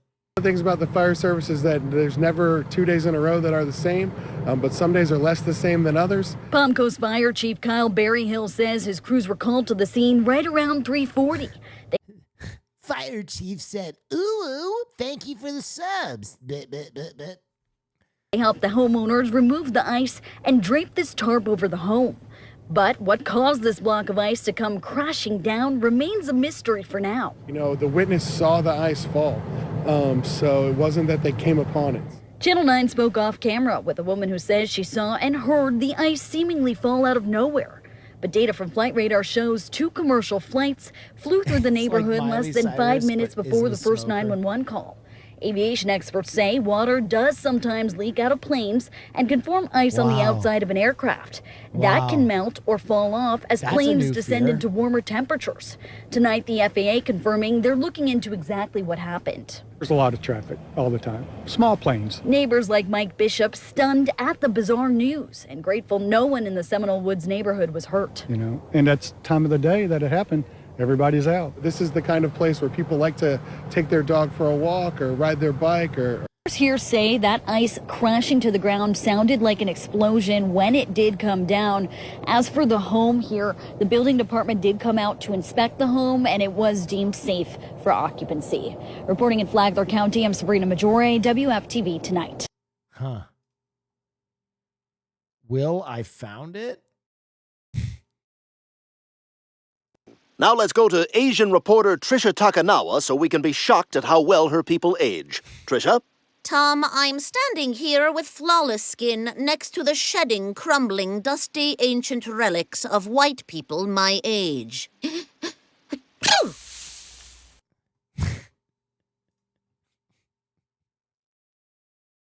Crazy clip to select, but yes, very similar voice. Crazy clip to select. Once again, don't let kids drive. Oh, fuck. I mean, other kids could have been jeopardized on the inside. A car crashes into a local daycare, and you won't believe it. Who was behind the wheel? First on Fox 4 tonight, a mother is in trouble, but she wasn't the one driving. The driver was her 11-year-old son. I'm Lauren Halifax. I'm Kevin Barry. That crash happened on Count on Me Academy in Independence on Wednesday. Nobody got hurt, but the daycare is still partially closed. Fox 4's Dave DeMarco is outside the daycare now with the details and the damage. We can see the damage back here where these bushes used to separate the parking lot from the daycare. Police say this is all the result of a very impatient, 11-year-old driver. The north side of Count on Me Academy near 291 in Gudgel remained open Friday, but the other half of the building closed to the children in that age group because of a Wednesday crash into the building. The window was pushed in, it looks to me at least 4 inches or more, because you can see the edging there. So I think it's probably going to cost a little bit to get fixed. Police say a mother arrived about 4 to pick up children at the daycare and left her 11-year-old son in the car. It's kind of scary. I mean, leaving an 11-year-old in the car unattended. The boy told police his mom was taking too long inside, so he decided to drive off. He thought the car was in reverse, but it was actually in drive. The damage bad enough. The daycare's owner says they are still working to determine what repairs will need to be made. Oh and my God, I would be so pissed at that kid. Oh my God. And when they'll be able to put children inside that half of the daycare. I don't think there was like maybe a high rate of speed, but yeah, I think it's enough damage that it's probably the building's going to have quite a bit of work. Thankfully, no one was injured. Police cited the mother for endangering the welfare of a child for leaving him in a car with it running. Police say the child who crashed in the daycare here not in any trouble with the law. No word if he's in trouble with his parents. Dave DeMarco, Fox No 4 News. word? Dave, come on. Let's use our critical analysis. That kid is grounded under the house. Holy shit. Oh my God. Slim Shady scam. Eminem fans hoping to meet the rap icon losing thousands in an elaborate scam involving a fake Slim Shady. The scammer even sending potential victims forms of ID, including a Michigan driver's license and a passport that appear to be from Marshall Mathers, a.k.a. Eminem himself. But they're nothing more than fakes. Consumer investigator Hank Winchester has more on the scam and the investigation. Here in the Motor City, we obviously all know Eminem, Shady Records. He is a rap icon known around the world. But unfortunately, right now, there are also dozens of... Okay. What is this mural behind him? The clown from House of a Thousand Corpses? And what is going on here? Right now, there are also dozens of celebrity-related scams, some involving Eminem. This particular scam involves the opportunity to meet Eminem in person. And as you will see, some people are losing big money. In Eminem Imposter, using his one shot, his one opportunity to scam the public. I see what you did there, kid. The fake Slim Shady scamming people, taking their money, disappearing like Houdini. I was just online looking at his pages and stuff, and then it said, oh, you can get a hold of him through Telegram. So I did that, thinking that I was going to get a hold of him. And it was an imposter. Sarah Pryor spoke with me via FaceTime from her home in California. She thought she was paying up. The fuck is Telegram? To meet Eminem in Metro Detroit. What happened is he's like, well, you don't have a fan card. And I'm like, what's the fan card? I didn't even know what the fan cards were. Because I know. It's because you made them up. know that they're not even true now. Mm-hmm. A fan card. But so that's how it first Chat, started. you guys have your fan cards? For just $5 in the price of a sub, you too can have a fan card. Was with the fan cards for $950, and then it was a $500 like fee for that. Then the ask for more money. Then he convinced me. He's like, well, then we need to meet. And then I was like, okay. And then that was $3,400 first just to talk to the manager. And how much money have you spent altogether, do you think? So it's $25,000. Celebrity scams, they're not uncommon.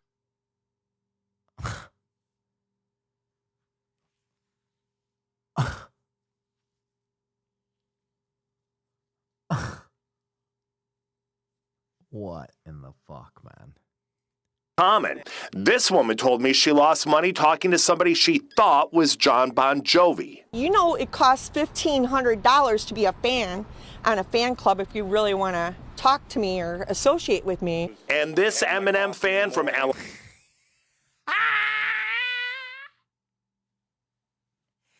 This guy knows every lyric to Rap God. Park thought he was talking to the real Eminem. Hello, Frederick. This is Marshall. It was a scammer who took his cash. He was very, very down to earth, and like I told my son, and I really believe, that it was him. Man, people really love Eminem, huh?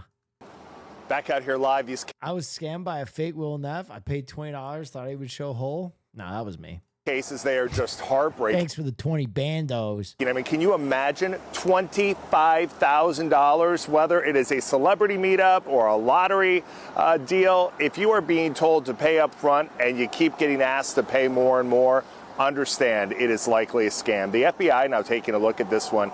Marshall Mathers' team, Eminem, his legal team, they take this stuff very seriously and cooperate with authorities working to track these scammers down.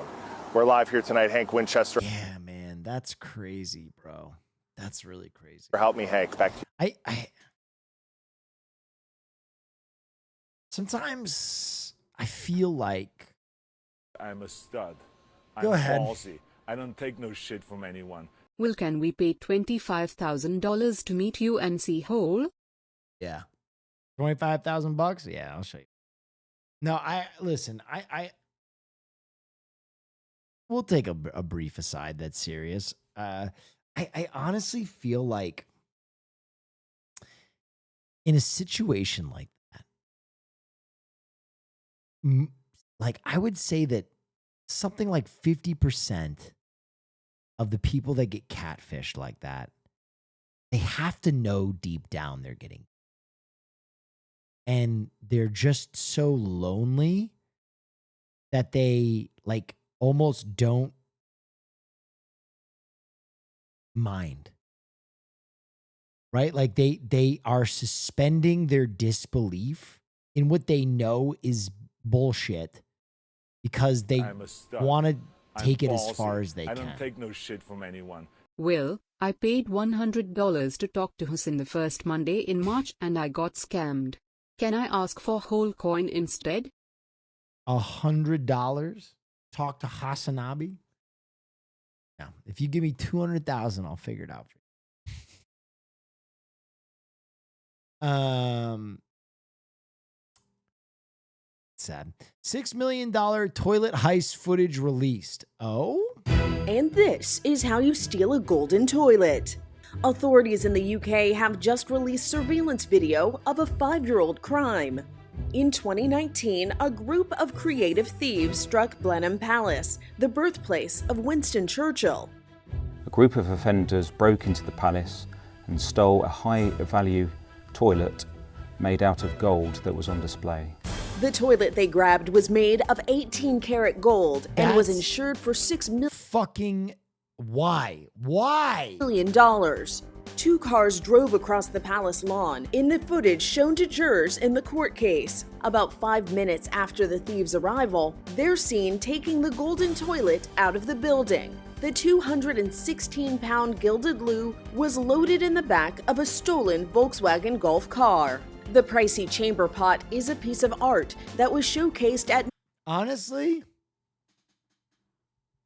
good for them. New York's Guggenheim Museum. The title of the golden toilet that really flushes is America. And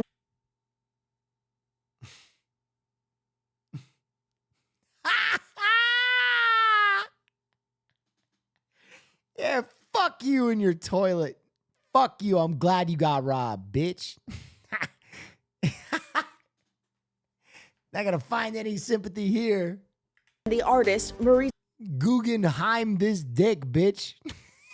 Minus $6 million. Stars and bars, bitch. Maurizio Catalan offered it to Trump to display at the White House during his first term as president. That's crazy. 5 defendants are facing multiple charges in this case. 2 have pleaded guilty to some of the alleged crimes. Authorities believe the toilet was broken up and melted down. It is never flushed again. For Inside That is so funny. Edition Digital, I'm TC. Where was it displayed? Is a Volkswagen Golf encased at New York's Guggenheim Museum. The pricey chamber pot is a piece of art that was showcased at New York's Guggenheim Museum. At the Guggenheim? In the footage shown to jurors in the court. Made out of gold that was on display. Why is the inspector British? Guggenheim? Alleged serial urinator arrested in Korea. Oh no. This is a real shocker. Yeah, she needs some kind of help, something. I mean, wait, this is not Korea. Nothing surprises. Did I just have a dyslexic moment? Let me read this again. Alleged serial urinator arrested in Keene, not Korea. Sorry, my dyslexia did a bad. This is a real shocker. Yeah, she needs some kind of help, something. I mean, nothing surprises me anymore. Shoppers in Keene are equally confused and disgusted after learning about the arrest of Kelly Tedford. The 23-year-old is now charged with felony criminal mischief, accused of using her own urine to contaminate products at the Monadnock Co-op grocery store and posting a video of the act. A co-op grocery store? Jesus Christ. A co-op Why? Why the fuck? That is the most demonic thing to attack. A co-op grocery, local farmers and gardeners. That's who you have a fucking beef with? Online. So there's tons of people that shop there. No, that's not right. Keene police say they got a tip about that video on Valentine's Day and contacted the co-op. The store writing on its website, in part, "We immediately reviewed store video, identified affected products, removed them from our shelves, and sanitized all surfaces. We also reached out to members who purchased at-risk products." The co-op is issuing a recall for several types of quinoa, plus cornmeal, polenta. She's pissing in the quinoa! Coconut shreds, and raw walnuts due to contamination. Investigators say it will cost the store more than $1,500. I can't imagine if there was somebody in there that actually saw her do that, what they would do. According to police, this wasn't an isolated incident. Investigators say they've uncovered multiple videos showing Tedford contaminating other stores with her urine dating back as far as 2021. I'm completely shocked. What? She's been pissing on shit for 4 years? Lock her up. Death penalty. That person can never rejoin society. Listen, if you get fucked up and piss on something once, twice, maybe even a dozen times, I think I can look the other way. But 4 solid years of pissing on people's food? Straight to jail. Under the jail. Guillotine.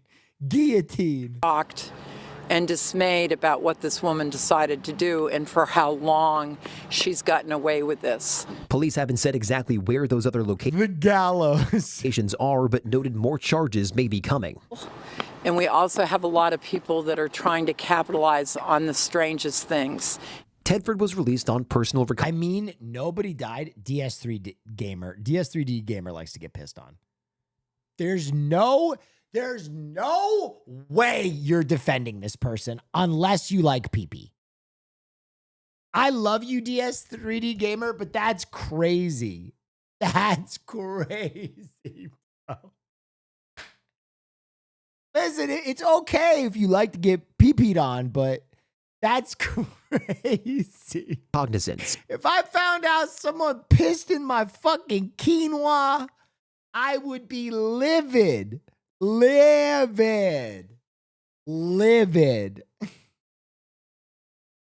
Do you know about the mystery golf course pooper? What is this? 2005, a man has regularly been taking poops in the golf holes at the Stavanger Golf Club in southwest Norway. He has a couple favorite holes, rides a bike onto the course, brings in and leaves behind toilet paper, and only poops in golf holes on weekdays. And they're sure it's a man because the poops are too big to be a woman's. Well, that seems sexist. That is a what? Guys, it's time to shatter the glass ceiling, okay? Women can shit big. All right? Jesus.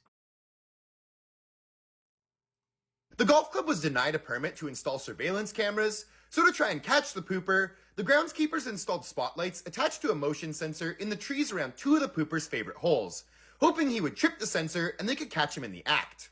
But the pooper noticed the spotlights in the trees. He then climbed the tree, wriggled himself way out onto a branch to reach the lights, disabled them, and then pooped in the golf hole they were supposed to be protecting. As of 2015, the pooper had not been caught and they had no list of suspects, and I couldn't find any information past 2015. The golf club figures it has to be someone who hates the game of golf, has a fetish, or is just twisted in the head. How the fuck do you not catch that guy? If someone did years of shitting at my golf course and I was a golf course owner, I would sit there in like a like a tree blind. You know what I mean? And I'd be like,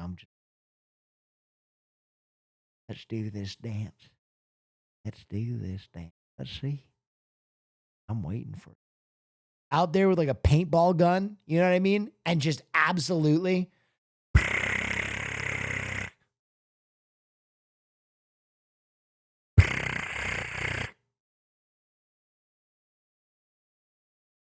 All right, ladies and gentlemen, that is all the news that's fit to print. Here are some honorable mentions. Woman keeps losing contact lenses, but doctor finds 5 of them behind her eyeball. Norwegian company offers $45 per fish bounty on 27,000 escaped salmon. Scientists propose injecting astronauts with tardigrade RNA? What is a targrenade? Targrenade? What the fuck is that?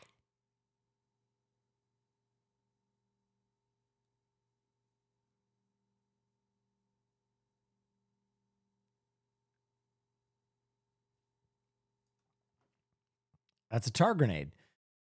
Scientists propose injecting astronauts with targrenade RNA after finding it prevents radiation damage. Okay, that's what the fuck? Texas official warns against measles parties as outbreaks keep growing.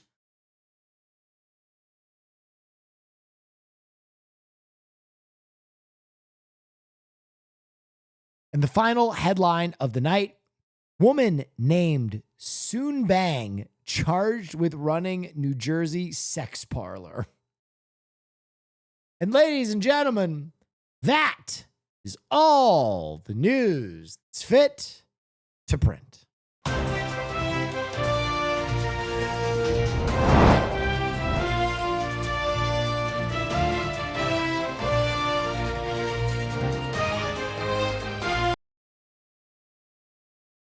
There we go. We did some news. It's been a while. Big thank you to Haas. He always puts it together. He does a fabulous job. He even put together some of the topics for this week's Fear End. He did a great job with that as well. Man, I hope you guys enjoyed Neff News. Kind of the end of an era here. I don't know what to say. This was a lot of fun. I can be your father figure. I want to listen to that.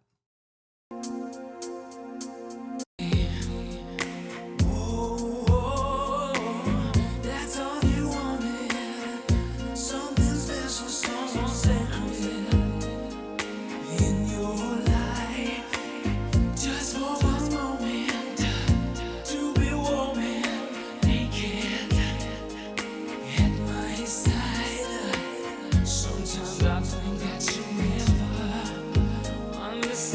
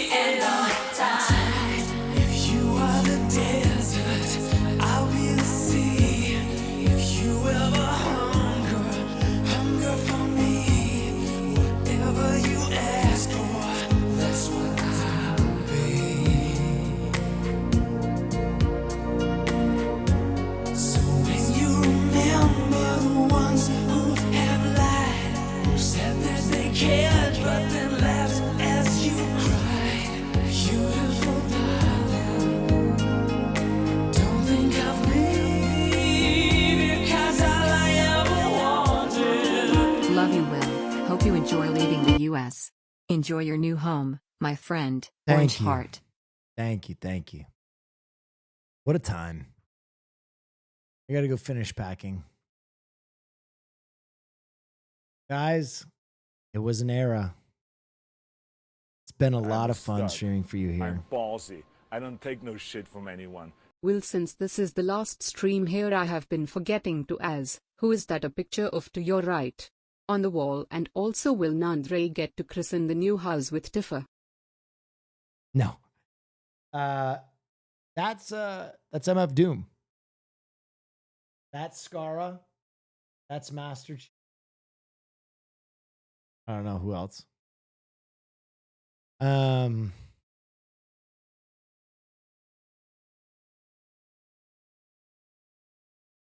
Wait, you taking all this? I think so. I don't know if it'll be in the new stream room though. I have no idea what the new stream setup is going to look like. I'll be honest with you guys. I was trying to contract someone to like build a set, but the move process has been fucking awful. Been awful. A lot of the people that we have hired have just kind of like bailed. It was like totally new for me. But yeah, we'll figure it out. Thank you so much for coming to Neff News. I will not be streaming tomorrow. Wednesday, I will be doing a Mickey 17 stream if everything goes according to plan. And we will be opening up the merch store. So I'll probably be doing a Mickey 17 stream. And then that will be directly followed by the merch giveaway. So if you're not there for the merch giveaway on Wednesday, fuck you. I purposely said it after the Mickey 17 stream. So show up for the fucking sponsor. It's at 3 p.m. The sponsor. It runs for like 2 hours. And then afterward we'll be doing the merch giveaway. Okay.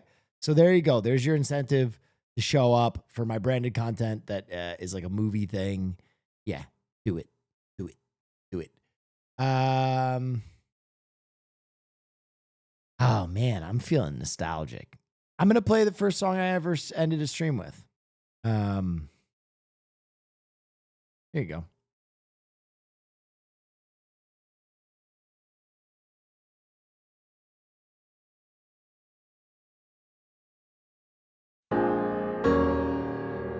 Man.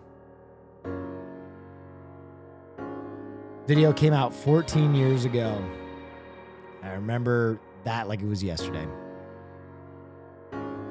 Streaming has been a wild ride, and I've been trying to bring you guys the best possible stuff this last stream year. Been giving you way more content, way more specialized content. I feel like ever since Japan, we've been just making incredible stuff. We have more incredible stuff coming up this year. I think the new stream setup is going to be more professional. I'm going to be doing upgrades.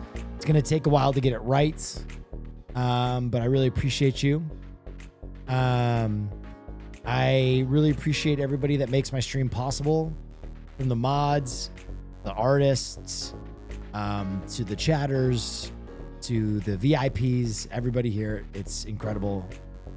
You guys show up every night. It means a great deal to me. Anyway, thank you for all that you do. I'll be back shortly. And when I am back, we have something new and exciting. Yeah. You guys want to see one more of my deaths?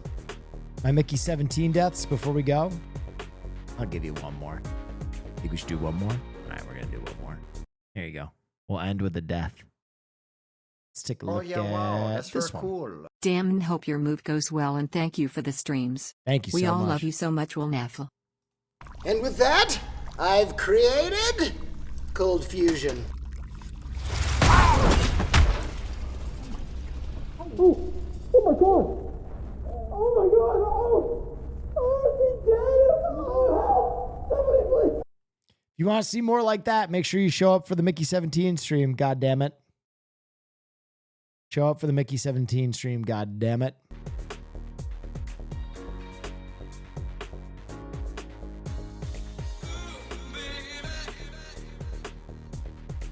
Anyway, thanks for all the subs. Thanks for all the love. Thanks for watching. 3 o'clock Wednesday. I'll be back. Have a wonderful evening. Stay dangerous. And good night.